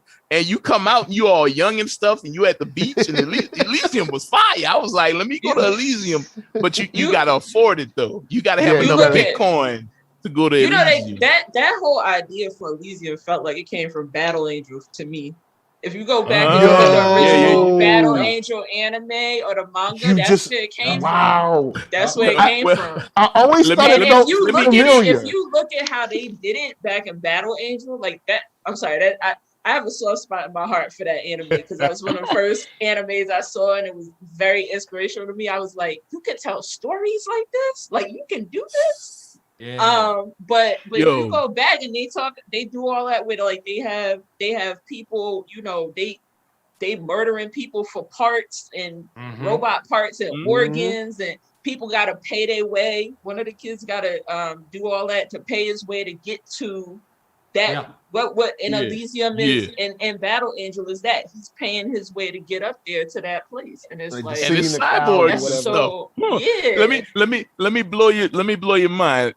Look up Darren Aronofsky and Perfect Blue, I think is the anime. Yeah, Perfect. Go look up all that. And all I'm gonna say is, why not us in behind the scenes, especially because they be stealing frame for frame. Wow. So that's why Elysium probably looks like bar. Yes. All right, so it's like we ghost ride. It's like anime is ghost riding for these cats. Like anime is Drake. Drake. Keep this. All right, so before we get out, I'm gonna start with Takeia. What's something that you haven't seen as far as our representation is concerned, or something that's like rarely seen that you want to see more of? I think I want to see us more in sci-fi because I feel like now we've gotten horror where it's us. It's not like just we kind of like we're one guy in a sci-fi movie. I mean like where it's us, like imagine from Black stories of Black imagination. I feel like horror has started to get there because we talked a lot about how like there was no Black horror, and to the extent that if we were Black in the movie, we were getting killed first. That's it. Yeah. That's the extent of horror for us. And now either we were there to get killed, or we were there to give like the spiritual information. Yeah, like we because we're gonna give you the we're gonna help you know about the energies and everything. Even though shouts to the ancestors, yes, we are taught, but stop using us like that. But I feel like now with fantasy, because I've seen like there are some books that are being adapted that are by Black fantasy writers. Like one of them you have Children of Blood and Bone. Children of Blood and Bone. You have Who Fears Death, which I think is still being made at HBO. I would like to see more sci-fi with us, and I think when I look at like Far Sector. When I look at Far Sector, I feel like Far Sector was just what I would want, but for TV or for like Netflix or for movies. And, just somebody calling somebody High Sadiddy in a sci-fi comic book was just everything for me. So just I want to see more sci-fi. I want to see us traveling the universe, and have it be told by us and written by us. Word up. Shanae? I agree with Kia, but also on a video game scale. Not just sci-fi, but fantasy too, where I am a big Final Fantasy fan. I've been playing it since I was little, but you're in those European spaces, even though it was created by Japanese people, but you're in those European spaces, right? That's a And whole nother show. that's a whole nother show. But me as a gamer, what Kia said is right on the mark for me as an artist. But me as a gamer, I would love to see more of us in sci-fi. I would love to see us more in fantasy. Like, we do have our own stories. We do have our own folklores, folk tales that we can derive from. Sci-fi, I would like to be a part of a game where I don't have to create my character. It's just the character's pre-made to be Black or pre-made to be a person of color in general. Because that would be cool. Instead of just character creation, which that's cool in itself, but I would like to be a pre-made character that's Black or that's a person of color in general. But I would like to see us in those spaces, because I'm starting to see certain games now. I actually forgot, it was an indie game. I forgot the name of it. No, Spiritfarer. That's actually an indie game, and it was a Black girl with big curly hair, and she's like the usher, like she's ushering in all these spirits to the afterlife, and she's Black, and she takes care of them on their journey to a new, to the afterlife. So, and I felt that, because it was like, wow, like, yeah, we have our ancestry, we have our magic to us, and I feel like that was used in a correct way, because we're guiding someone, so I really like that indie game. And then there was a couple of games that's coming out. I think E3 is going on right now. But I think last year they were having a couple of games coming out that's kind of like sci-fi, or kind of just like apocalyptic in a way, but some of the main characters are Black. And that's a step in the right direction, but I would like to see more. All right, Jason? Oh, man. So I'm going to be selfish a little bit. One, there are a couple of things I aspire to personally and professionally to see in media, as how far we could go. I always mention the picture that Machindo did of dreadlocks with him hovering over the earth or in space, and how majestic that looks. I need to see that in film and in media and in animation and in video games. Like my story, One Nation, I aspire to build, do world building where Black folk usher in that sort of utopian society, right? So that's what I want to see on film. Hopefully it's my shit. Maybe it'll be as good as Jupiter's Legacy. I hope not. I hope it's not that good. But also, Greg did a book a couple years ago, Greg Illixie, Marasa. And to agree with Takeia and to agree with Snead, that's a sci-fi book, sort of, but it also has mythology infused into the sci-fi, African mythology, Brazilian mythology. He said he wanted to go into, like, the way that Greg did that book, the artistic influences and the story influences combined with a sci-fi, man, I think that particular book in general, I would watch the shit out of a show like that. Like, that was Greg like, got it. Yeah, Greg's got it. I mean, with his Nana as well, but I like the sci-fi infusion into Marasa. That, like, that's like, to me, that was like the episode of Lovecraft Country with man, dang, I lost her name. What's my girl name, Quinn? Ruby.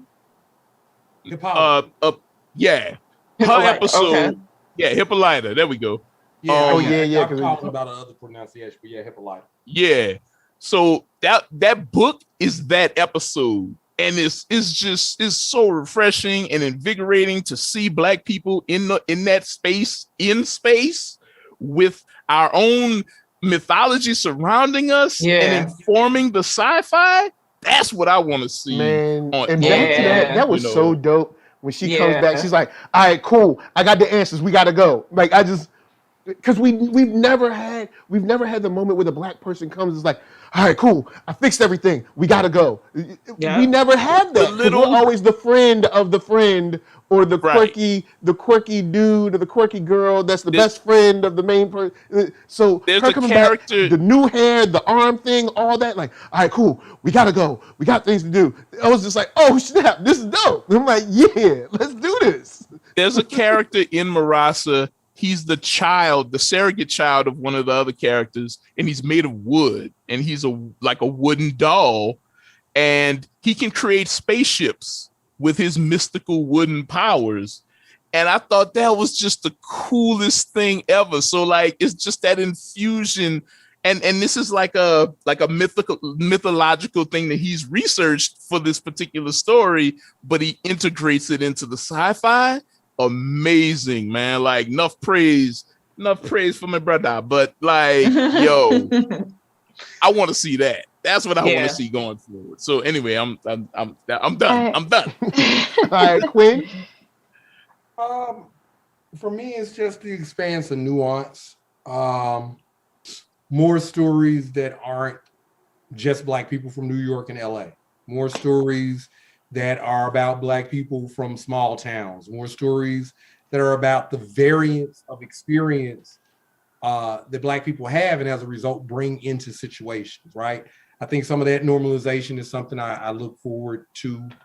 And just stretch into a space where we normalize different kinds of stories about ourselves, where we don't always have to be the hero, we don't always have to be the good guy, we don't always have to be the saint, we don't even necessarily always have to be redeemable, right? Because I think that speaks to greater flexibility on the other side of the screen, right? Mm-hmm. As an actor, I get to take on meatier parts if I get to be more full representations of what humanity can represent. As a writer, if I'm challenged to write more complex stories, or they have a series of Black characters that are varying degrees of good and evil, that opens that up. And it helps with the normalcy. So when you do see the space movie where the secret agent man has all of these experiences and pieces of knowledge, it somehow doesn't feel disingenuous, because all we know Black people to do is, play football or rap or sing, right? There was a great... Be the best friend. Yeah. There was a great, one of these young YouTuber guys, RDC Supreme Dream. I want to point in, like, I would like to see stories where we're more vulnerable. That, we try... Kill, destroy Black.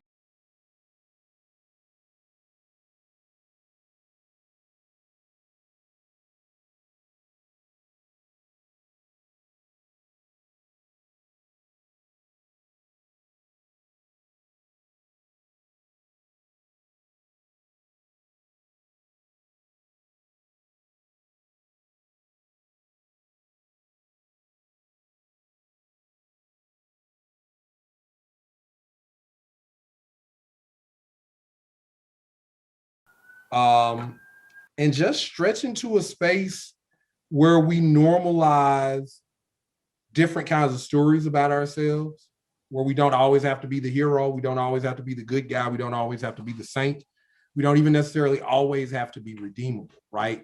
Because I think that speaks to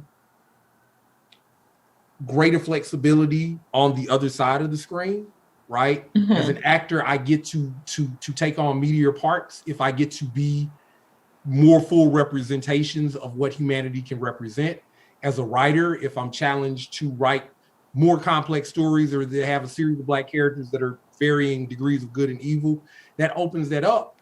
And it helps with the normalcy. So when you do see the space movie where the secret agent man has all of these experiences and pieces of knowledge, it somehow doesn't feel disingenuous, because all we know Black people to do is, play football or rap or sing, right? There was a great... Be the best friend. Yeah. There was a great, one of these young YouTuber guys, RDC Supreme Dream. he was doing the thing where he was like, how they be in Hollywood. Came in and he was like, yeah, I got this pitch. It's an idea for a project. It's called Black Time. It's about a bunch I of saw friends that one. who go through time. He was like, okay, and they're trying to escape slavery, right? He's like, no, there's no slavery in there. It's just friends, and they go into time, and they travel through time together. He's like, oh, okay, so they're traveling through time, and so they got to get together for the big musical performance. No, we're not rapping for nobody or nothing like that. We go and sometimes we get separated. How can you do your big dance number? They gotta save the community center, right? Right. They gotta raise money to save miracles. You know what I'm saying? Right. Praise God in the process. I definitely want to see us branch out to Quinn's point without losing what makes us us, because the danger in this is like, and it's true the thing he was making fun of, but the danger is that a lot of the time they still try to pigeonhole us, right? So now it's like, oh, we can't do stories with hip hop in it. We can't do stories with rap in it. Meanwhile, white people out here rapping left and right, listening to us in the suburbs and stuff, but we can't touch our own thing. And that's the danger of when people say we shouldn't do slave movies anymore. We shouldn't do stories with a drug dealer in it. We shouldn't do story, because what it is like there's some people who that might be their story. That might be their story. And you gotta branch out and include more diversity without taking it away. I think to that point, when you hear people talk about that, that's more about stories that are solely driven by trauma, right? Right. I think the complaint about the slave movie is kind of, unless the character lives 300 years, you kind of know how it's gonna end. You know how it's gonna end. Right? There is no catharsis for the guy who is you're free of this plantation, but you're still a nigger. So there's no upside really to that in a story. Yeah, starring. I agree. We have to have more. We have to have more stories that show us being joyous, being just people. Right. And so you don't abandon one thing, and that comes from not allowing someone else to dictate what is us. Yeah. But I also want to point in, like, I would like to see stories where we're more vulnerable. Instead of just being strong all the time, being tough all the time, and more vulnerable, not in the way that you already see us vulnerable in these movies that's already being played, but vulnerable in being indecisive or just, trying to figure out how we're going to solve a problem. Like, let's say if I was a mechanic and I'm on this starship, how am I going to solve this? Like, pretty much bring in Gordy, right? Like, bring this guy in. So, how am I going to solve this problem? How am I going to fix this engine? How am I going to do this without blowing up and killing everybody on board? Like, I like to see the vulnerability of someone struggling to figure out things or to solve a problem.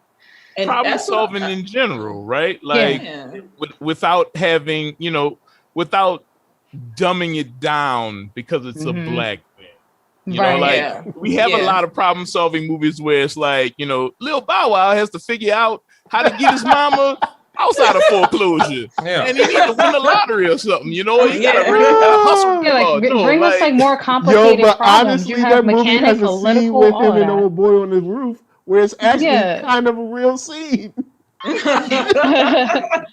Like, give us more like indecisive problems, like problems that we try to solve but can't solve, or have us be a detective and we can't solve this to save our life. You know what I mean? Like, give us something with more depth. Yeah, why can't make we us more vulnerable? The Seven or the Bone Collector. Well, Bone Collector kind of, but the Seven, the Bone Collector. Any of the we could do that, even though we were kind of part in that, but still, you know what I mean. Well, if Morgan Freeman like in Seven had like was the lead, like had his own thing, that's kind of more the direction I would think that we should go in, like where you have you a real person, like you got real problems. And to Shanae's point, kill the strong black woman trope. Kill it. Kill it. Because let it die. Let it die because I really more than anything, I want to see more Black women who are able to be vulnerable, who are able to mess up, who are able to just be people without, and a lot of that comes from the reason why we have those tropes is because of the white gaze. That's the only reason. Those tropes exist because of the white gaze, because we're so scared to show us messing up. And then, you know, some white person takes it and thinks Black people are just like this and put it on us in real life. But I want to be able to see a Black woman character who is both dope at what she does and still messes up and still is just human.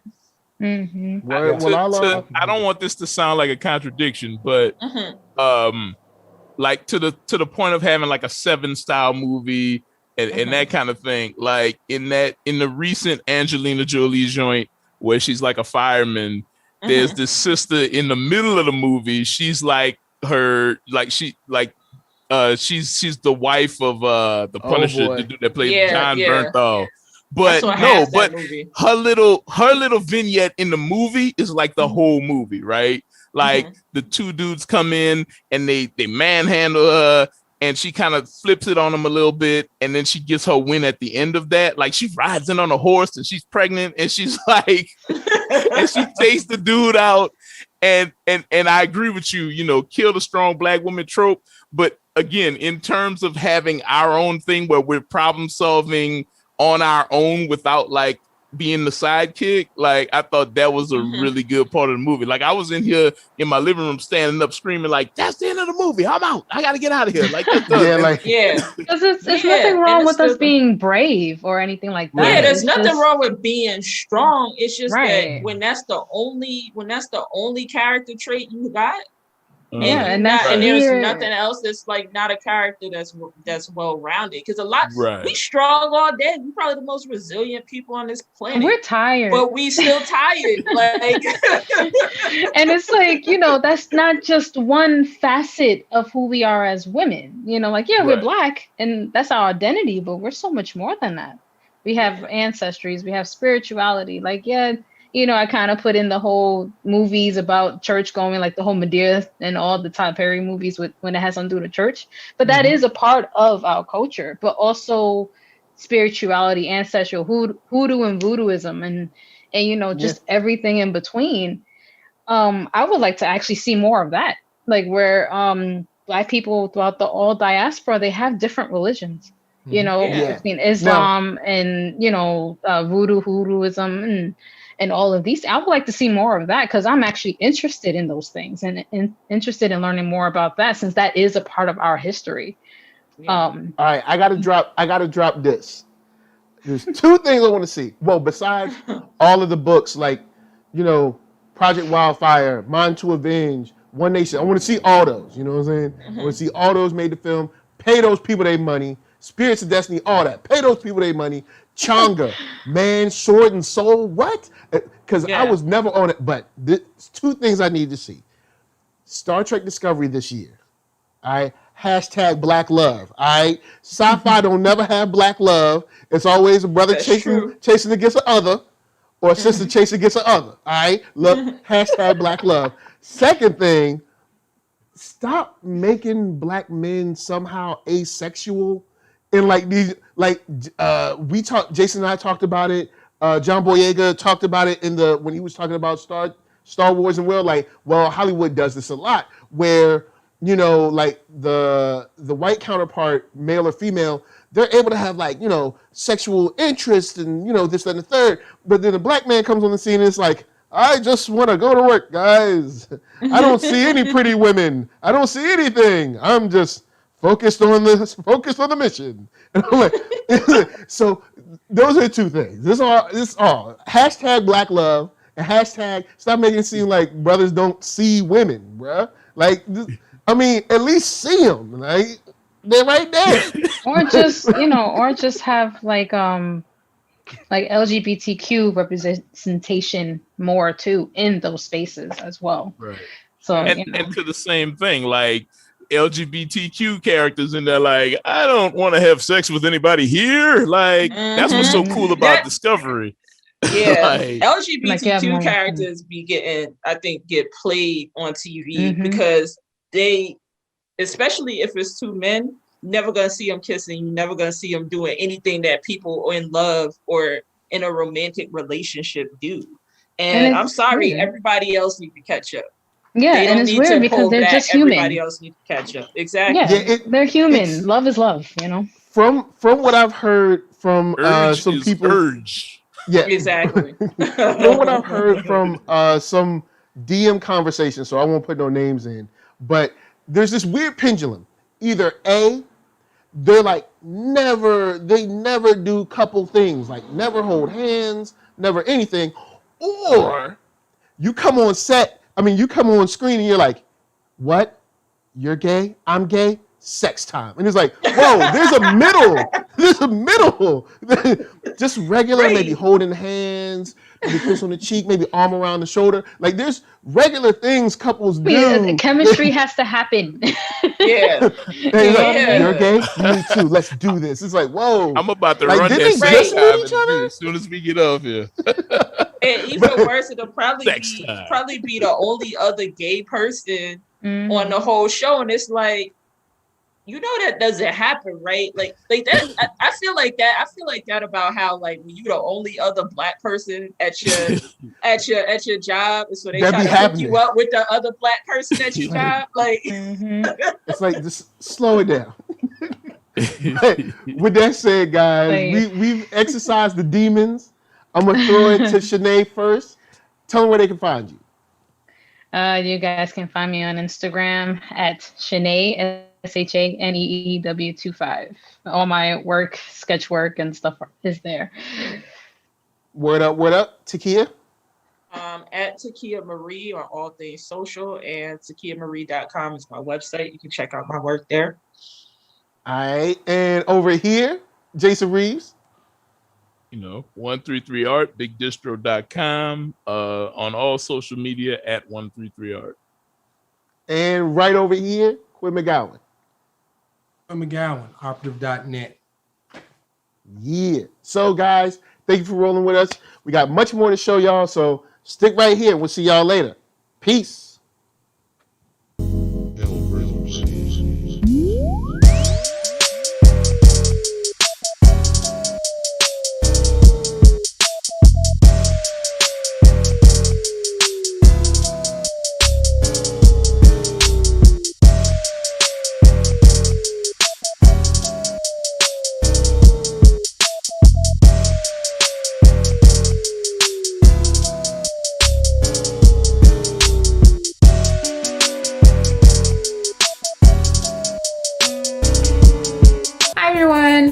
Morgan, or Cosplay Cosplay as known online, and I was asked by NERDSoul if I would be willing to share my story about how I got into cosplay.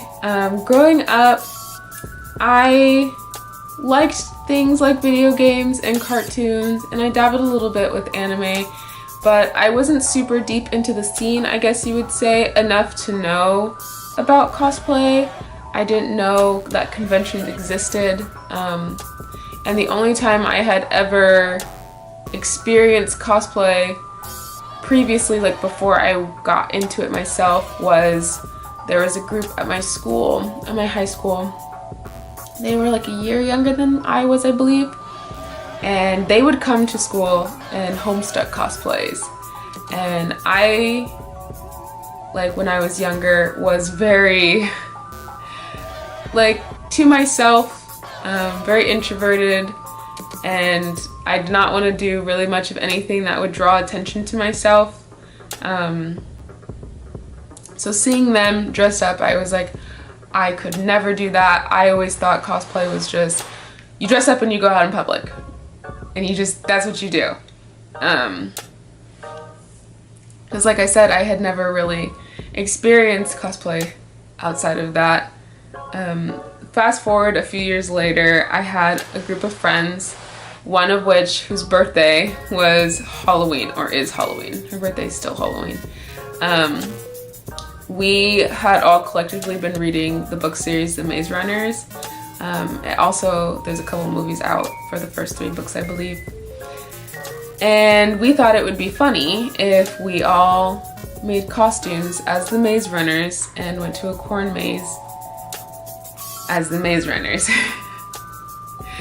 So there was nowhere to find a costume of those characters. They weren't popular enough for there to be like store-bought costumes. So we went about making our own, which meant we made the vests, the hand wraps, the little knives that went with it, the heart, the Griever heart, if anybody knows what I'm talking about. We made all of that by hand, and to figure out how in the heck I was gonna do that, I went online to see if I could figure out like tutorials on how to do things. And that's when I started stumbling across all the various types of cosplay tutorials, from wigs to armor to what to and not to do at conventions. I started looking at CMVs, and I just realized, wow, you can create this way. You can express your creativity and your artistic abilities this way. And I thought it was really cool. I had always really been into Halloween, so I was like, well, I could just make costumes. The further I started looking into it, I realized that there are conventions, and I was watching convention vlogs, and I found a convention here in my hometown, and I decided that I was going to make costumes for the purpose of a convention for the first time ever and go to a convention. I ended up making 2 costumes. I did Raven from Teen Titans and Princess Kira Gagash from the Lost Empire of Atlantis. And I and my then boyfriend got tickets and we went to this convention. We did all 3 days. And I got to experience con life for the first time. The exhibitors hall, the artist alley, going and seeing the cosplay contest for the first time, and realizing that this was really a thing and that people don't just go run around and dress up all the time, and that there's a specific place for it, even though it's okay if you do. It's just not for me personally. But that's how I got into cosplay, and the more I experienced this world, I started earning friends and going on social media, posting online, sharing my content online, and I've met so many amazing people, and I would say that the people are probably the reason why I continue to create and go to conventions. The friends I've made are amazing, and I continue to meet the most amazing people, even in the world climate that we're in with the pandemic and conventions not being really a thing right now. I'm still meeting people online and still looking forward to meeting those people in person at conventions. And yeah, that's my story. I hope you guys enjoy the rest of this block party. Again, my name is Cosbunny Cosplay online on all social medias. You can find me on Instagram, Twitter, TikTok, and Facebook. Thank you so much for having me on, and I hope you guys enjoy the rest of the show. Bye. It's been a minute, so what up to everybody that's watching. Ooh, found a match. All right, cool. People out here playing. Oh, level 93. Oh, this is gonna be a tough one. Oh, they got. All right, we gonna see what's gonna happen. We gonna try to have some fun up in here. And now that we got the system actually rolling like it's supposed to, now this will change a couple of things on some other streams too. So that's a good thing. All right.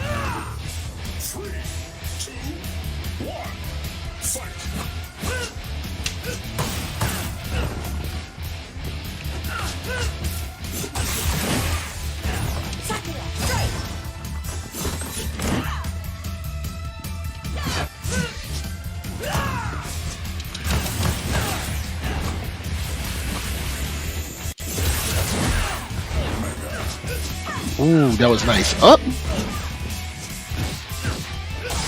Ooh, did not mean to be happy birthday.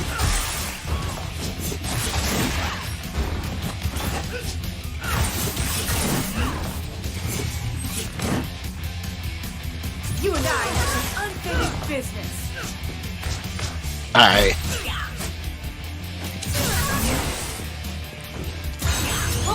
right there.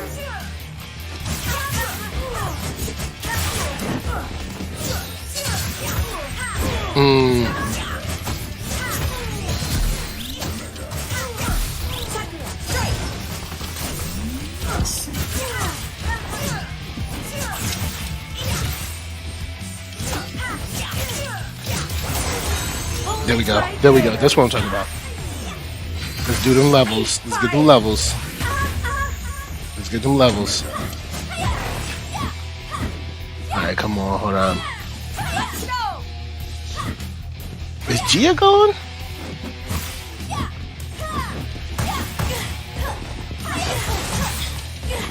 Alright, cool. Don't let Ivis intimidate me.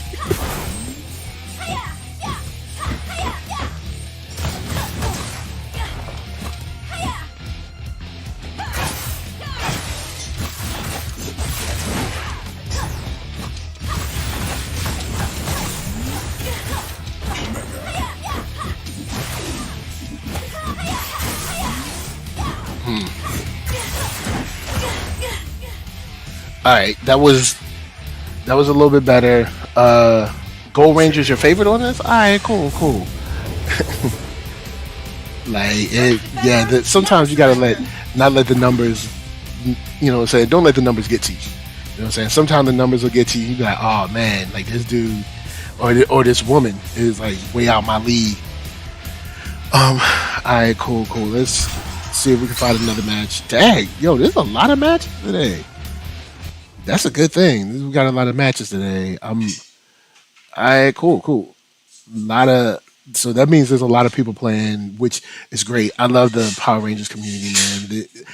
You know what? I'll say this. Out of the FGC, it seems like the Power Rangers community is oh, that was a mistake. Oh. Ugh.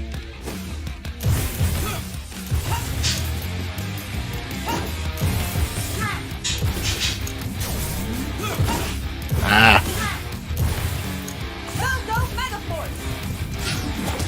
You are brave, you're foolish.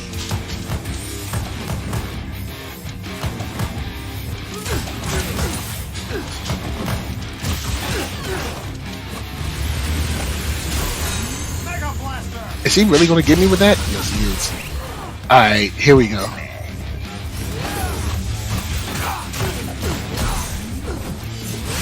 Ooh, that was nice.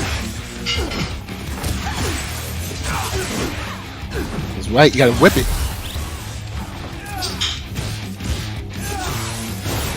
Ooh.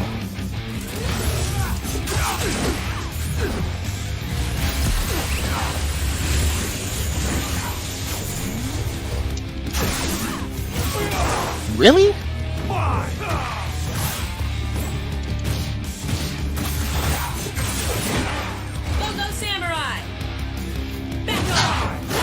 Ooh.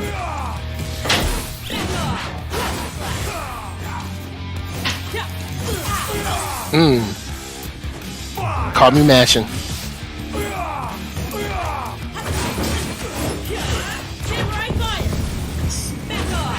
Yes. Come on. Oh, I should have followed it.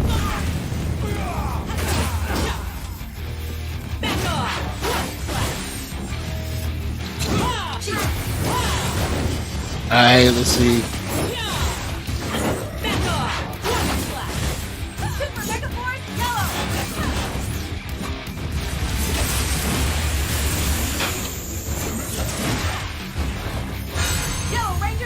This should do. Yeah, that should do. Alright, Captain RGD, have you done Superman and Lois reaction? No, I'm actually not watching Superman and Lois. Unfortunately, I've heard great things about it, but it's just CW. I'm slowly divesting from the CW life.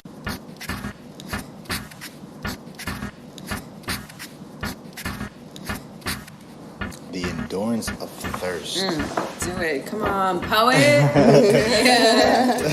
No, some parts of it's really hit.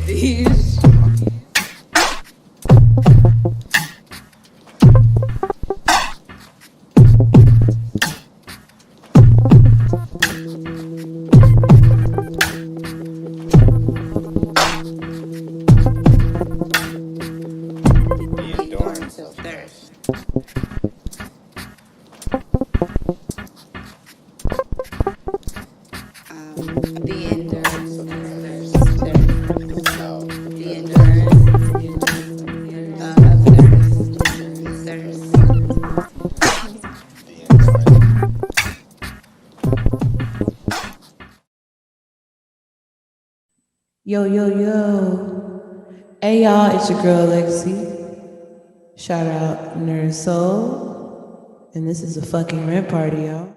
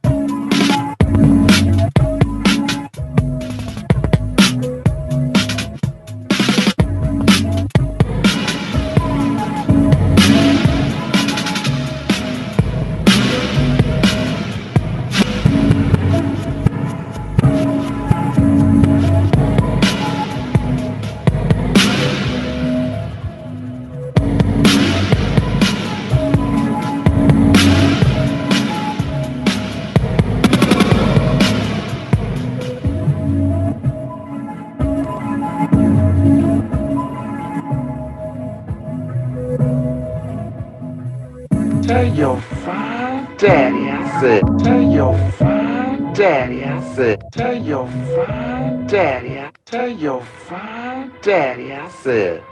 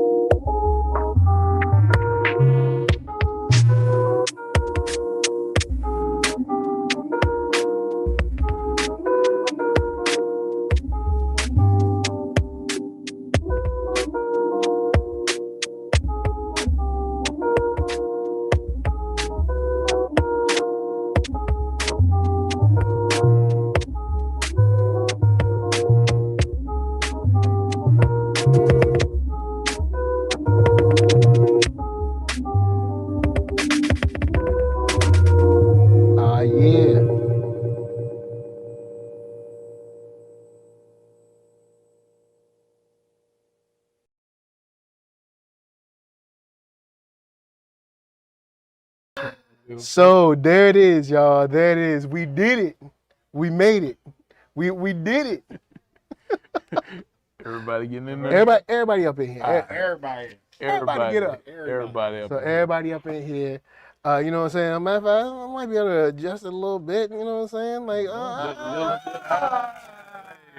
there you go. So guys, thank y'all for coming through. Big shout out to everyone in the chat. Look, it's too many names, but Jenna James, Blurtish. Open Mind was up in there. Day ones. Robert Jeffrey was up in there. Robert Jeffrey.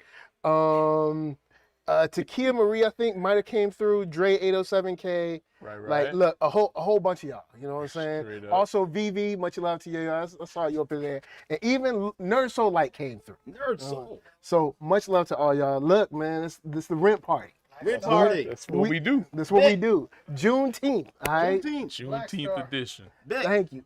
Back in the comments. Oh, shout out Ken's. Shout out to Ken's Ice Cream, Carson, California. Look at the shirt. 511 Avalon Boulevard, across from the StubHub Center. Come check us out. It's good ice cream. It's good ice cream. Stop Bank taking over. Really good. Yo, it's good. And they do linoleum. Oh man. So before we get out of here, you know what I'm saying? Because we've had panels. We talk comics. But do we have any final words of wisdom for these wonderful people that have hung out with us for hours? Give me the mic. He's gonna say something crass. Right. Yes, he's not. It's not gonna be good. I just want to say, love each other, support each other. Yes, you know what I'm Straight saying. up, That's straight what's up. up. You know what I'm saying. Look, it's not the best holiday to have, but I guess it's not the worst holiday to have. Hey, like, pause. Why is not the best? Because it's like we're celebrating freedom, but it's like we're also celebrating freedom that should have already been free like 2 or 3 years earlier. So it's like we think take the good with the bad. It's the best because it's black. Well, yeah, Right. it's Black. black. It's I black. got one piece of advice. Never trust a man with a thin mustache. Especially if he's twirling it. Is that shot fired at me? Is that hold on.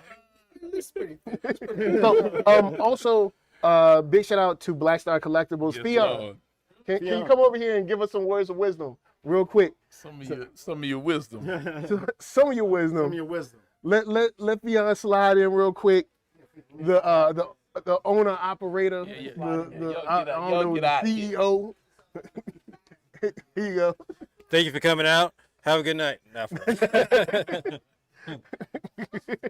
But yes, it shouts to KB23. But yeah, floor is yours. Well, I know you got go. Let me know if you're ready, sir. Oh, whenever you're ready, let me know. Okay. Okay. Still gotta make that money out.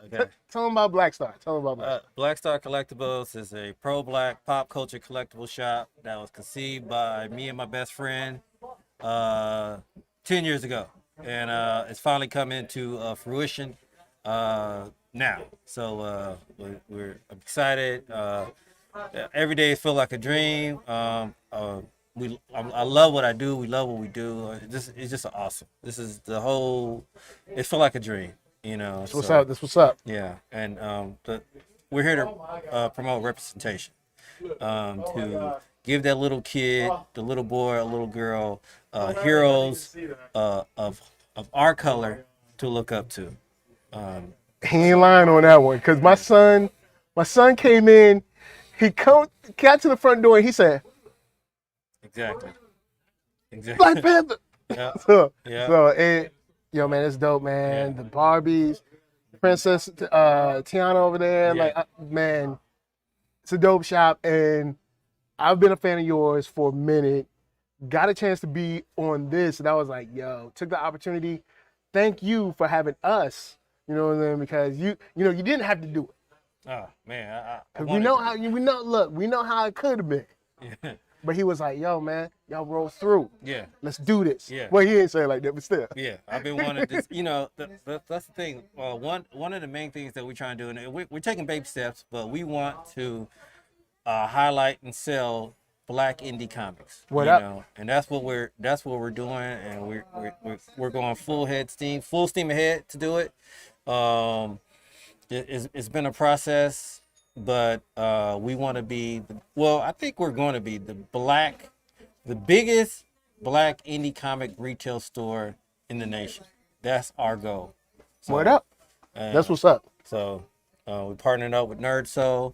Yes. Black indie comic distro. Yeah. You know what I'm saying? So come on in the shot. and I'm just excited. I'm excited for what the future holds with all of us, with the partnership, with the team. So we're just gonna keep it going. Lean up there. You know. So great bunch of guys, and we're just gonna keep it going. Yes, thanks, man. Thank you. All right. So, hey guys, look, thank you for rolling through. NERD, SOUL, Facebook, Instagram, Twitter, all them places. Hit the thumbs up. If you liked anything that you saw in the last like 5 hours, hit the thumbs down if you don't. But if you hit that thumbs down, I'm sending Luke Cage. No, I'm sending Bushmaster after you. All right, and you're gonna be chilling on Instagram Live, and you're gonna get flash kicked. I'm gonna send my cousin that just got out of jail after you. He been doing nothing but push-ups. On the real, podcast for listening, Spotify for that music, all that jazz. Holla at us, we will holla at you in the comments. We enjoyed y'all. Blurtish, much love to you out there in the boot doing big things. So we're gonna leave y'all with some dope music, and from us, you were just saying peace. We are out. Man, whoo, sweet Lordy Lord. We out. You got to know.